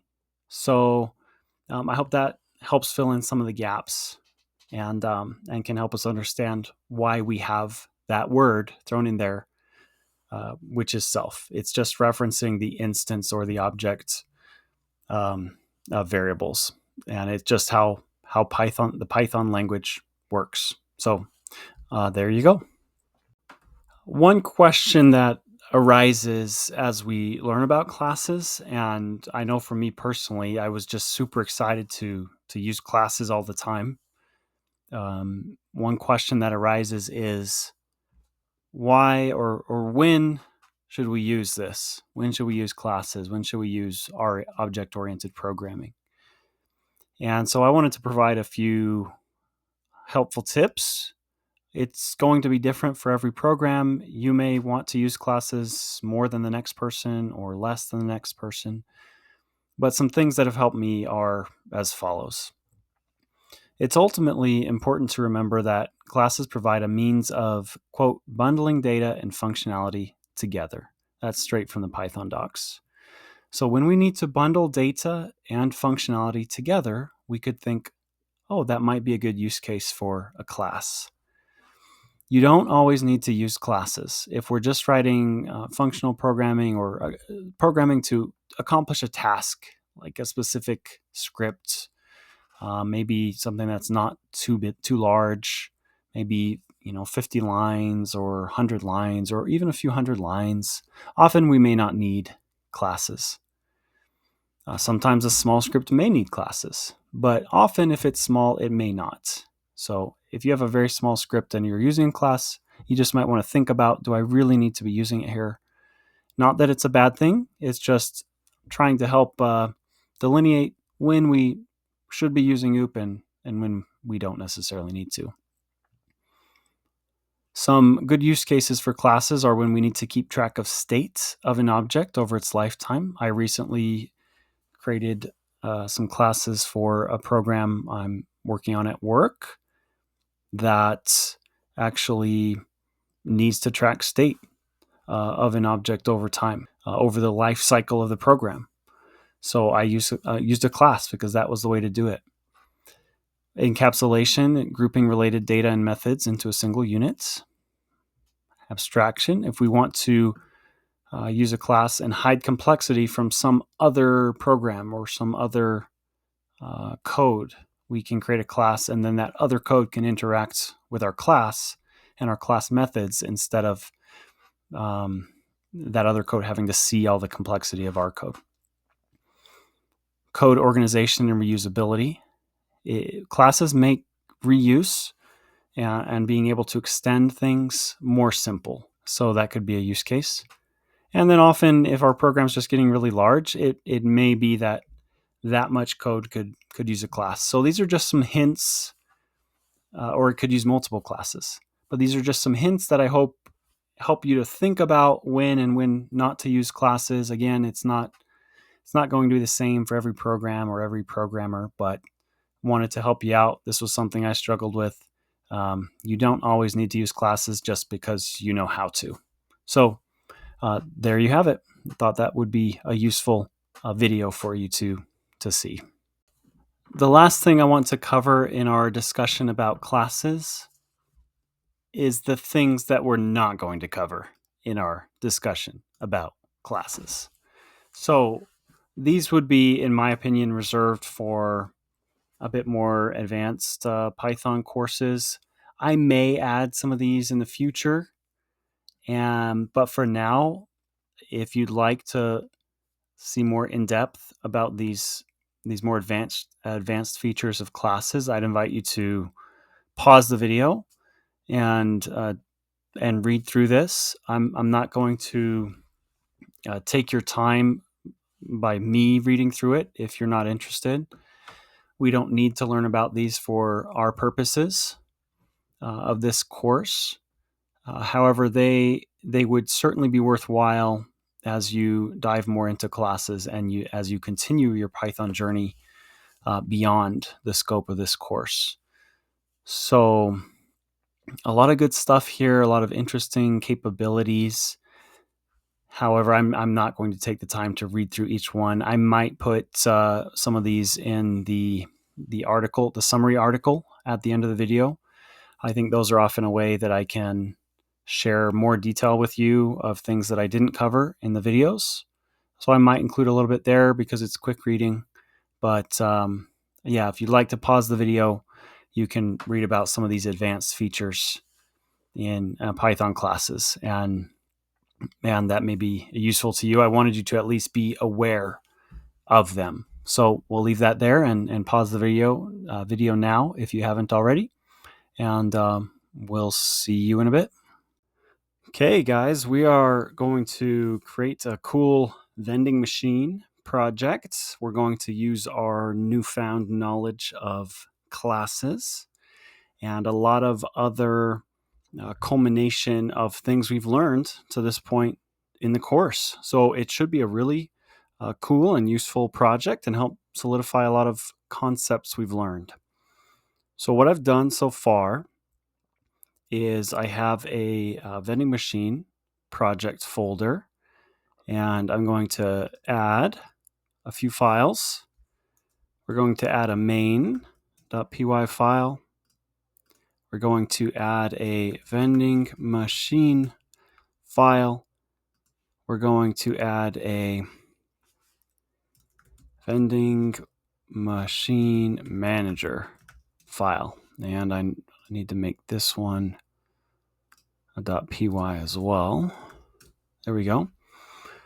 In this video, we'll be building out the pseudocode for these files. So main, actually I need to start my screen brush here so I can highlight some things for you guys.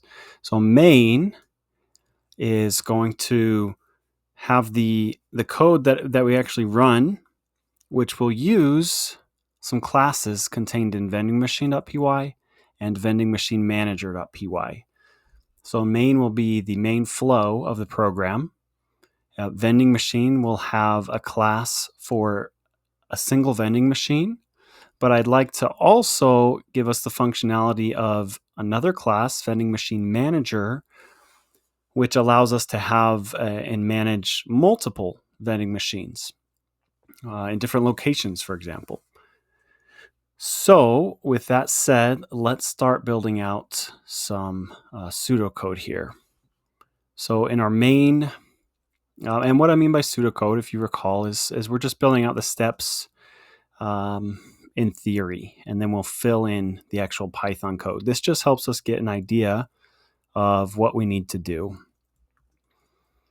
So we're going to, in the main, have an inventory for each vending machine. I'm going to make it somewhat vanilla. We'll just use the same inventory for each machine. We're going to do our if name equals main. I know this isn't pseudocode, but I'd like us to start using that as a practice. And then underneath here, we'll run our program. So if this program's run, if we run main, then name will equal main, and everything under here will be executed. So that's how I'd like to organize it. So what we need to do under here, probably create some machine objects. And then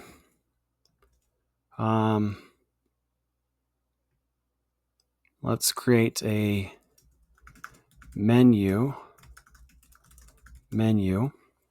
And what I like to do, actually, this is kind of cool. We just do to do, and that's kind of like built in a lot of IDEs. Something that stands out that we can see, oh, we need to do this still. So we see that kind of comes up in a different color. And that loop, create an interactive menu with for vending machine manager. That will be to interact with machines. And then within that, create another menu for a selected machine. So what we're going to do is to be able to look at a specific machine and output some details or buy things from the machine, and interact that way, whereas the outer loop will enable us to select a machine. So some things that we'd like to do here would be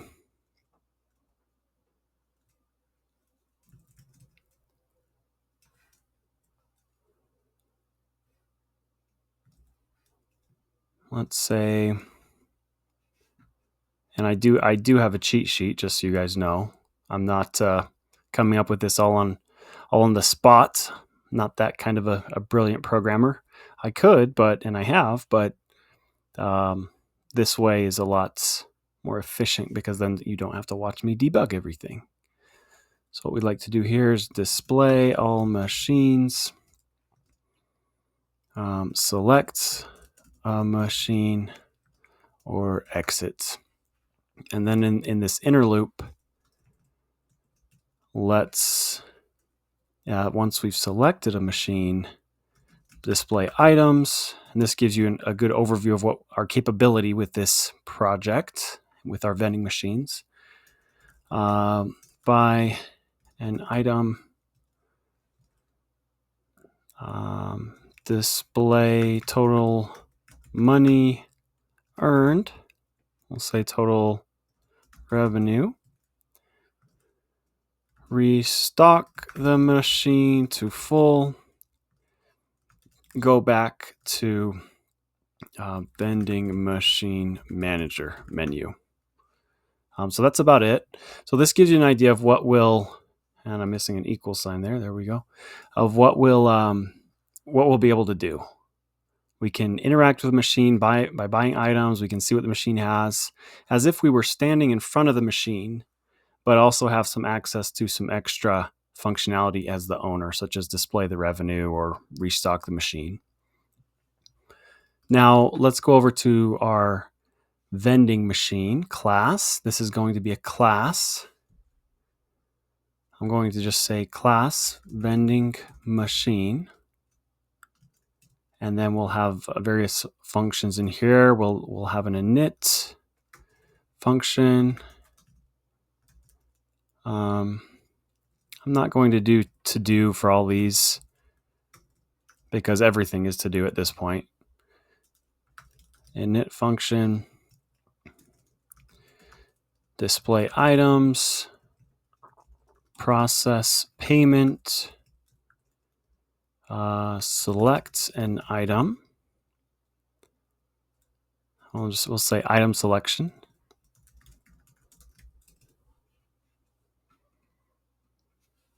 And dispense item, restock machine, display total revenue. So that's what our vending machine class will be able to do, our core functionality. And with this project, we could go all out. We could add so much functionality that as much as we want, or we could also be bare minimum. And I think this is kind of a sweet spot somewhere in the middle where we can add a fair amount of methods, but not bore you with too much detail. So now in our vending machine manager, again, this will be a class that vending machine manager that will be able to manage our machines, for lack of a better way of saying it, our machine objects, our vending machine objects will kind of be collected in here. And that way we can have multiple objects and manage them a little bit simpler. And we're going to be able to see the interaction between these two classes and the interaction in our main program. So this should be a neat project, I think. So let's init some things first of all. We need to be able to add a machine, select the machine, so we can do functions on a machine as if we were in front of it, such as buying an item. And lastly, display all machines. So that's the functionality that this class will have. So with that, I'm going to end this video. This was our pseudocode video. We have an idea of what we'll be doing. And in the next videos, we'll actually be building it out.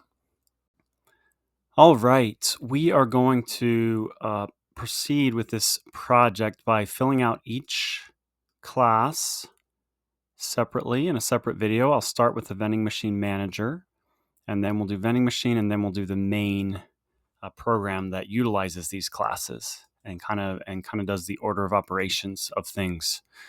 So just some tips before we really dig in here. This is a little bit of a longer project time-wise, and it's got some more lines of code than our other projects so far. So what I suggest is not trying to code along with me, but rather just watch and listen and try and catch things and put together things so they make more sense to you, and try and understand why certain things are occurring, why I'm doing it certain ways. There's not just one way to write this program. There's many ways to write this program, but try and piece things together to help understanding. And if you're trying to code along at the same time as me, it's probably going to be a little bit frustrating because you might miss a little bit. You might have to pause the video and type. But what I'm going to do is I'll attach this vending machine manager Python code as an attachment to this video. And I'll do the same with vendingmachine.py and main.py in the next videos. So what I'd encourage you to do, follow along, try and piece things together, listen, pick up on little things, and then download the files yourself and run it yourself, and try and tweak some things if you'd like, and look through the code and run the code on your machine afterwards. So that's my suggestion, just to get the most out of this. I'm not going to be programming these exactly the same way as I would if I were doing it on my own. I want to be conscious of your guys' time, and I would be spending too much time debugging and testing code snippets and going one thing at a time. So it's a little bit different, but what I'm going to do to save your time and to give you the big picture a little bit more efficiently is that's why I'm filling out one class at a time and then main. In real programming, I would most likely be filling out a method at a time, or the bare bones of each method and some bare bones of main, and testing out methods, and eventually the whole program coming together. So it is a little bit different in that way. Just wanted to point that out. All right, with that said, let's get into Vending Machine Manager. I do have a template for me to follow here, so I'm not just making this up on the fly, again, to try to be efficient with it. So for Vending Machine Manager, we're going to want to start with our init method. Now, if you recall, we can just do __ init, and then we put self in there as the parameter. And init will initialize whatever variables we'd like associated with objects, with Vending Machine Manager objects. So what I'm going to do is for the object, self.machines is going to be the only variable we really need to track here. And this is going to be a dictionary of our machine, our vending machine objects. So that will be populated eventually. So when we add a machine, let's define an add machine function. Again, self is the first parameter. We're going to use location as our identifier. The location of the vending machines, for example, mall or airport or store. We could use something like a serial number as well, but location will be simple for our purposes. We're going to take in the inventory and the max quantity of stock per item, and inventory will be the dictionary of our items. So these are the things we want to take in when we actually create a machine or add a machine to our vending machine manager. So let's say if location in self.machines print machine already exists at location. So we're just saying if someone's trying to add a machine but there's already one there, then let's not add it again.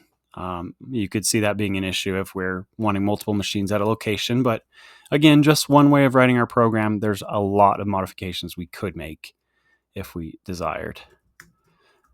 Else, self.machines location will be our key here, equals, we're going to create a new vending machine object, taking in inventory, location, max quantity. So we're taking in these parameters from our add machine and we're creating new vending machine objects with those parameters. And then we'll print added new machine at location.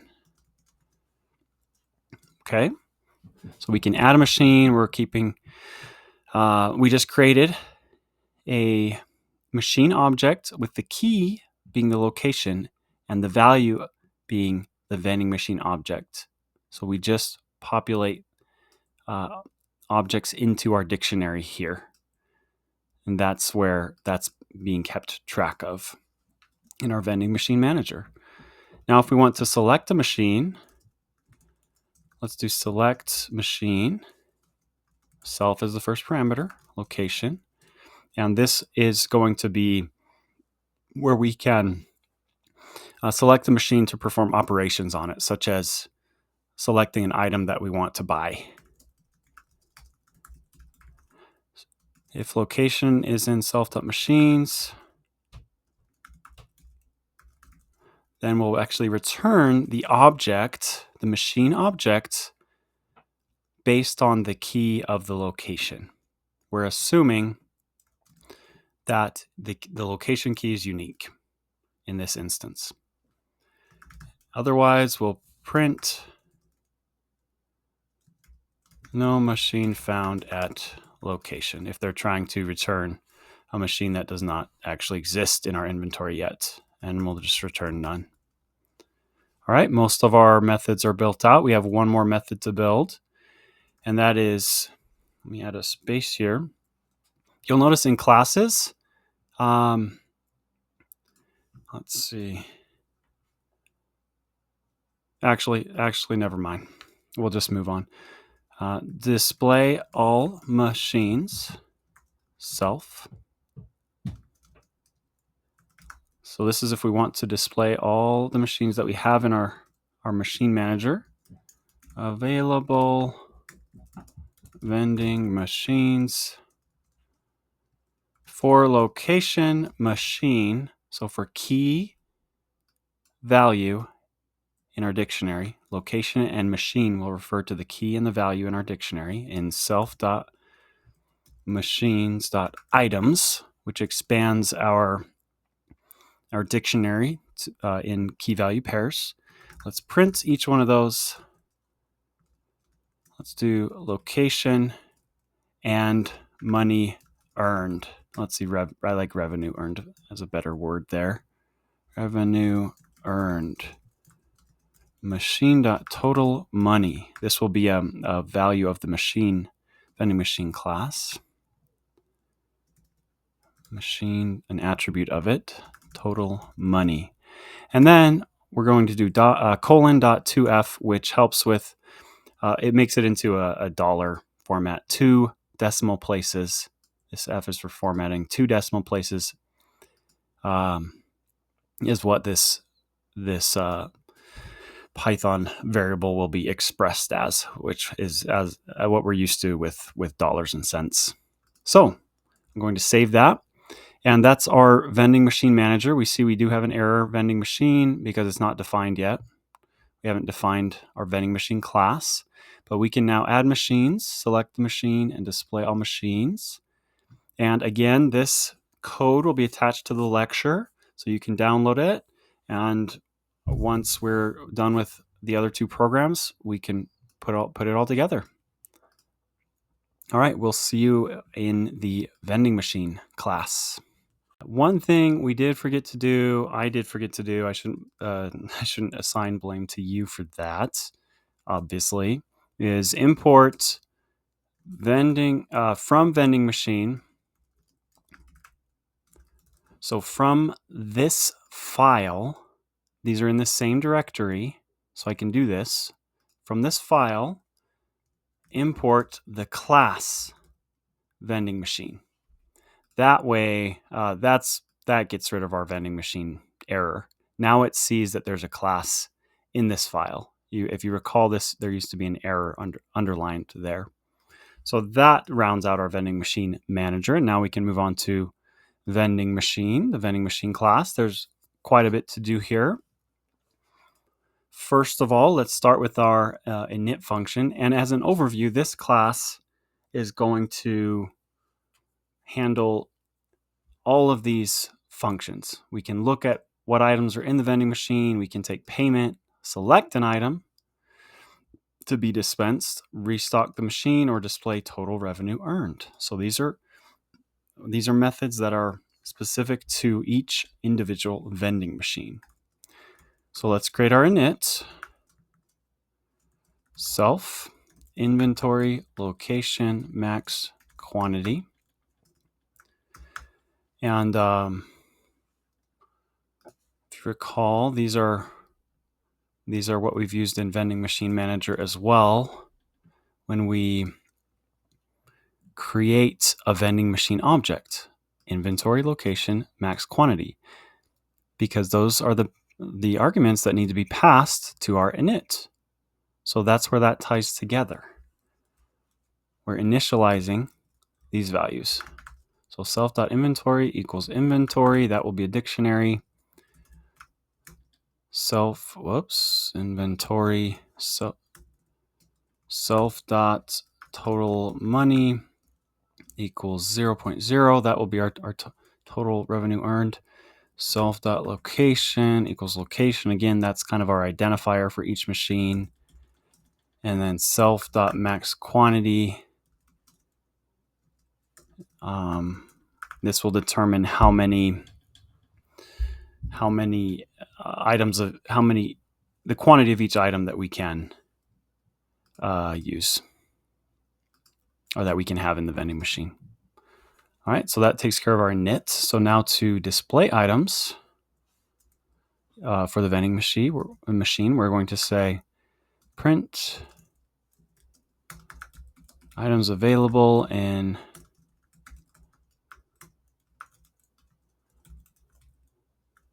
this machine. And then for code details in self.inventory.items. So we're just expanding the keys and values in our inventory dictionary with items. And the key will get represented as code, and the value will get represented as details for each item in this for loop. Let's print code, and that's going to be the identifier for like where this item is within the vending machine, like A1 or B2, for example. And then details, name,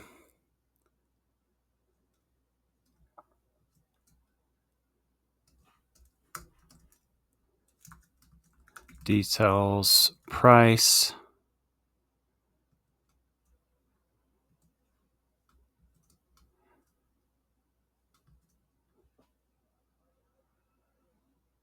and let's see here.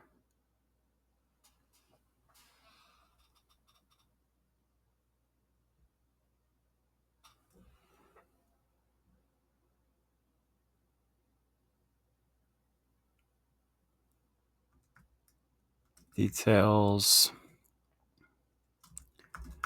quantity in stock. Okay.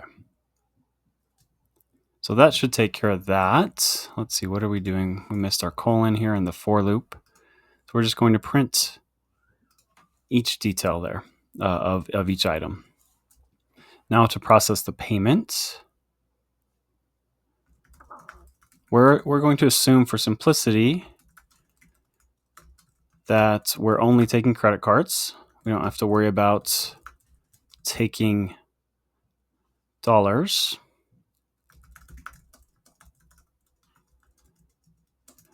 I'm just saying confirming the payment in a dollar format.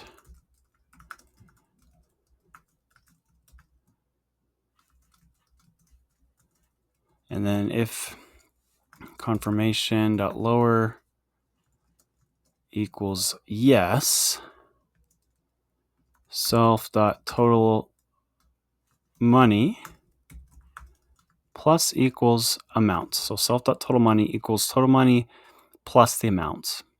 And that's going to be or variables. So we can see how we can access those values of each object in the methods with self.totalMoney. So that will be updated.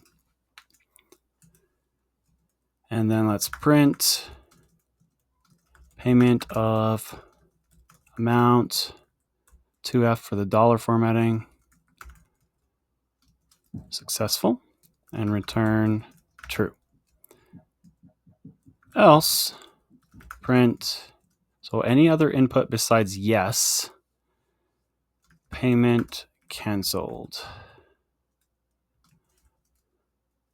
Return false. All right. We're just about done with our vending machine class. We're starting to take shape here. Now to actually select an item. Self, and then the item code. So A1, B1, C3, etc. As if we were standing in front of the machine.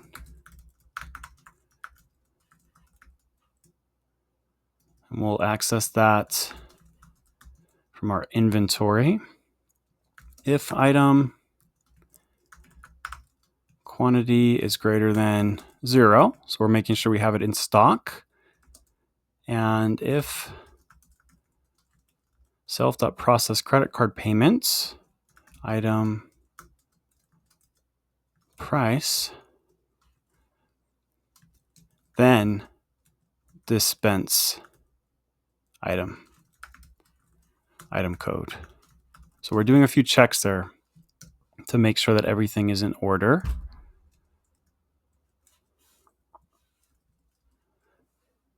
Let's see, and then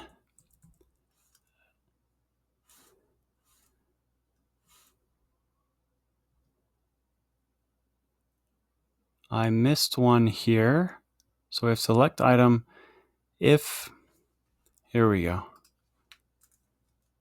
If item code in self.inventory. So if the item code is actually in the inventory, then item is assigned self.inventory item code. Then if the item quantity is greater than 0, then if the credit card processing goes through. So lots of if statements, then dispense it. Okay, else. So that else aligns with this. We don't have any else for this if block. We don't need one because we're not doing anything if that otherwise condition is met. Sorry, item name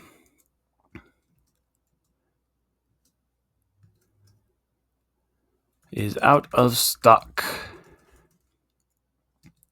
And another else, print invalid item code. Please select valid item. And that aligns with this if statement. So pretty cool, guys. We're aligning with a lot of the principles we've learned to this point in the course. We've got our if statements, we've got for loops, we've got methods, we've now got classes. So then let's fill out our dispense item. Item, self, item code, item equals self.inventory, item code. There we go.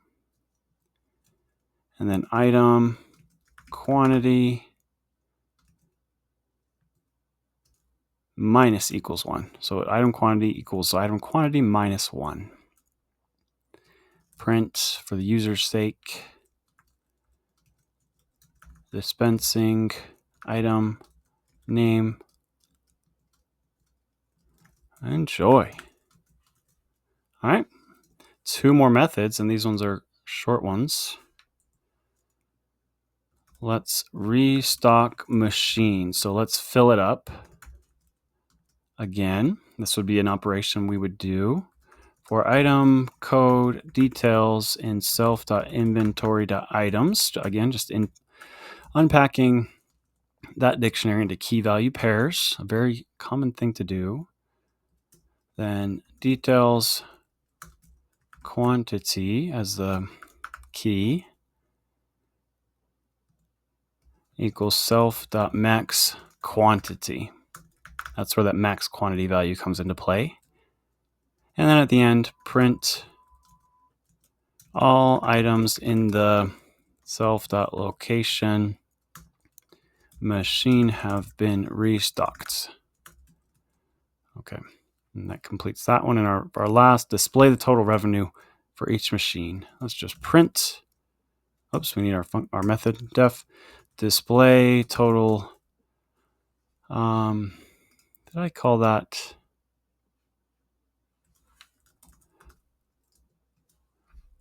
I don't think I did. Display total money. Self print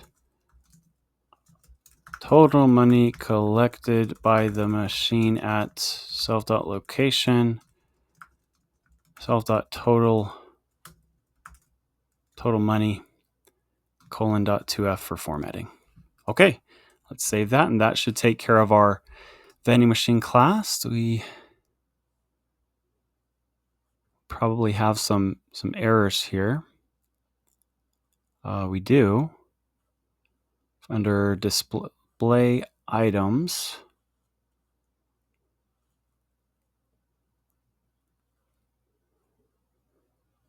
self is not defined because that is obviously because I have forgotten to actually create the function. So that should do it.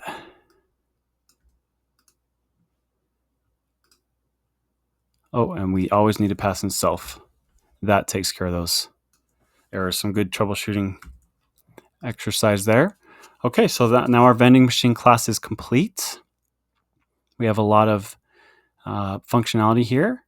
This could obviously be expanded very much if we so desired. Only 50 lines of code, but giving us a lot of functionality. So now on to bringing it all together in our main function, our main program rather, and we will see you there. Okay, I have gone ahead and filled out our main class here, and what I'd like to do is actually talk through it instead of typing all this out. It is 70 lines of code. I want to be respectful of your time, and the ultimate goal for this project and for most of the projects is that you can see these principles that we're learning in action, and it doesn't mean you have to watch me write out all the code. But it's good to see the code. So I've got the code here, and I'm going to talk through it. Again, the code for each of these files is located in their respective lectures. So main.py will be, this file will be as a resource in this lecture. You can download it if you look at the lecture. And same with vending machine in the last lecture and vending machine manager 2 lectures ago. The code will be listed as a resource in those lectures you can download. So let's talk through this. So from vending machine manager, import vending machine manager. Again, this is something we haven't seen before until 2 lectures ago, where we are importing from the vending machine manager file the actual vending machine manager class. We're importing the class so that we can use all of its methods and objects. We could create vending machine manager objects within our main program. So that's what that accomplishes. Then we have our inventory. This is an example inventory. We could make this very large if we wanted, or smaller. And so we can see the format here is the key for, this is a dictionary, an inventory dictionary. The key for each entry in this dictionary is the code. So A1, B2, C3, etc. Like if we were standing in front of the vending machine, we could input C1 and we would get juice at a price of $1.50, and there are 7 juices in the machine. So that's how that's laid out. That's our inventory. And then we're coming back to this if name equals main construct. We talked about that a section or 2 ago. So that if we're running main.py, all this will be executed.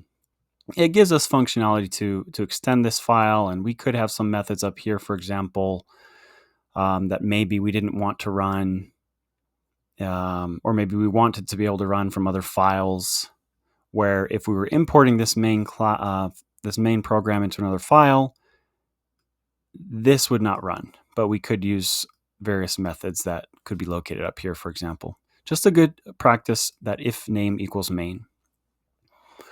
We're defining our max quantity, how many of each item will ultimately get restocked to. We're initializing a vending machine manager object. This is a vending machine manager object now. So our class is now, got to restart my screen brush. It was throwing an error there. Our vending machine manager class, we now have instantiated an object from it. So that has called init, and now we can use all of our methods on this object. So we're going to use the add machine method and create a few machines. Remember, vending machine manager, we have this add machine method. We're going to create a few machines to add to our self.machines dictionary. We're adding one for the mall, school, airport, theater. We're inputting our inventory into all of them. We're just going to have the same inventory. We could have different inventories, but each one will have the same inventory. We are saying for the airport machine, let's give it a max quantity times 2. So each of these items, when we restock, could have 20 items for each one. Just because I imagine an airport would be busier. Now we have 2 loops here. We have an outer loop. We'll follow this line down. This outer loop is, there we go. This outer loop is for our vending machine manager menu. We'll display all machines, select the machine, or exit. And then the user will enter their choice. And then depending on the choice, we do certain things. So if choice is 3, if choice is 2, if choice is 1, we fulfill the requisite things for each choice.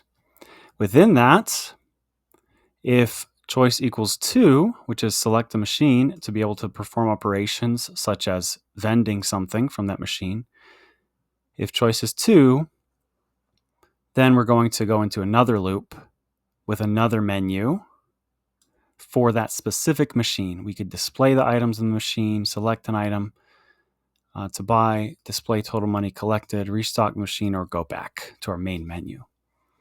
And then we just say, depending on the choice, run some methods. So call these methods from the machine, the vending machine class. And here is where we actually create or select a machine. We don't create the machines here. We create machines in vending machine manager, if you recall. Add machine. So we've created those machines already, but we're referencing them. Let's see, select machine. That returns the object based on the location key. So now machine is the actual vending machine object that we want. It's one of these vending machine objects that we've created. And then we can exit out of our program. So that is main. Now let's see if this will run or if we may have to do some debugging here. Here we go. Let's run. We do. So we're missing something. This is a good debugging exercise. F string unmatched. We're starting at the bottom and moving up. So F string unmatched. So this open bracket on this line, details quantity. And this is line 13 from vending machine.py. So details quantity, that's unmatched. Okay, let's go look at that. Line 13. So it's this line. Details quantity. It's saying it doesn't like something here, so I've obviously typed something improperly. That's because, let's see. Well, first of all, I do not like how I've actually used single quotes and double quotes mixed in here. So let's make those all the same. So we have our F string. Oh, that's why. Oh, that's why we've done that. That's why we've done that. So I made a mistake. We have outer double quotes. Those should encapsulate our entire F string. This is a good lesson to reiterate. If we have another double quote here, it thinks that that's ending this double quote, but it shouldn't be. So we do need to use single quotes for all of these because they are within double quotes already. And I know I've said this before. I like to use double quotes. It's up to its preference. A lot of programmers use single quotes for most of their quotations. I have just use cases that make it easier for me for double quotes, but in this case, we have to use single in there and double on the outside. So now this quote doesn't end this quote. So let's try running it again. Let's see if that fixed it. Okay, it did. We're seeing another error now, another F string unmatched, probably the same thing. Indeed it is. I may have done this a couple times on accident. So vending machine line 34. Yep, same thing. There we go. Probably there's another instance. Let's just fix that while we're at it. And that may have been all of them. Let's try again. Cannot import name vending machine manager from vending machine manager.py. Import error. And this is line 1 and main.py. Cannot import name vending machine manager from vending machine manager. And why is that? On main.py from vending machine manager. Are these all spelled right? Import vending machine manager. Vending machine manager.py. Vending machine manager. Did I save my file? Maybe I saved it. Let's try again.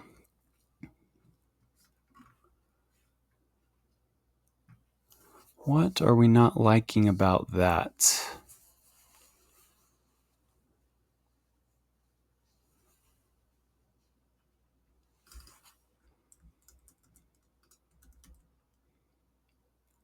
Yeah. Oh, there is a typo. There we go. Sometimes these are hard to see. Vending machine manager. So there we go. That should be fixed now. All right, good. Some good exercises in troubleshooting, even when we're essentially, as I have my template and on another screen, copy pasting visually, we still can have a little bit of debugging to do. All right, it looks like we're up and running. Let's try our program. So we added a new machine at mall, school, airport, theater. That's this bit right here. Now we are in our vending machine manager menu. Let's display all machines. Okay, that's what we have. Let's select a machine. We'll say mall. Okay, that menu, that secondary menu now pops up. Let's display our items. That shows the cost and our stock. I don't really like this formatting of our dollars. I might go fix that. It doesn't show the penny level. It just shows one digit after the period in some instances if it's a 0. But let's continue on for now. Let's restock this machine. Let's say we're like, we haven't earned anything, but we need to make sure everything's full. So restock. So you notice we had like 8 items or 5 items in some of these. Let's test this out. Let's display items now. Okay, now everything has 10 items. So we've just restocked the mall vending machine. Let's buy something. What item code? Let's buy some pretzels, which would be C2. C2. Confirm payment, 125. That looks good. Yes. Okay. Display total money collected. Oh, we ran into an error. That's obviously a typo. Location. So this is line 53 in vending machine.py. We have a typo. Vending machine.py, line 53. Almost made it through that file without another typo there. Let's save that. Okay. I'm back to main. Let's see, with display items, I'd like to, let's see how I can do this. I believe this will work, :.2f. Let's see if that works for our formatting to be proper. So we're running again. Let's display all machines. Select machine, mall, display items. Yeah, that looks better. So see, we've got $1 is 1.00 instead of 1.0. So that's more appropriate. Let's restock again. This doesn't keep track of state, between executions of the program. We're not saving this in a file or in some persistent storage location or anything like that, like a database. So it only keeps track for each run of the program and keeps track of state during the program execution. So let's restock the machine. Everything has 10 items. Let's select another item. Let's select A1, which would be chips. Confirm. Display total money collected. Cool. Let's try and select an item that there's not a value for. A4. There is no A4. Invalid item code. That's what we wanted to see. We're testing some edge cases here. Let's go back. Okay, now we're at Vending Machine Manager menu. Let's display all machines. Hey, we see our mall has earned $1.50. Let's go over to Select Machine School. And let's go back. Let's go to Select Machine Airport. I want to restock this one. Display items. I don't think that's quite right. It looks like we've restocked. Did I select airport? I did. It looks like we've restocked the airport, but that should not have occurred because we just wanted to restock the mall machine. So we need to look at that, but let's restock the airport. Now display items. So if we restock the airport, that brings everything to 20. That's what I expected. Let's go back to the mall machine and display items. Restock the mall to 20 as well. So something to fix there. Let's look at our restock method.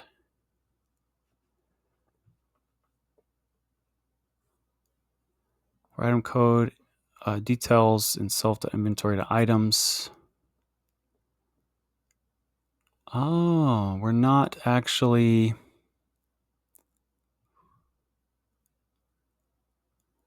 Let's see. Details quantity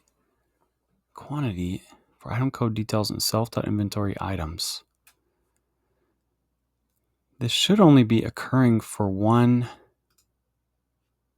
machine. If choice is 4, then restock the machine.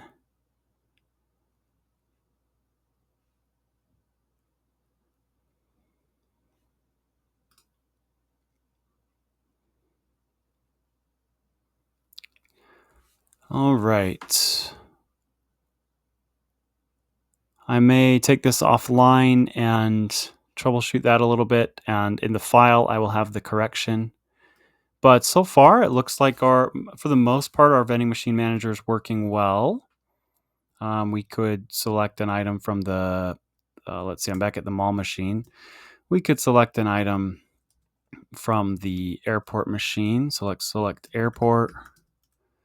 Let's select an item and buy gum, 75 cents.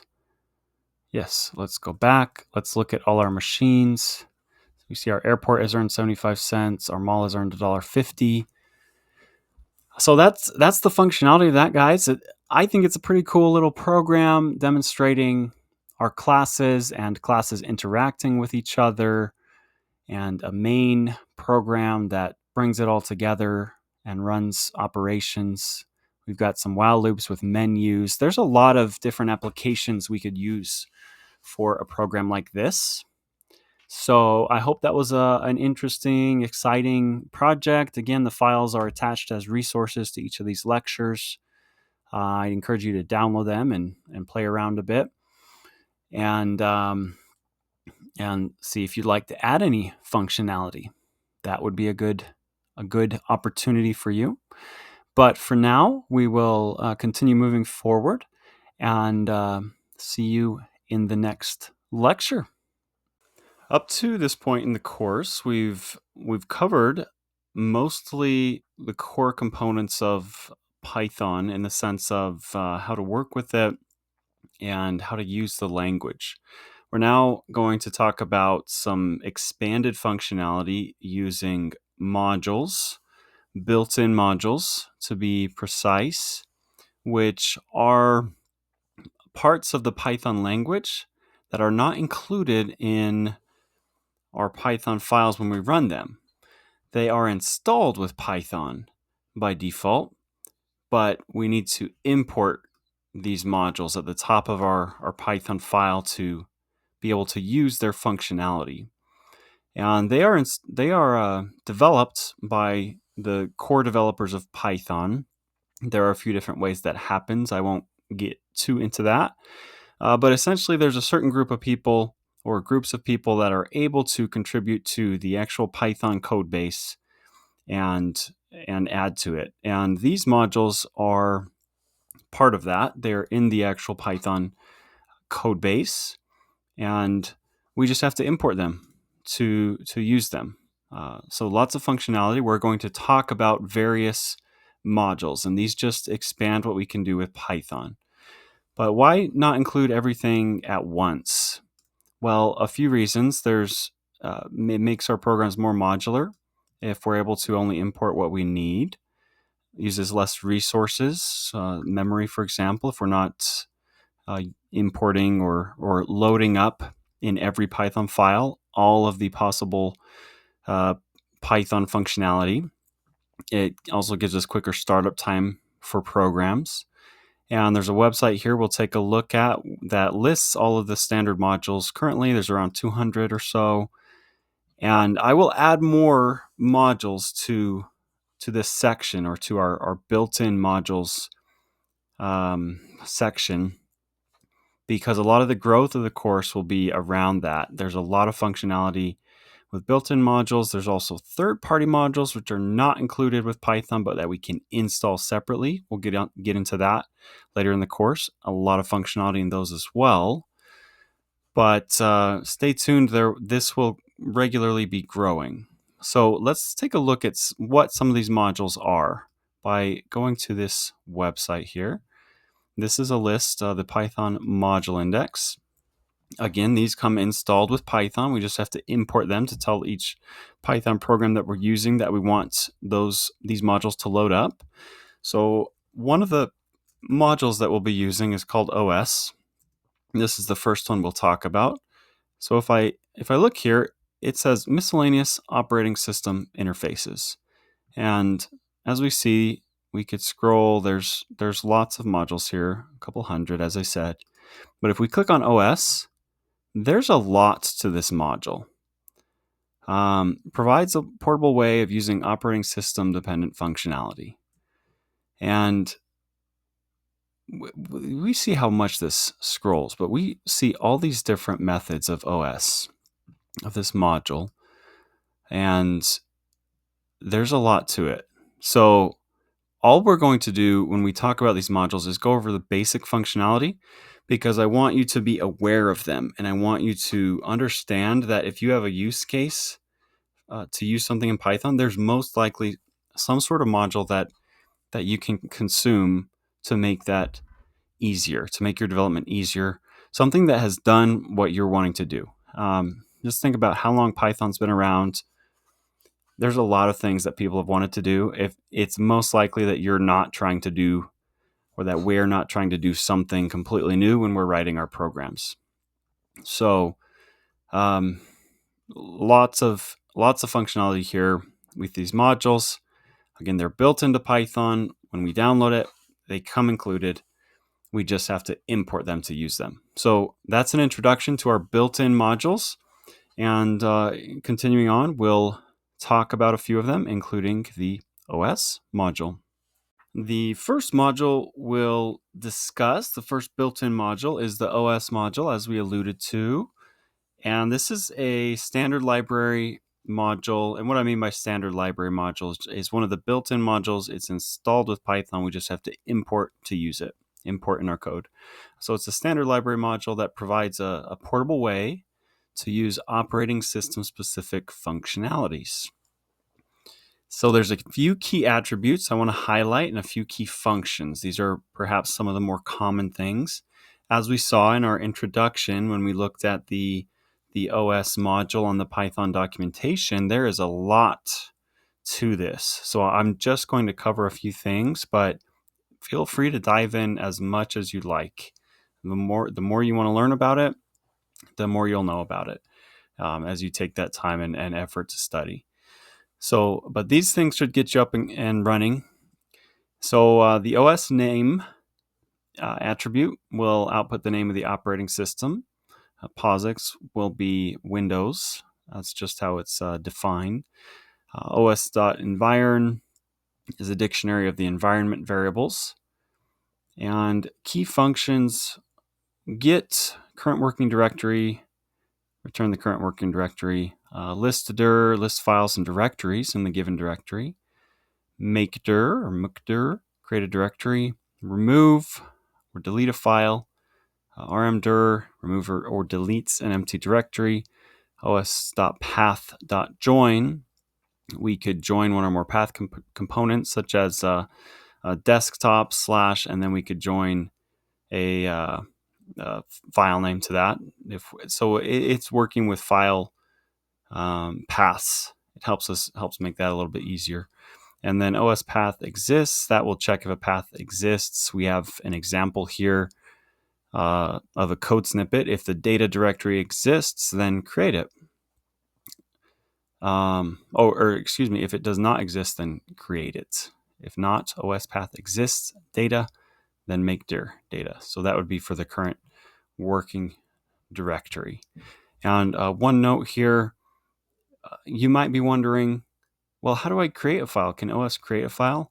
Well, the best way to create a file is using the open method in Python, which we've talked about in this course. So where we do a with open file as myfile, file.write or myfile.write, that things like that. That's going to be the easiest way to create a file. So and write to a file.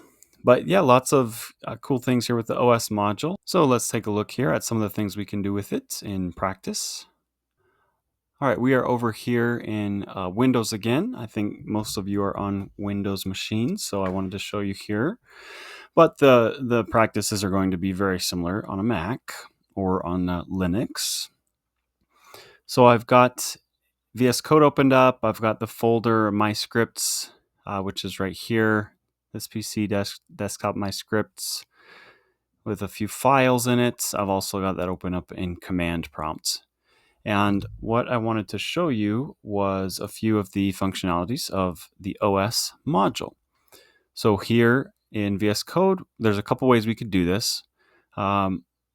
I've got VS Code open up in the terminal. That's essentially the same thing as our command prompt. I don't know that I've talked about that with you in the course yet, but we can just open up a terminal there. We could run Python like this, just Python, and then we can run Python commands. Or we could do the same in our command prompt. Just type Python and that will run the Python executable. So if we do that, either way, what we need to do is import OS. And if I've got a Python file open as well, here we've got a new script. I'm just going to make a new one, os ops.py. We import at the top, import OS. Again, these are installed with Python. We just have to tell Python we want to use them in our script. So then it will load everything up from the OS module. And then what we could do, and I'm showing you this in the command prompt, is because I want to show you a lot of different methods quickly. So I don't want to run the file every time I show you something different. So what we can do is just type, let's see what os.name gives us, NT. So Windows NT, I guess that's just the way that it's defined on Windows, to output NT. os.environ. So these are some attributes. These are all of our environment variables. We could then start looking at some functions. os.get current working directory. That prints out the directory where we are at as a string. And we see this is Windows format. os.list dir to list the files and directories here. If we just run that, it does it for the current directory. So we see we have my text, new script, os ops test. These are all the files that we have in this directory. We could also specify the string. So we could just copy this here.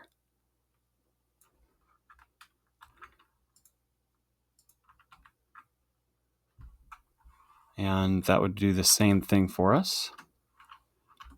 See, the same thing. We could also put a raw string in here, which is one way that I've talked about that I think is a nice way of doing things.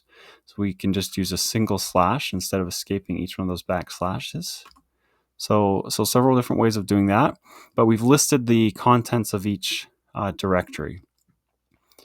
We could even do a simple for loop. Let's look over in VS Code. Let's say for file in os.list dir. Let's just do this for our current working directory. Print file name and then file. So let's run that. So we see we just print file name and then our file name, so we can easily interact with these objects here in that list. We could make a directory. Let's go back over here. os.makedir new folder 1. There's our new folder 1 that just appeared. So we're manipulating the operating system mechanisms via Python, as opposed to right-click, new folder. We're just having Python do all that under the hood. os.remove, we can input the path here. So this will delete a file. os.remove test.py. Now that's gone. Well, that was there, now it's gone. Let me do that again in case you didn't see that. os.removed my text.txt. That one's now gone too. So with that said, we need to be very careful because Python, as we know, is extremely powerful. We could very easily delete important files and folders unintentionally. So we need to be very careful when we have this much power, such as when we're using the OS module. We need to be very careful about how we use this so we don't accidentally do something wrong. Let's see, we could remove a directory, os.rmdir, and then our path. We can just say new folder 1. That will get rid of our new folder 1. Okay, that's gone now. I want to show you, let's make another dir. Let's just say for this folder, we'll call it data. We're making a directory. Now I want to remove it again, but I want to use the current path. Let's do this over here actually in our OS ops. So let's say if os.path.exists data. So if there's a data folder, then let's delete it. Under data. Let's try that. See, we deleted it right there. Let's create it again. Make sure data. And another thing we could do is we could say, let's put a path variable up here. Path equals raw string. I'm going to copy our path here.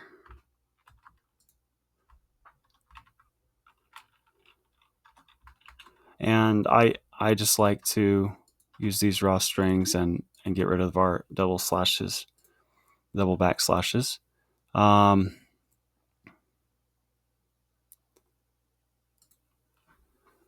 So what we could do is, I just want to join this path together with data. We could say, so path, and we could say data path equals os.path.join path, and then data. Let's see what that looks like. I'm going to comment this out for a minute. And let's print data path. See what that looks like.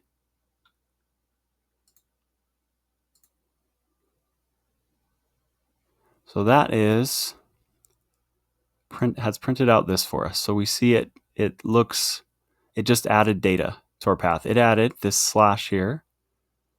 See, after my scripts, it added that, and then it added data. So os.path.join can just join path components. And we could actually add more here, I believe. Let's say data 1, data 2. Let's run that. See, it's adding these path components together. So it just makes it a little bit easier for us to join paths. So then what we could do is, let's comment this out and say if os.path exists, data path, then armdir data path. 'So let's run that.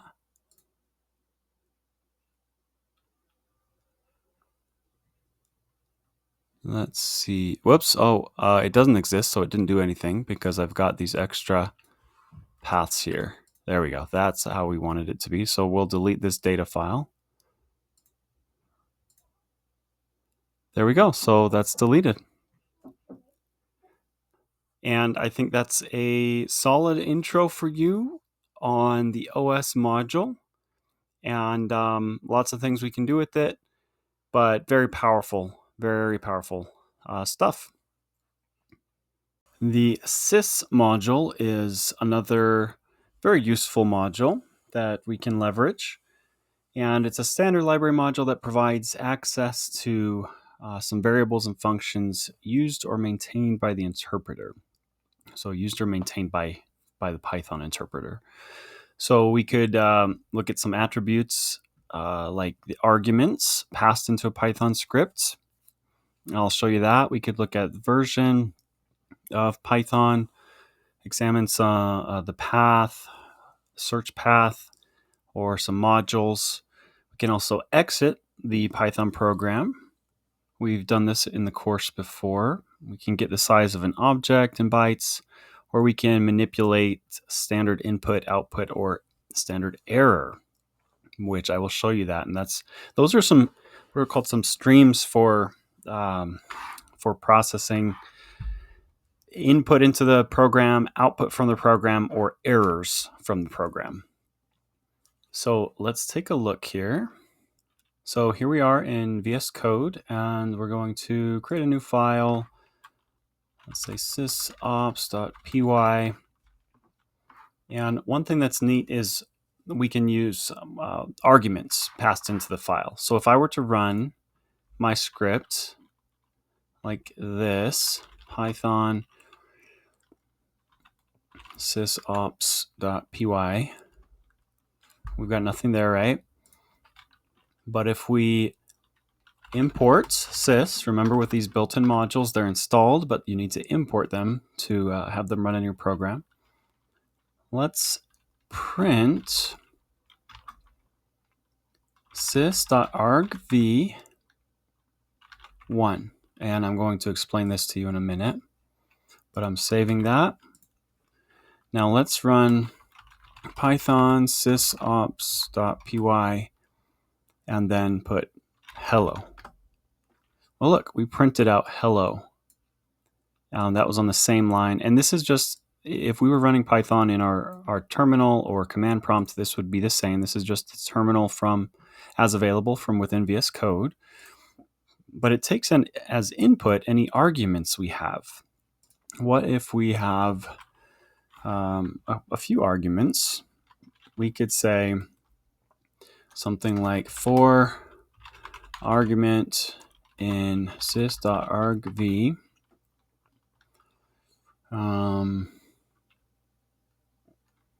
Let's try that. I think that will work. Print argument.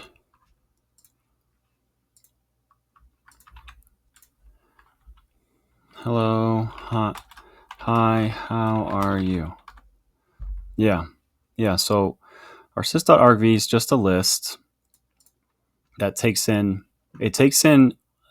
to a list whatever we have here after the file name. The first item in the list, if we put a breakpoint here, the first item in the list is going to be the actual name of the script. So we have sys right here, and then argv. That's this attribute. And 0. Let's see. Whoops. Okay, there is a way. I'm not getting the other arguments from the terminal. I want to show you how to get that. See, I'm just getting, it's a length of 1, and 0 is just the file name right there. So what we can do is we can take in, if I want to debug something, but give it some arguments, we can do that. So let's see if I recall how to do this here.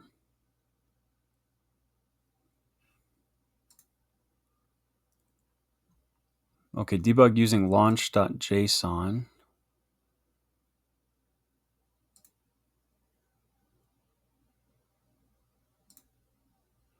So launch.json will give us some arguments here.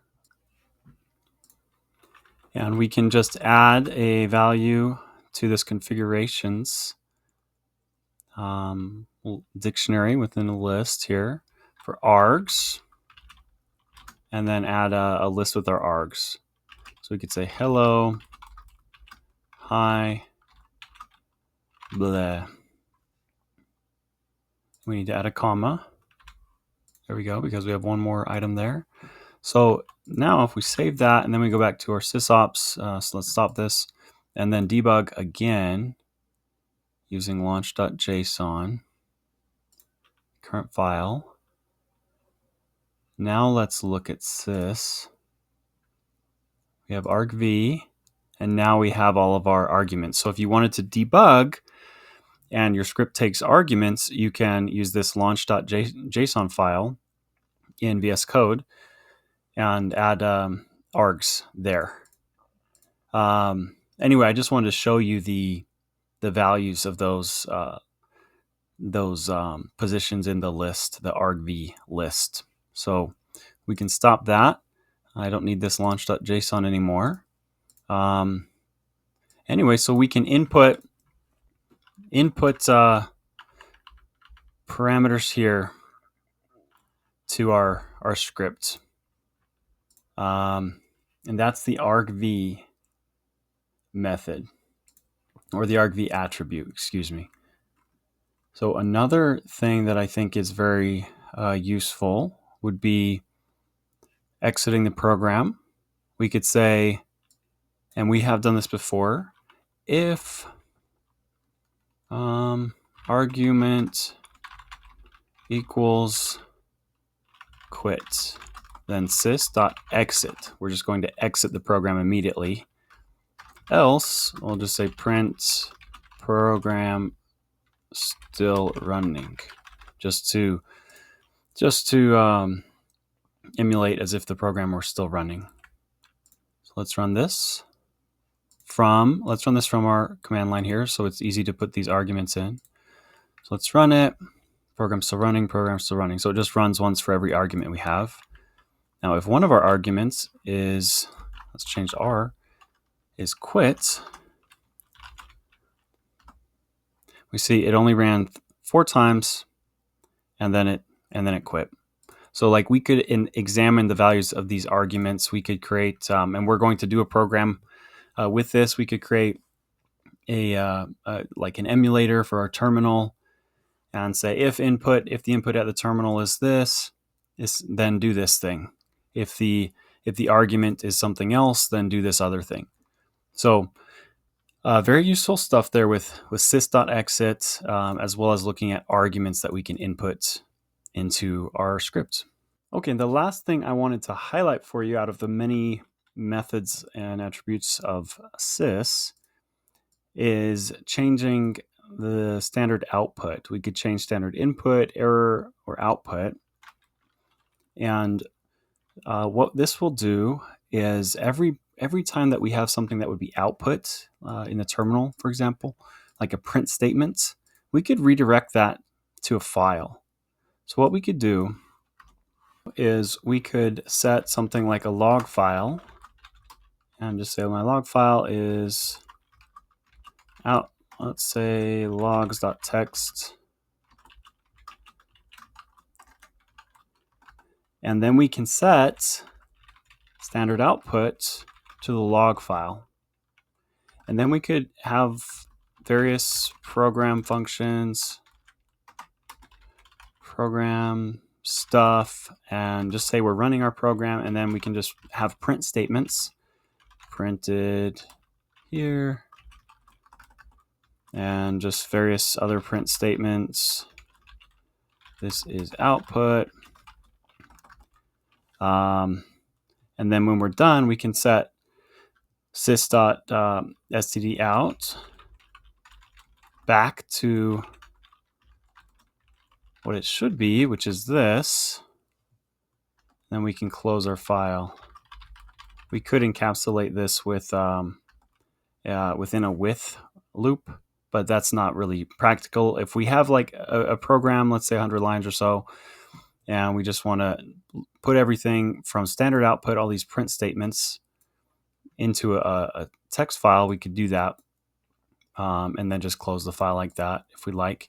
Now, if I print something else, this is not output to the log file because I've changed standard out back to what it normally would be, which would just be our terminal here. So let's save that. Let's run it. So you see what we saw in the terminal was just this is not output to the log file. Where did all this output go? Well, as we expected, let's check logs.txt. There we go. So printed here, this is output. So another interesting method, there are other ways of logging. I think I've mentioned this before, other more efficient ways, but maybe a little bit more involved.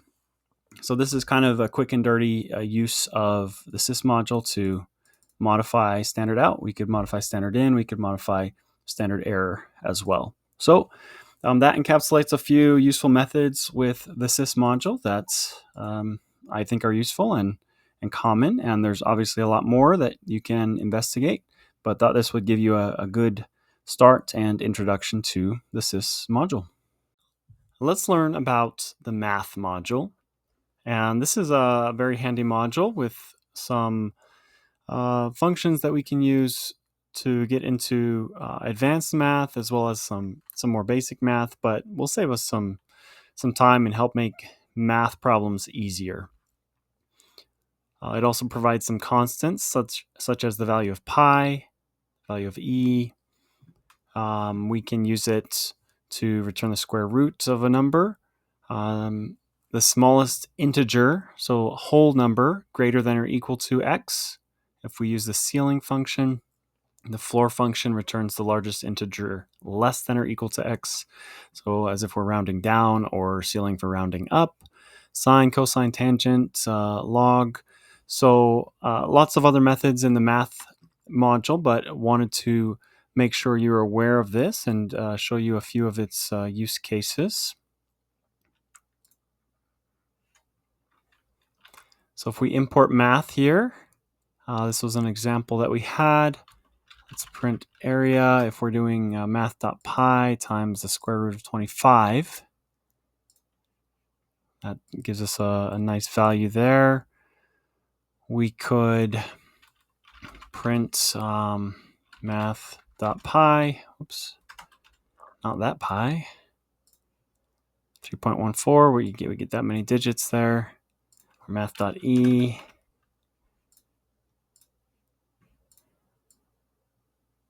We can, we just used square root. If we have a value, let's just say value equals 99.99. What is ceiling of value? Math.ceiling. 100, so we're rounding up. If we do floor, 99, rounding down. What's the sign of math dot? Let's print sign math dot sign of 90. Let's see what that gives us. 0.89. So lots of methods here, lots of functions. Math dot. We can see all these methods. So many. Exponents, factorial, log, radians. So a lot of good stuff there. Wanted to make sure you're aware of the math module if you need to do math, but just another useful built-in module in Python. Okay, that is it for now for our built-in modules. There are many of them. We've covered various modules in this section as well as in some previous sections. of the course. I've introduced some along the way, and I'll continue to create some more content around these modules and many others. If you could let me know which ones you're most interested in. Again, there are around 200 built-in modules currently in Python. So I'd like to make more content around the ones you're interested in. And these ones that I've listed here are 20 of arguably some of the most commonly used modules.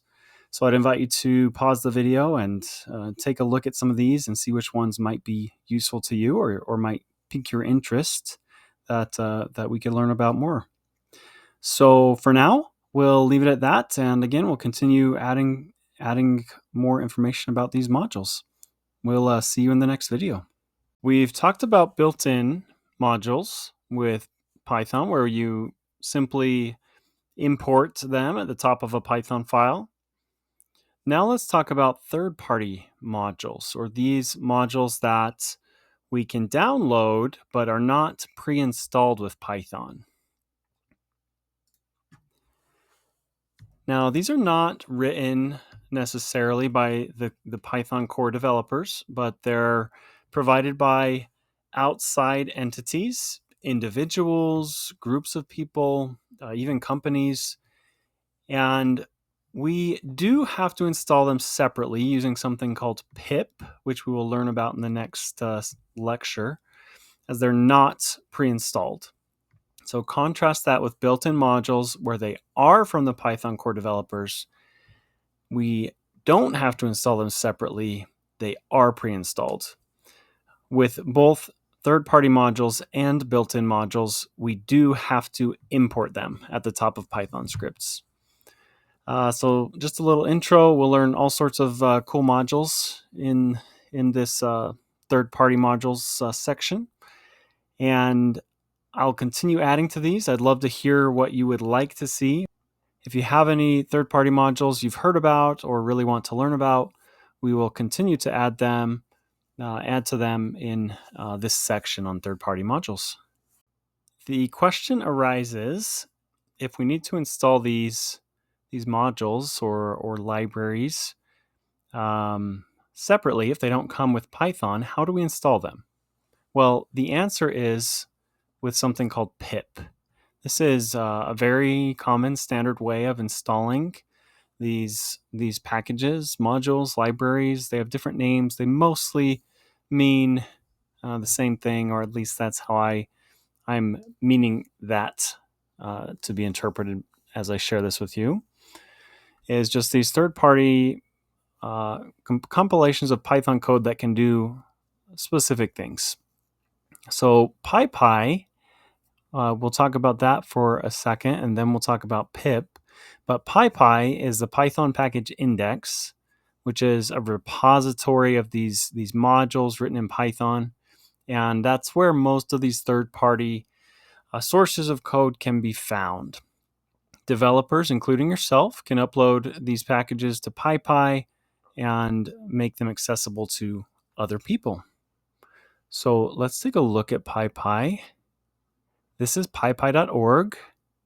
And if we just browse projects here, we could look based on topic.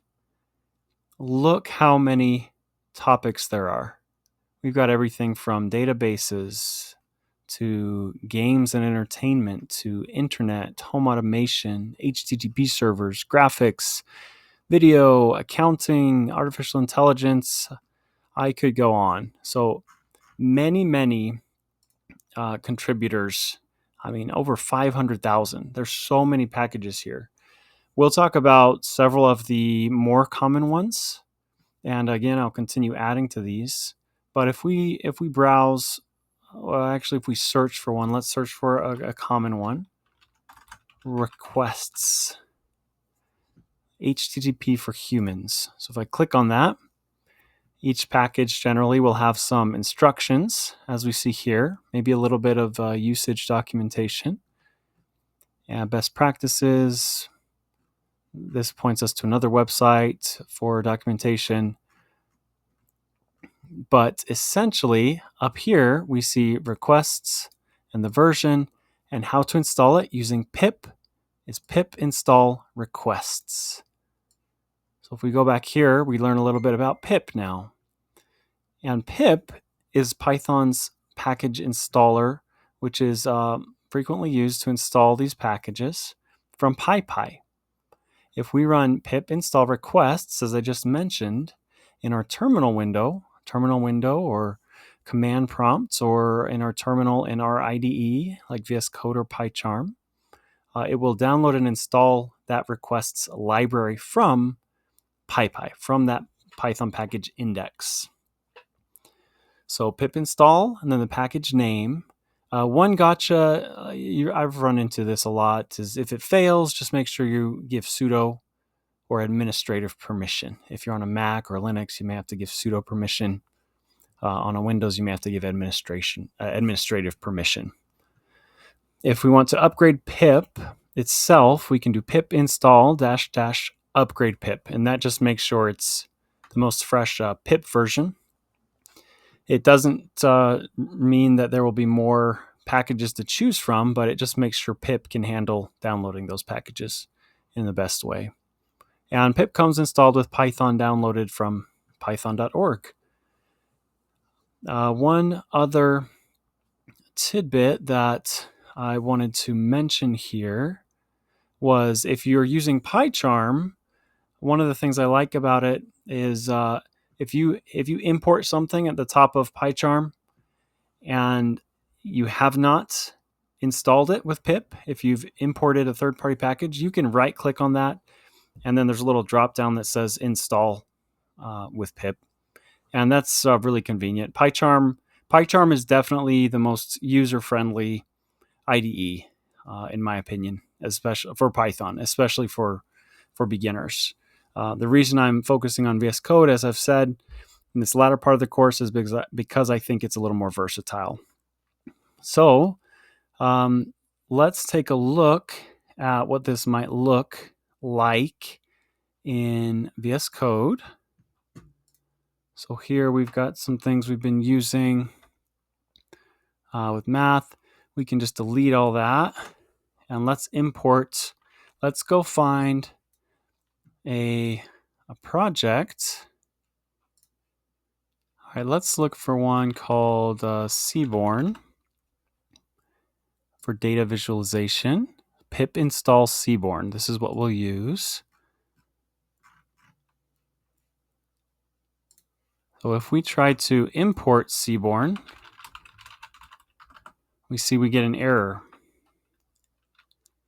We don't know, Python doesn't know what that is. So let's try doing pip install Seaborn. Now we see that it's downloading Seaborn, and we should see this error, these squigglies go away once Python recognizes it. And while that's working, if you try pip install and then a package, and it's giving you an error, again, remember you might need to try sudo pip install if you're on a Mac or Linux. Additionally, you might find that if you type pip, hit tab and see if you instead need to be using pip3, and then it would be pip3 install in your package, just depending on the version that you're using. Also, Google will be a great resource if you run into errors downloading packages. So we see now that Seaborn is quite the package. It's downloading Seaborn, it's downloading matplotlib, it's downloading NumPy.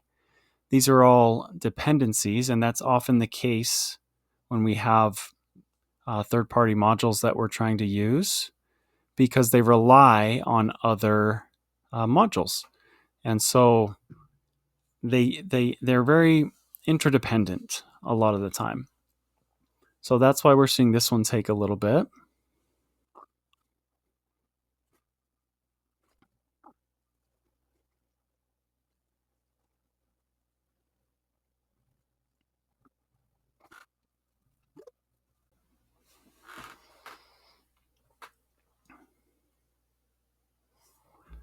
Okay, we see that just finished and our squiggly lines went away. So we could now use Seaboard functions and that library. So that's an overview of pip and how we can install, and I'll walk you through as we install each library that we're talking about in the next few lectures. Let's kick off our third-party modules discussion with requests.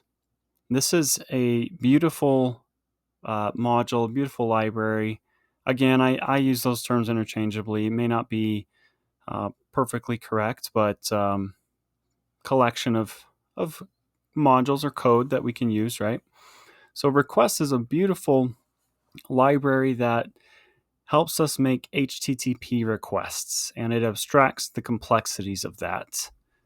I love this module. It's probably my favorite Python module, and I've used it for things such as web scraping, data from cruise lines. I've gotten all of the sailings from a cruise line with all the data and put that into a nice format for use. I've checked prices online and sent myself an email when prices decrease for certain things, for some furniture, for example. I've used this professionally a lot as well, working with APIs. So that's one of the key functions of requests, is hitting APIs. It hits APIs, it hits websites, and it can pull that data down for you, and you can use it as you'd like. So requests.get, talking about some of the key functions here, will get, and these are REST API, this is REST API terminology, get, post, put, delete. Get will pull down the URL. It will get it and get the data. Post will update data or send data. Same with put. There's a little bit of a difference between the two. Make, but we're not going to get too much into that. Actually, I want to highlight the get method.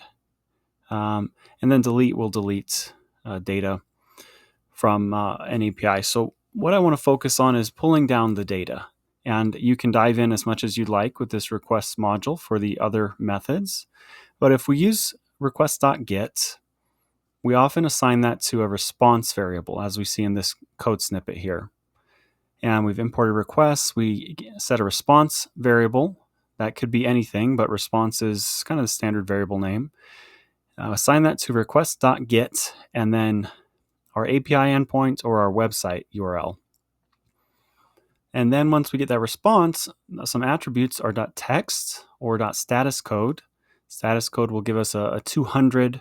For example, if you're familiar with HTTP status codes, it will give us a 200 if everything went well, pulling the data. Response.text gives us the content of the response as a string. So if we're hitting a website, it'll just give us all that HTML. And then JSON will turn the data, if we're hitting an API, into a dictionary, into a Python dictionary. If it's JSON data at that API endpoint, we'll get back a dictionary in Python. So extremely, extremely useful stuff, both professionally and personally. And that's why I wanted to start off with this module. I think it's a great one to learn. So let's look at it in our IDE with some examples.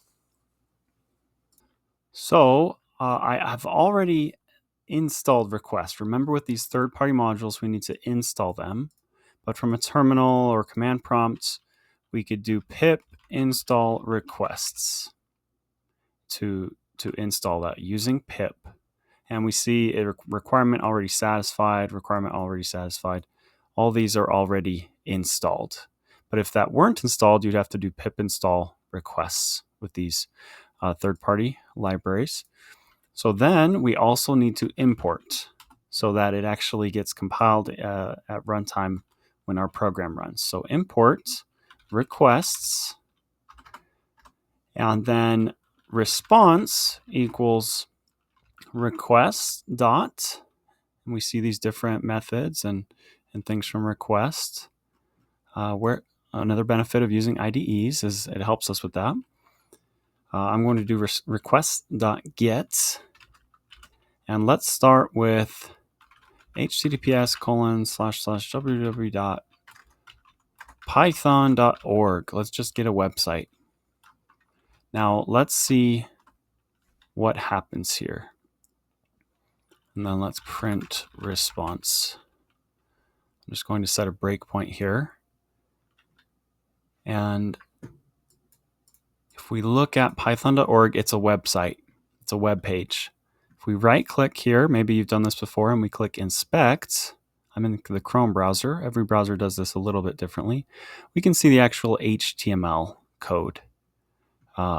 That's what makes the browser display this way and gives it its content, and that HTML can pull things from JavaScript and populate things dynamically.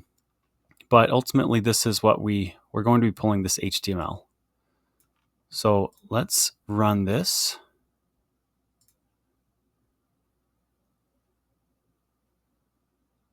So we've gotten to this point. We've done request.get, and we've set that into a response variable.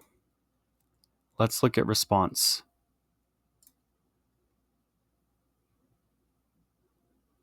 So we see various attributes here that we could access. Headers, that could be an interesting one.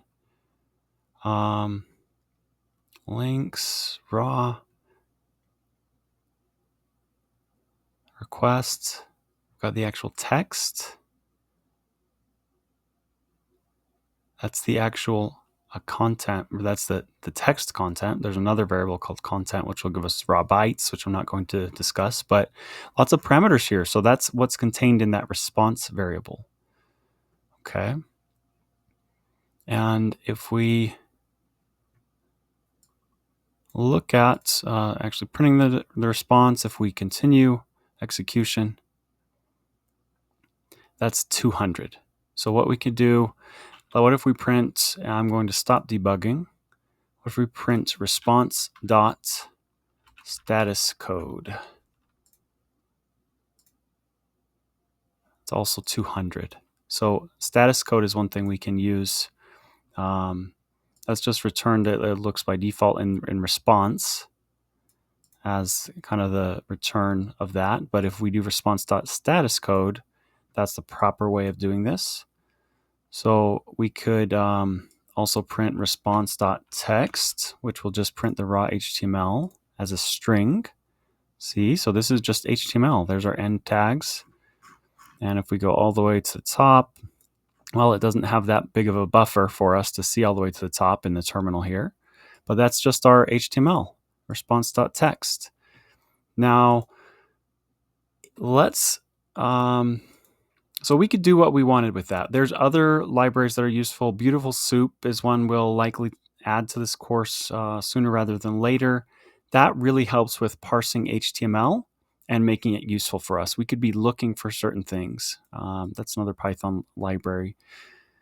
But now that we have that response, we have that data, we could look at a website, analyze it, do something with it, whatever we desire. Like I said, I've looked at cruise sailings on ships for prices and dates. I've looked at prices of furniture. I've done all sorts of things. So very useful. So I wanted to show you that. Now, the next thing I want to show you is what if we're hitting an API endpoint? And API stands for Application Programmable Interface.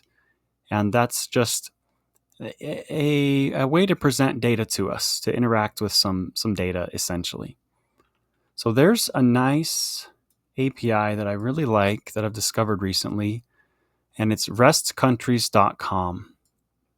It's just an open source API, free to consume, and it gives us a lot of information about countries. So we can access it by hitting this page.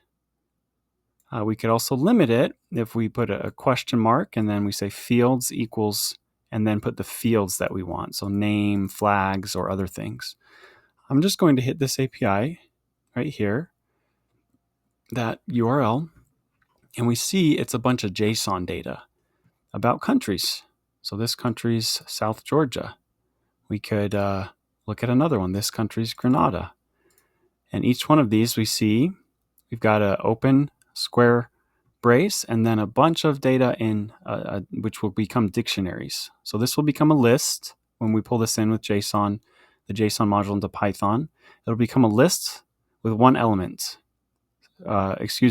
Just one list is what I mean to say, with a lot of different elements. And each item in the list is a dictionary. And then we can access, just as we would a dictionary, all this data based on our keys. We could access that. Languages that are spoken there, latitude, longitude, maps, flag, population, all sorts of data. So this is the API we're going to be hitting. And one disclaimer as well, we shouldn't be web scraping things or pulling data from websites unless we are confident that we're able to. Some websites don't like us pulling data.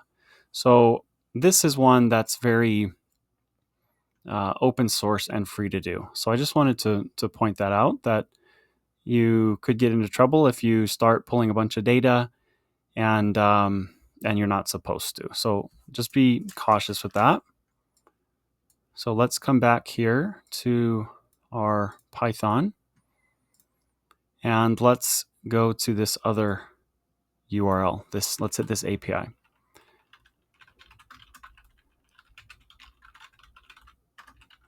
REST countries.com/v3.1/all.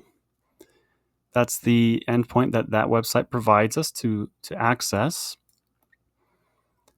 And let's then say if response.status code equals 200,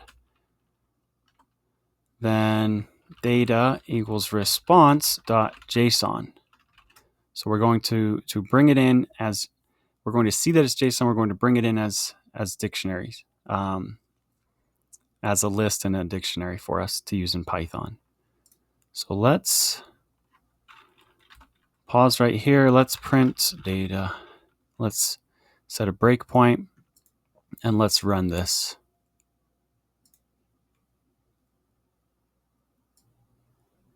Okay, so there we are.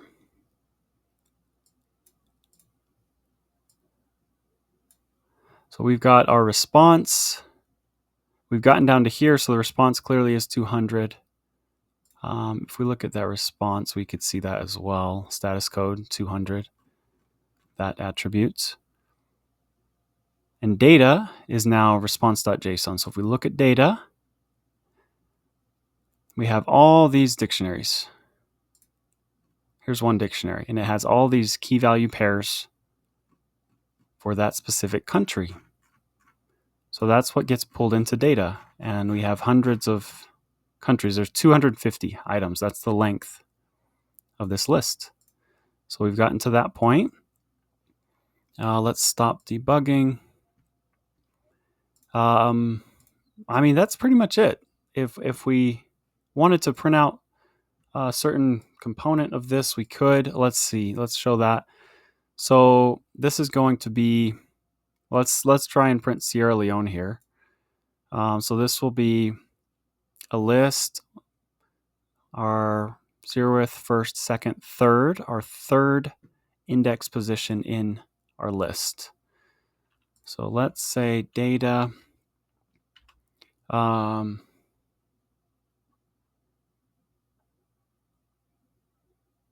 say data 3.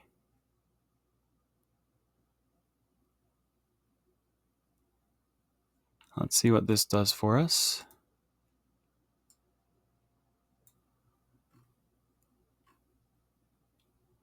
There we go.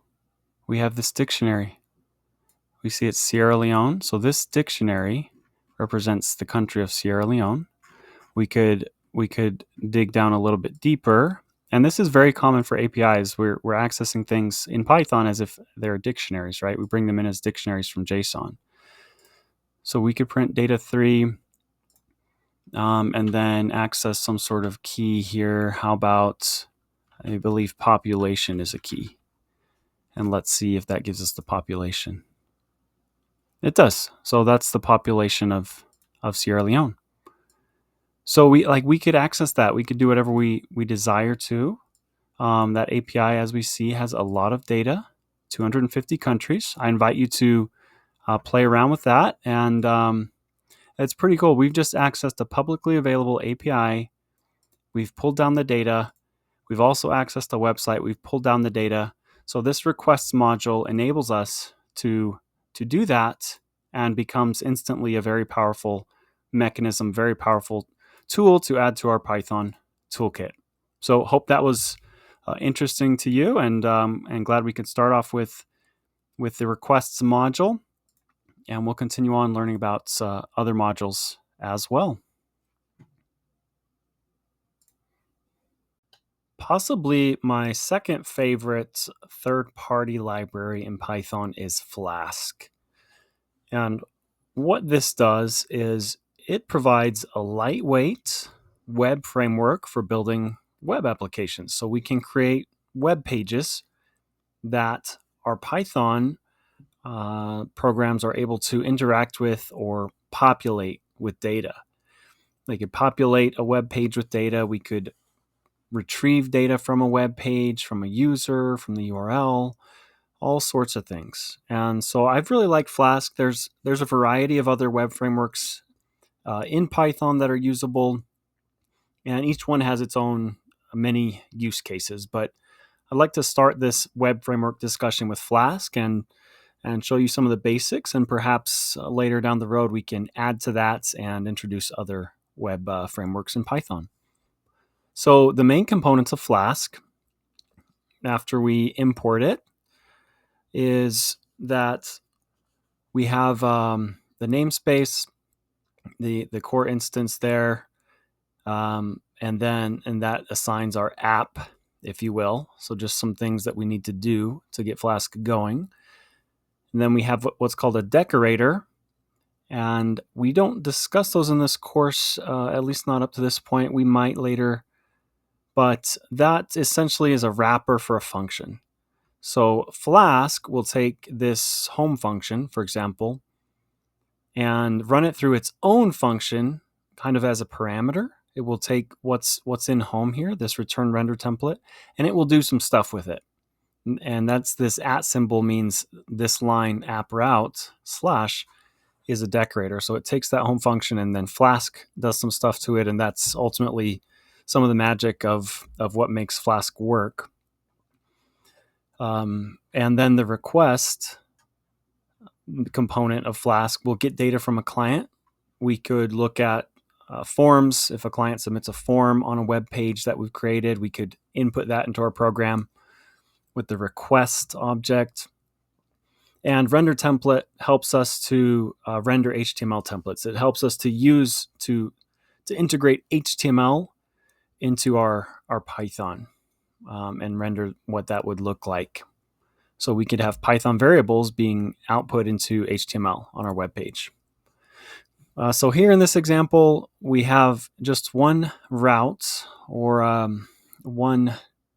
one page, if you will, and that's just /. So if you go to a page, www.example.com, for example, and it's not example.com /about or /resources, it's just example.com / is implied, then that's what this route would be. So we could set various routes for like /home. We could have another function. We could have /about or /contact, etc. But this / is saying I'm going to return what we'll call home. We'll return home HTML. So that's our root, a root of the web page.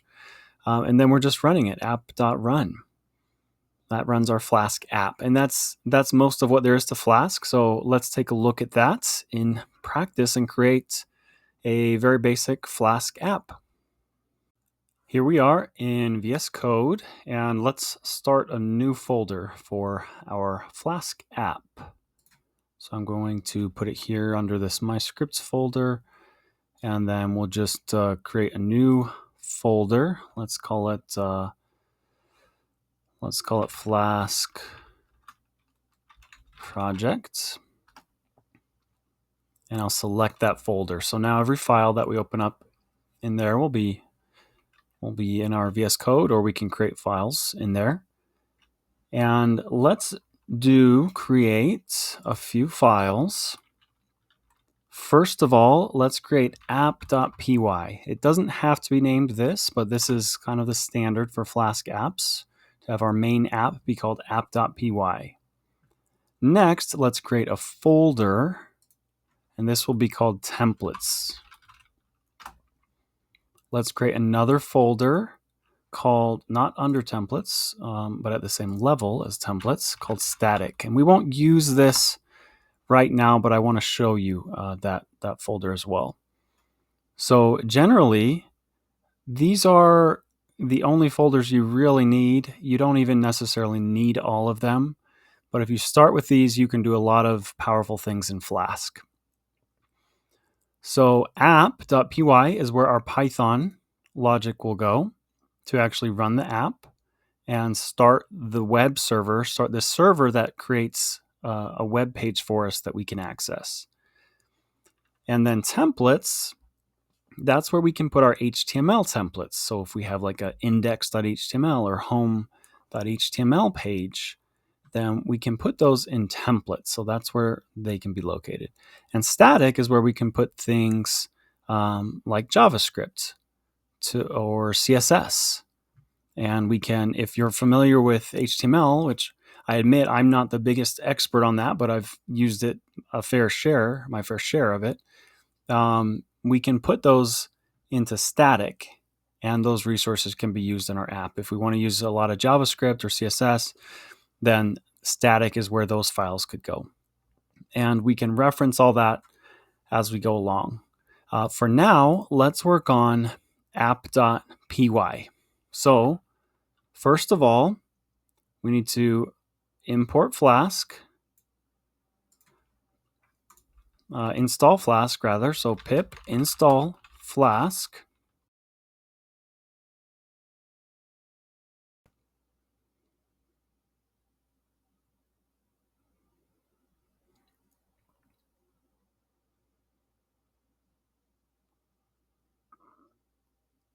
Okay, so now we've got Flask.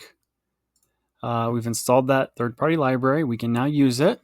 So let's, from Flask, import Flask and render templates. These are the things we'll be using from Flask here. I'm also going to be importing random, which is a built-in module we've used before. And I'll show you why here shortly. But first, let's create our app. So app, we'll assign that to Flask and then name.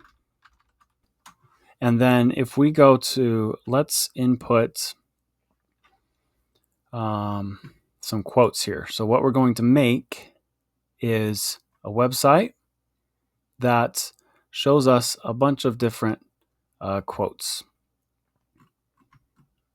And let me copy paste here this quote list. I don't want you to have to watch me type this all out. So we just have a list of all of our quotes, and we're going to put these on our web page and cycle through them. Okay.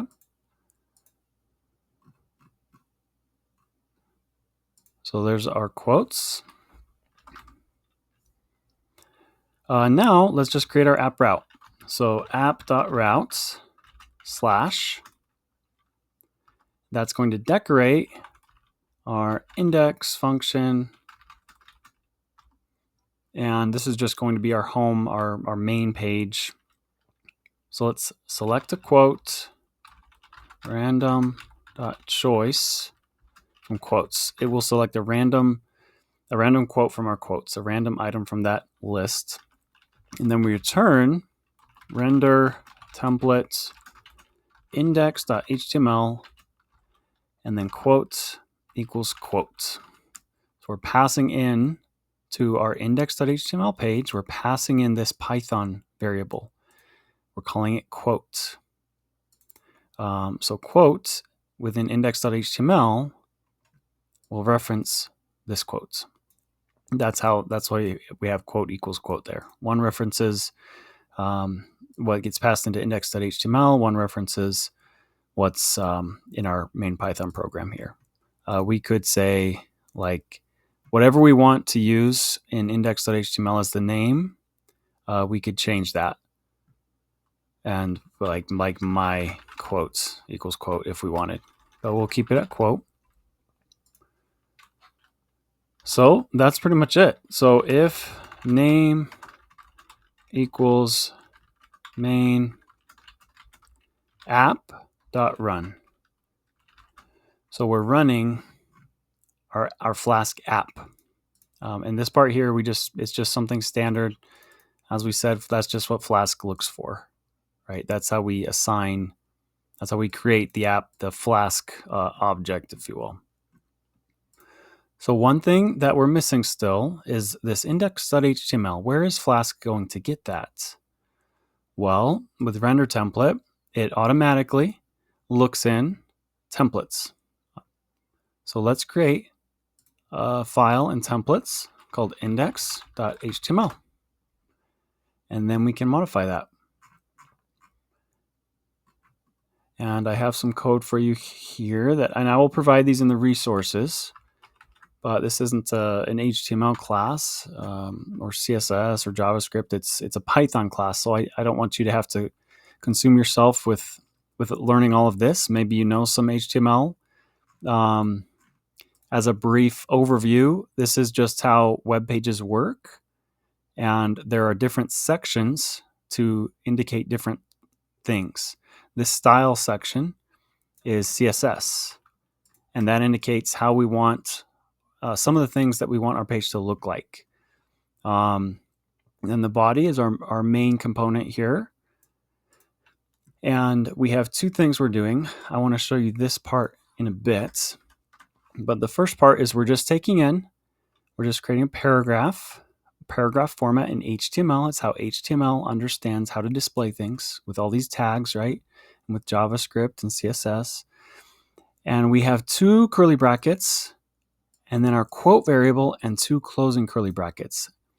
Those curly brackets are important. Whatever is in those, Flask is going to populate with the things that we're passing in. So quote, that is referencing this quote. So let's save this, and let's save our app.py, and let's run it. I'm running our app.py. We see red, but that's okay. That's just a warning saying you shouldn't use this in production. And here we see it's running on HTTP and then this address, our home address. Whoops, I pressed Control-C when I meant to copy, and that quit. So let's run it again. Okay, then we'll open this up in a web page. All right, so we've got this page here, and every time we refresh it, it will give us a new quote. This one is success usually comes to those who are too busy to be looking for it. Refresh, get busy living, or get busy dying. Life is really simple, but we insist on making it complicated. So every time we refresh, we just get a new quote. And also, if we make this a little smaller, we see every time we refresh this page, we get a new entry down here. We're running a new get with Flask. So if we see that, we're just kind of moving up. So I want to show you as well, if we change this to my quotes, save it, then let's go change it to index.html. Well, let's run this, watch what happens. We need to stop our server. There we go, and then run it again.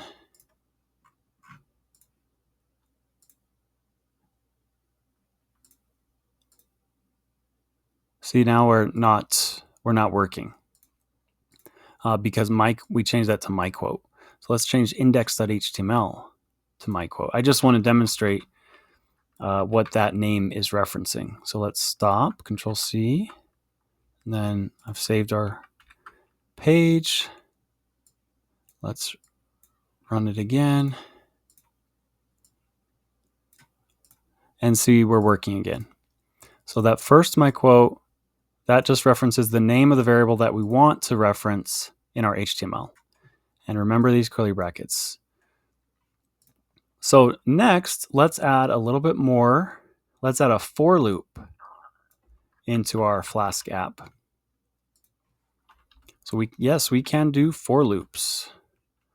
And how we do that is these curly braces and then a % . They're kind of like the same way that HTML tags work. We've got our start and our end. Whereas with HTML tags, it's these carets and the name of the tag, and then the end tag would be a caret slash and the name of the tag. That shows that we're at the end. So everything within that is our body, for example. But here, everything within these is the start of our for loop. Everything within these is the end of our for loop. And everything in the middle of end for and for will loop. So we're going to create list items. This is HTML in part of an ordered list underneath our header 2 that says all quotes, and we're going to list out every quote. So you'll notice we have my quotes.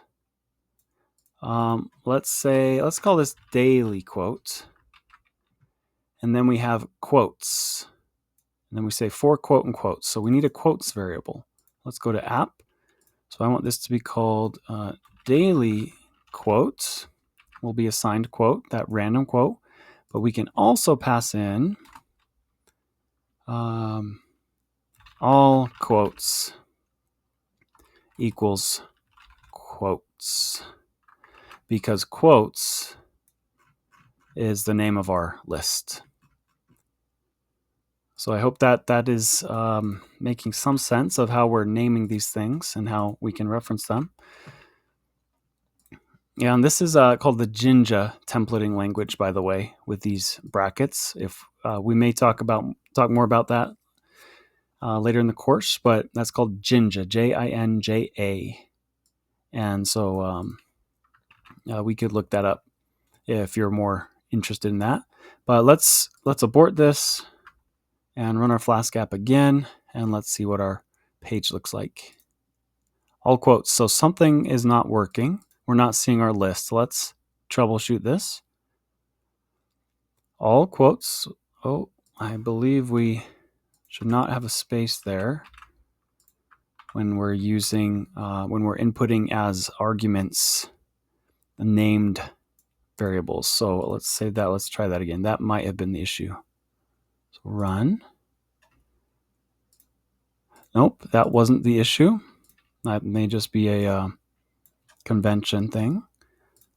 So let's look here. For quotes, in quotes, print quotes. For quote in quotes. Let's print quote as a list item. We have daily quote. Oh, we put all quotes. All quotes. This is good troubleshooting. So for quote. Oops. For quote and all quotes. That's what this page, this HTML page, sees as our variable that Flask can use for it. So now let's run it. Oh, we need to Control-C and then run it again. There we go. There's our quotes, guys. So we have our daily quote and we have all quotes. If we keep refreshing, we'll refresh our daily quote. And then we could just read all of our quotes if we wanted.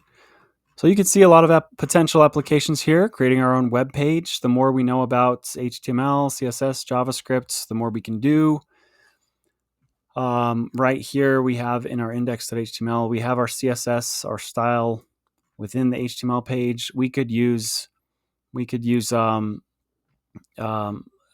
a CSS file in static and reference that with some simple Googling that we could learn how to do that. We could put more JavaScript in there. We could make this page interactive and just render HTML and all the things we want. But the value here is that we can also input our Python. We can use Python with this. So your imagination is your playground, and we're now able to create simple, well, even quite complex websites with the Flask framework. So I hope that was an enjoyable exercise to you, and now you can play around with that and add Flask to your toolkit. Awesome.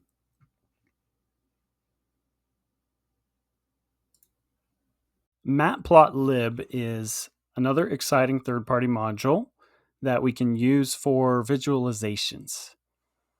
And it's very simple to use. We do have to do pip install matplotlib to install it, as it's a third-party feature. It's not built in, a third-party library. And it has versatile plots, line, bar, scatter, histogram, etc. We see a line chart over here as an example, and the only code that was required to generate that chart was this, 10 lines of code. It's not too complex. We have two lists, an X and a Y list, and we import matplotlib and a component of matplotlib, pyplot, as PLT. So that's just giving it a name, and then our lists, and then we say plot X and Y, plot those two lists, so our X and Y coordinates on our chart. We give it a title, an X label, and a Y label, so X axis, Y axis, title. And then we do plt.show, so PLT, because we're calling it that. That's a common thing to do with matplotlib as PLT. And plt.show will actually show that chart. We can customize a lot of this. It can integrate well with libraries like pandas or NumPy to integrate more advanced data visualization. It has support for interactive figures. I could spend 10 hours alone talking about matplotlib. I mean, at least several hours. So we only get to spend a few minutes, but the goal here is to introduce you to it, pique your interest, and make you aware of what this library is and show you some examples to equip you to be able to use it if you so desire. So here's a few examples. Plot, that's just a line plot. Scatter plot, bar chart, and .savefig. Then we can input the name of the file here to save the figure. And I want to show you a little extra something at the end about pip install, how in our IDE, when we do pip install, it doesn't install things for the whole computer. So I want to make a note there to remind myself to show you that at the end. But let's look at a few examples of the matplotlib library. So I have a chart.py and then some examples.py. So we're just going to move pretty quick here and show you the power of matplotlib. Let's copy a simple line chart over into chart.py and run the file. And there we go. And this whole window is a component of matplotlib. It uses some other libraries to visualize our data for us. There's a few tools here at the bottom. We could save the figure directly from here if we wanted. And some customizable components of that. We can reset. But that's our line chart.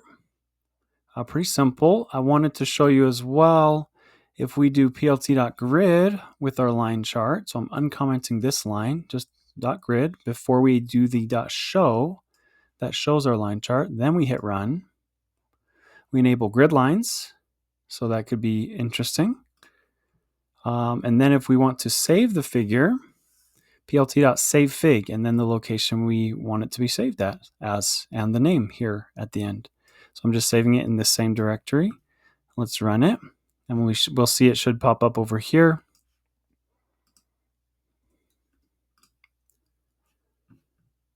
There's our file, and there's my figure that popped up. So we should be able to open that. There it is, myfigure.png. So you could see some interesting use cases. We can change the DPI here. See, it's not super high resolution. Let's try that. I believe it is DPI. Let's try that.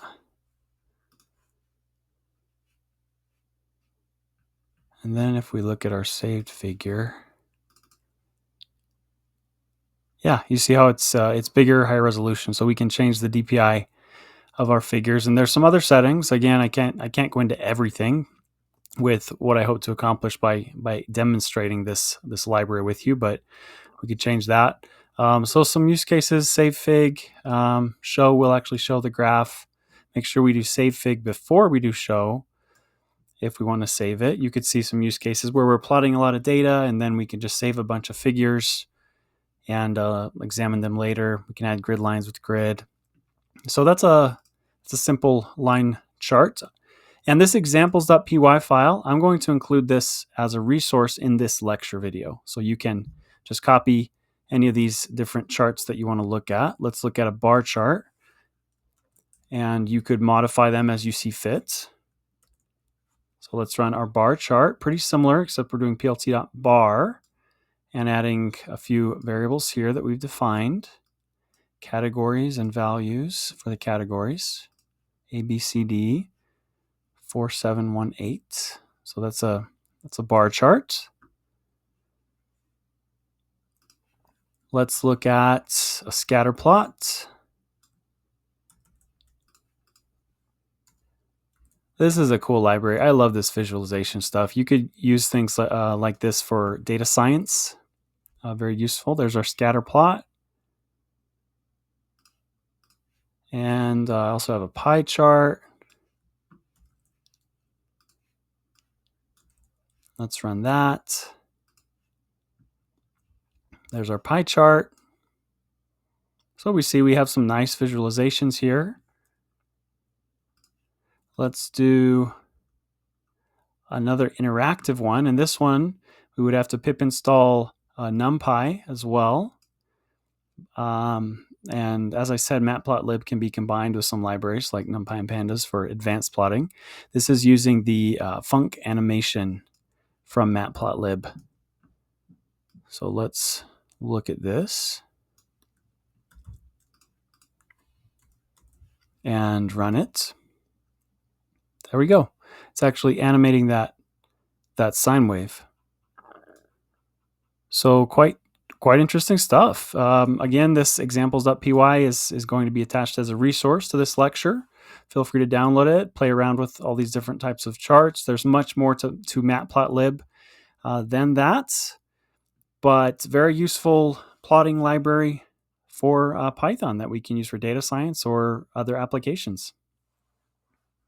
Oh, and the last thing, for pip install, when we're installing these packages within our IDE, it installs it in what's called a virtual environment. And so that means that the packages in that virtual environment are isolated to that space. It's an isolated space where we don't have to worry about the packages we're installing interfering with other packages on our system. We can just install it locally within our environment in our IDE. So if we were to go to our terminal here or command prompt on Windows, I have matplotlib installed, obviously, in my IDE virtual environment because things are running. But if I show where we're at, see, I'm in the same directory here, this Python Essentials Udemy matplotlib folder. And what if I try to run my chart.py? Let's save that. Make sure it's saved. If I try to run that, we don't find the matplotlib module because it's not installed on my system. It's only installed in the IDE's environment of Python. We haven't learned much about virtual environments. We may throw that in here later at some point in the course. But if we want to use that, we'd have to install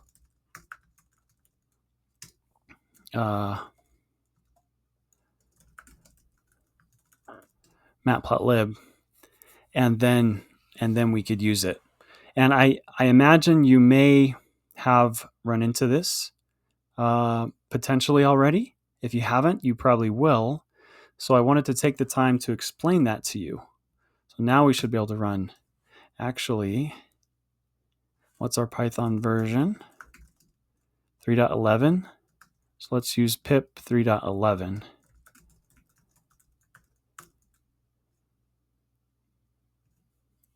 Let's try that.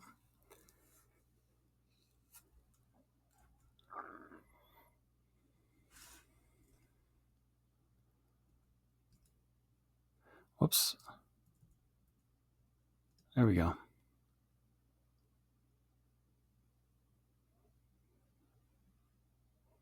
It's thinking about it. First time I'm running it. There we go. So you see we had to install pip on our system with the global Python interpreter environment in order to run that. Whereas in our IDE, it installs things usually with PyCharm or VSCode within a local interpreter. In conclusion, we've learned about various third-party modules. More to come. Stay tuned as I work on some more for your benefit, and please let me know if you're interested in others or which ones. And I wanted to give you a highlight of some other common third-party modules. Some of these we've talked about already, as I said, but I'd invite you to pause this video and read through these, find some that might be interesting to you to learn about. There's all sorts, and there are thousands upon thousands on PyPy that you can download and use that other people have developed for our benefit. So stay tuned. I hope this gives you an idea of how we can use these third-party modules, download them, then import them into our Python scripts and leverage them for our benefit as we program. Okay, this is another exciting project. I love how visually appealing this one is and how it pulls in multiple third-party libraries to help us create a cool little web page here, an interactive web page. This is what we'll be creating, this countries page based on a freely available REST API. We can navigate through the page. We can show a lot of entries. We could search for countries.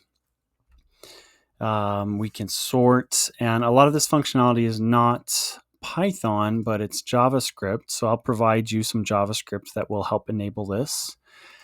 But the Python part of it is we're going to be pulling in all of these countries, all 250 countries, with this data.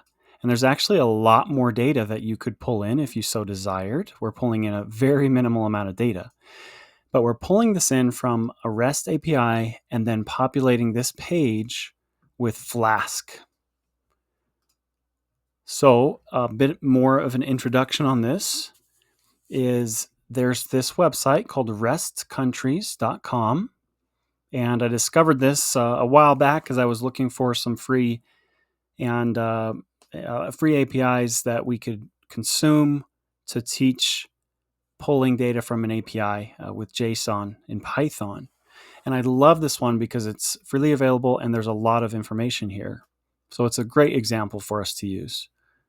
So they provide a lot of information about countries. And if we if we access this API from this page, https://restcountries.com/v3.1/all, then we see we have all the data that we want about countries. So let's see, we have South Georgia as a country, and that's the common name of it. We see so much other data. I don't even know what all this means. Some currencies they use, the capital, some translations, latitude, longitude, the flag. We have a little image of a flag, which we'll be pulling.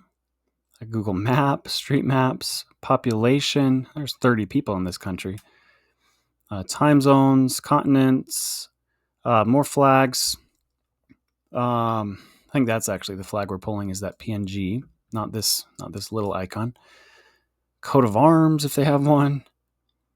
So that's like, there's a lot of fun data here. And we're pulling about, I think 4 data points.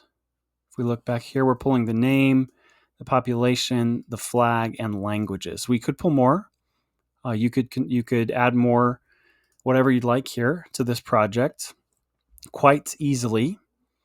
And we can pull it in with Flask, and then, we can pull it in with the requests module in Python, and then we can use Flask to populate our own web page that looks like this. So that's in a nutshell what we'll be doing, and looking forward to doing this project with you. I think it's a fun one to add to your resume, your tool belt, and to learn from. To get started, this project is actually only going to take about 30 lines of code in our main file. I've just called it countries.py.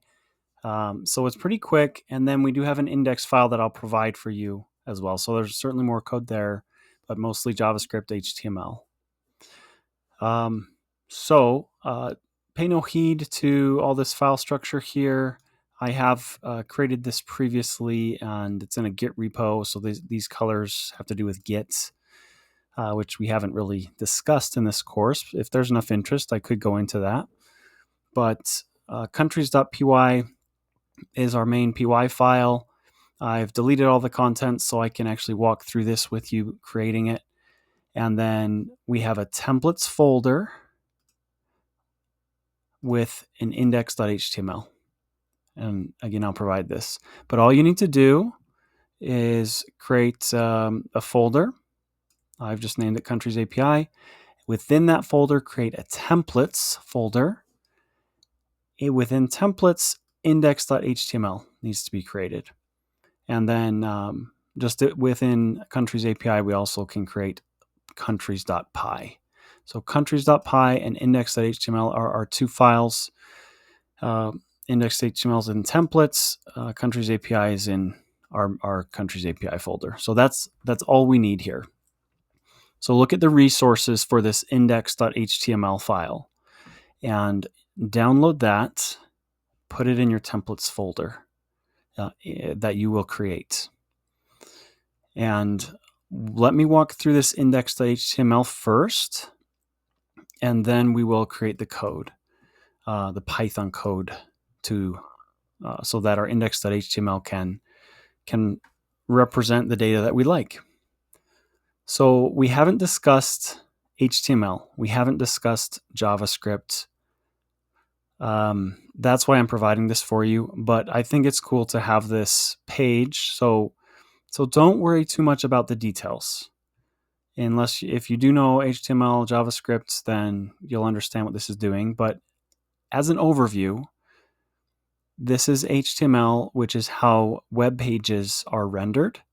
It tells web pages what to look like, essentially. And so we have different sections and different data in these sections. For example, this head data contains a lot of things that are JavaScript or other libraries that are JavaScript.js, which I've just found, and these help display the page properly. They help give it that interactiveness. And then for the actual body of our page, we have a header called countries, then number of countries, and we see these curly braces. That's Jinja. I don't know at the time that I'm sharing this project with you if we will have covered Jinja yet. We may or may not have, but let me know if there's a lot of interest in that. It's just a way of rendering Python variables. Num countries is a Python variable into our HTML. So our HTML page sees these brackets and says, oh, what's inside here must be some Python data. So then we have a table, and our table headers, name, population, flag, and languages. These are the titles of each table column. And then the table body, some more Jinja. We're doing a Jinja for loop. So for every country in countries that we have, this countries list that we'll be creating, every piece of data, every column for every row. So this is one row. Every column in that row will have a different piece of data. We'll have the name, population. This is dictionary. So the name, whatever value comes from that key, the population, the country flag, and the language. And that is essentially what this HTML is doing. So I wanted to just give you a basic understanding of that, so you can download that. And then let's go over to our countries.py. All right, we need to write about 30 lines of code here. So first of all, we have learned about Flask, we have learned about requests. These are our third-party Python modules that we can use. So I want to put your knowledge to use with this project in practice. So from Flask, import Flask, render, and render template. Also import requests.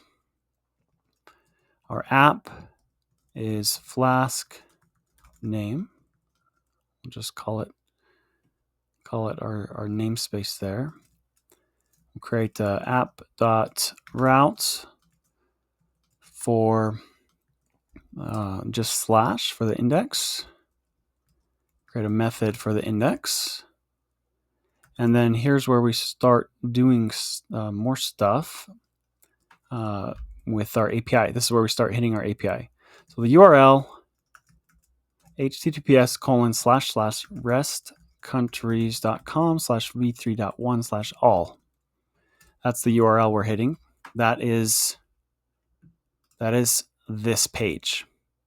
We're going to be pulling this data, everything here. You see there's a lot of data here. We're going to be pulling all of this into with the requests module. So let's name our variable response, which will contain our get requests. .get URL. So we're hitting that API. And then that's what our response will be all this data, everything on this page. That's what response is now. And then countries will be response.json. So we've used JSON before. We're making it in a format that's a little bit easier for us to consume. So that's where we're at for now. Now let's create a variable called country info. This is going to be a list. This will contain all of our countries. Each item will be a dictionary with all the data we have for a single country. So we'll have a lot of entries, a lot of dictionaries as the entries in this list. Each dictionary represents a country. So for country in countries, in our response, so for every piece of data here, see each one of these dictionaries is represents a country. See with different names: Switzerland, Grenada, South Georgia. So we have many entries for separate countries. So for country in countries, from our response, try name equals country name common. So that piece of data will be the name key, which is a dictionary for us, and then the common key within that name key. The value of that will be South Georgia in this instance. So for every country, we'll pull the actual name, population, format,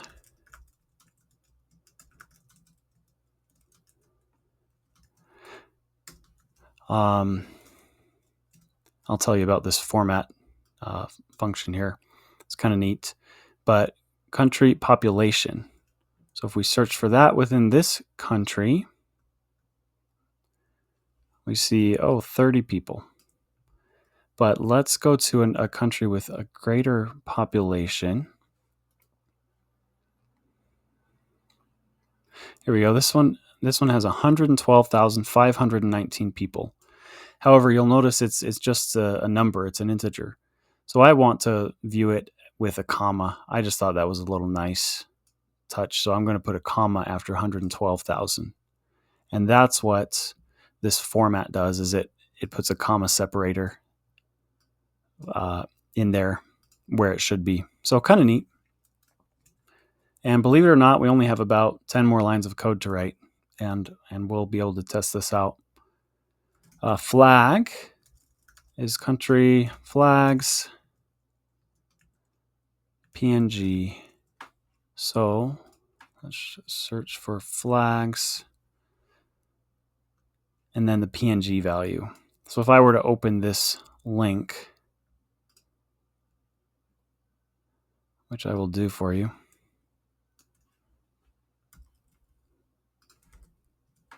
it's just a PNG of the flag, which is neat. So we're pulling the flag. And then the language, which will be making into a list, because often there are multiple languages represented. Values. Let's look what that is actually doing. See, like there's multiple languages spoken. So we're taking those values and putting them into a list. All the values from the country languages dictionary. This is going to be a dictionary, and we're just putting those into the dot values, which would be each of the values, not the keys. We're not pulling those keys. We're just pulling the values here from that dictionary and putting that into a list. Okay, so that's all we're pulling. If you want to pull more data, you certainly can. You can look at any key. You could pull the capital city. You could pull the currencies. You could pull the GPS coordinates. I saw those somewhere. You could pull the time zone, continent. All this data, you could practice the area. I'm not sure what value that is. There should be documentation on that probably within the REST Countries API on the main page if you just go to restcountries.com. But we could pull more data. So I'm just pulling these 4 values to demonstrate this to you. So we're going to try pulling that. And we are doing a try except because I ran into key errors when I've done this before, where some of the countries don't have the necessary values, such as languages. Some of the countries don't list a language. I think there were 1 or 2, like Antarctica is in there in that API page, and it does not have languages. So it threw a key error. So that's why I've put this into a try except block to catch that key error. And I'm not going to add Antarctica. We could handle that differently if we want, but for now, I'm just going to print some output saying country, and then the country name. Got to use single quotes here because we're using an F string for the outer quotes. Country name, common, had a key error.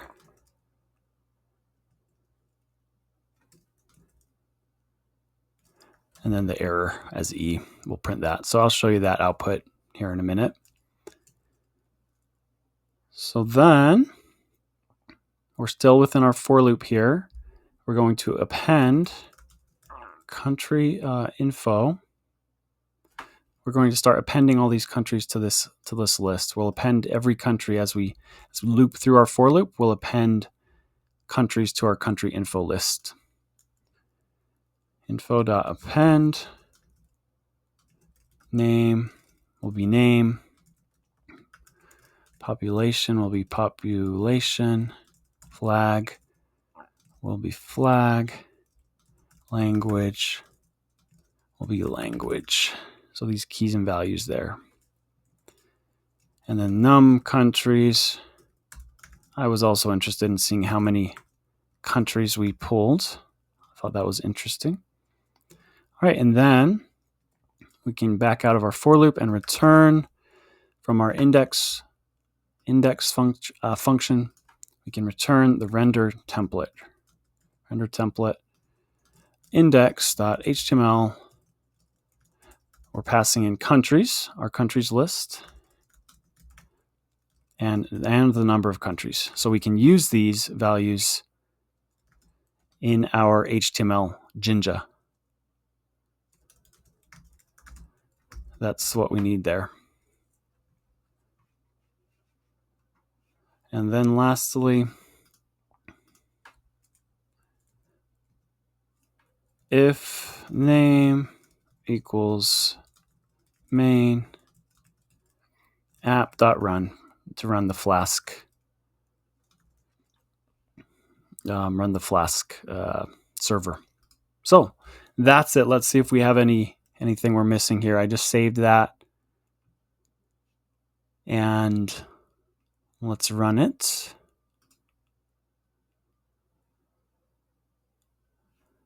Looks like that started our server. Wait a minute.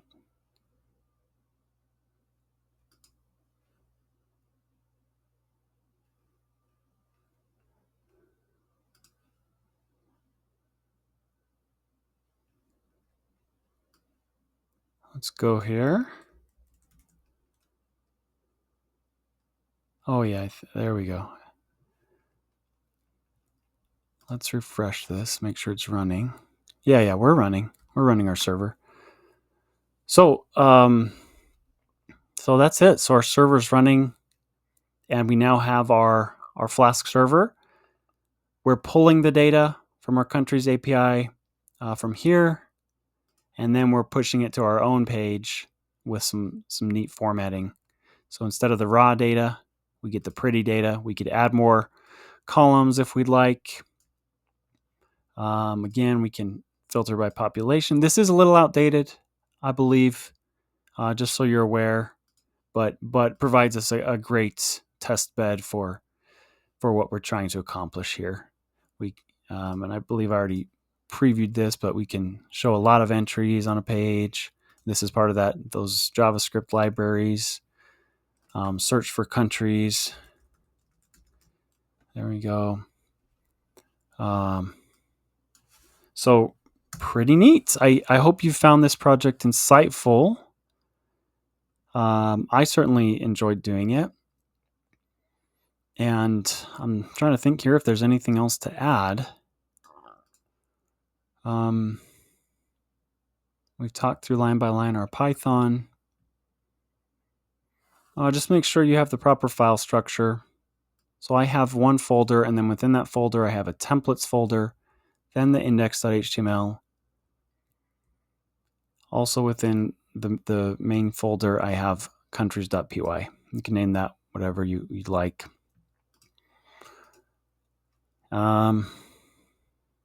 Yeah, and so look to the resources on this video for the index.html file and the countries.py file. You can pull those, run it yourself, play with it.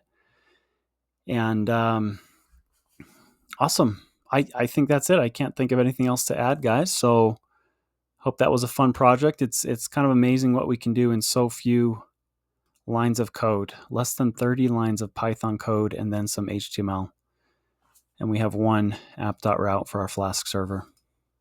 So, all right, there you have it. We will see you later. Hey, everybody. I wanted to give you a personal thank you as we reach the conclusion of the Python course. I appreciate you taking the time and putting forth the effort to learn Python in this course. It's been a pleasure preparing it. I've spent hundreds of hours preparing this content for you. I know that it will be beneficial to you in your future. I hope you've already seen some benefits and gotten some value from that. I'd encourage you, if you're interested, to stick around for the Vim text editor. That's only an hour long. Just keep watching the videos and we'll get into that. And really awesome stuff to know if you don't already. And I'd also very much appreciate a review. Any review that you feel like this course deserves will help me make the course better, positive or negative. Whatever feedback you can share, the more specific the better, and I can improve on the course to make it suit your needs even better. So I appreciate that. Congratulations on finishing the Python course, and best of luck with your continued Python endeavors.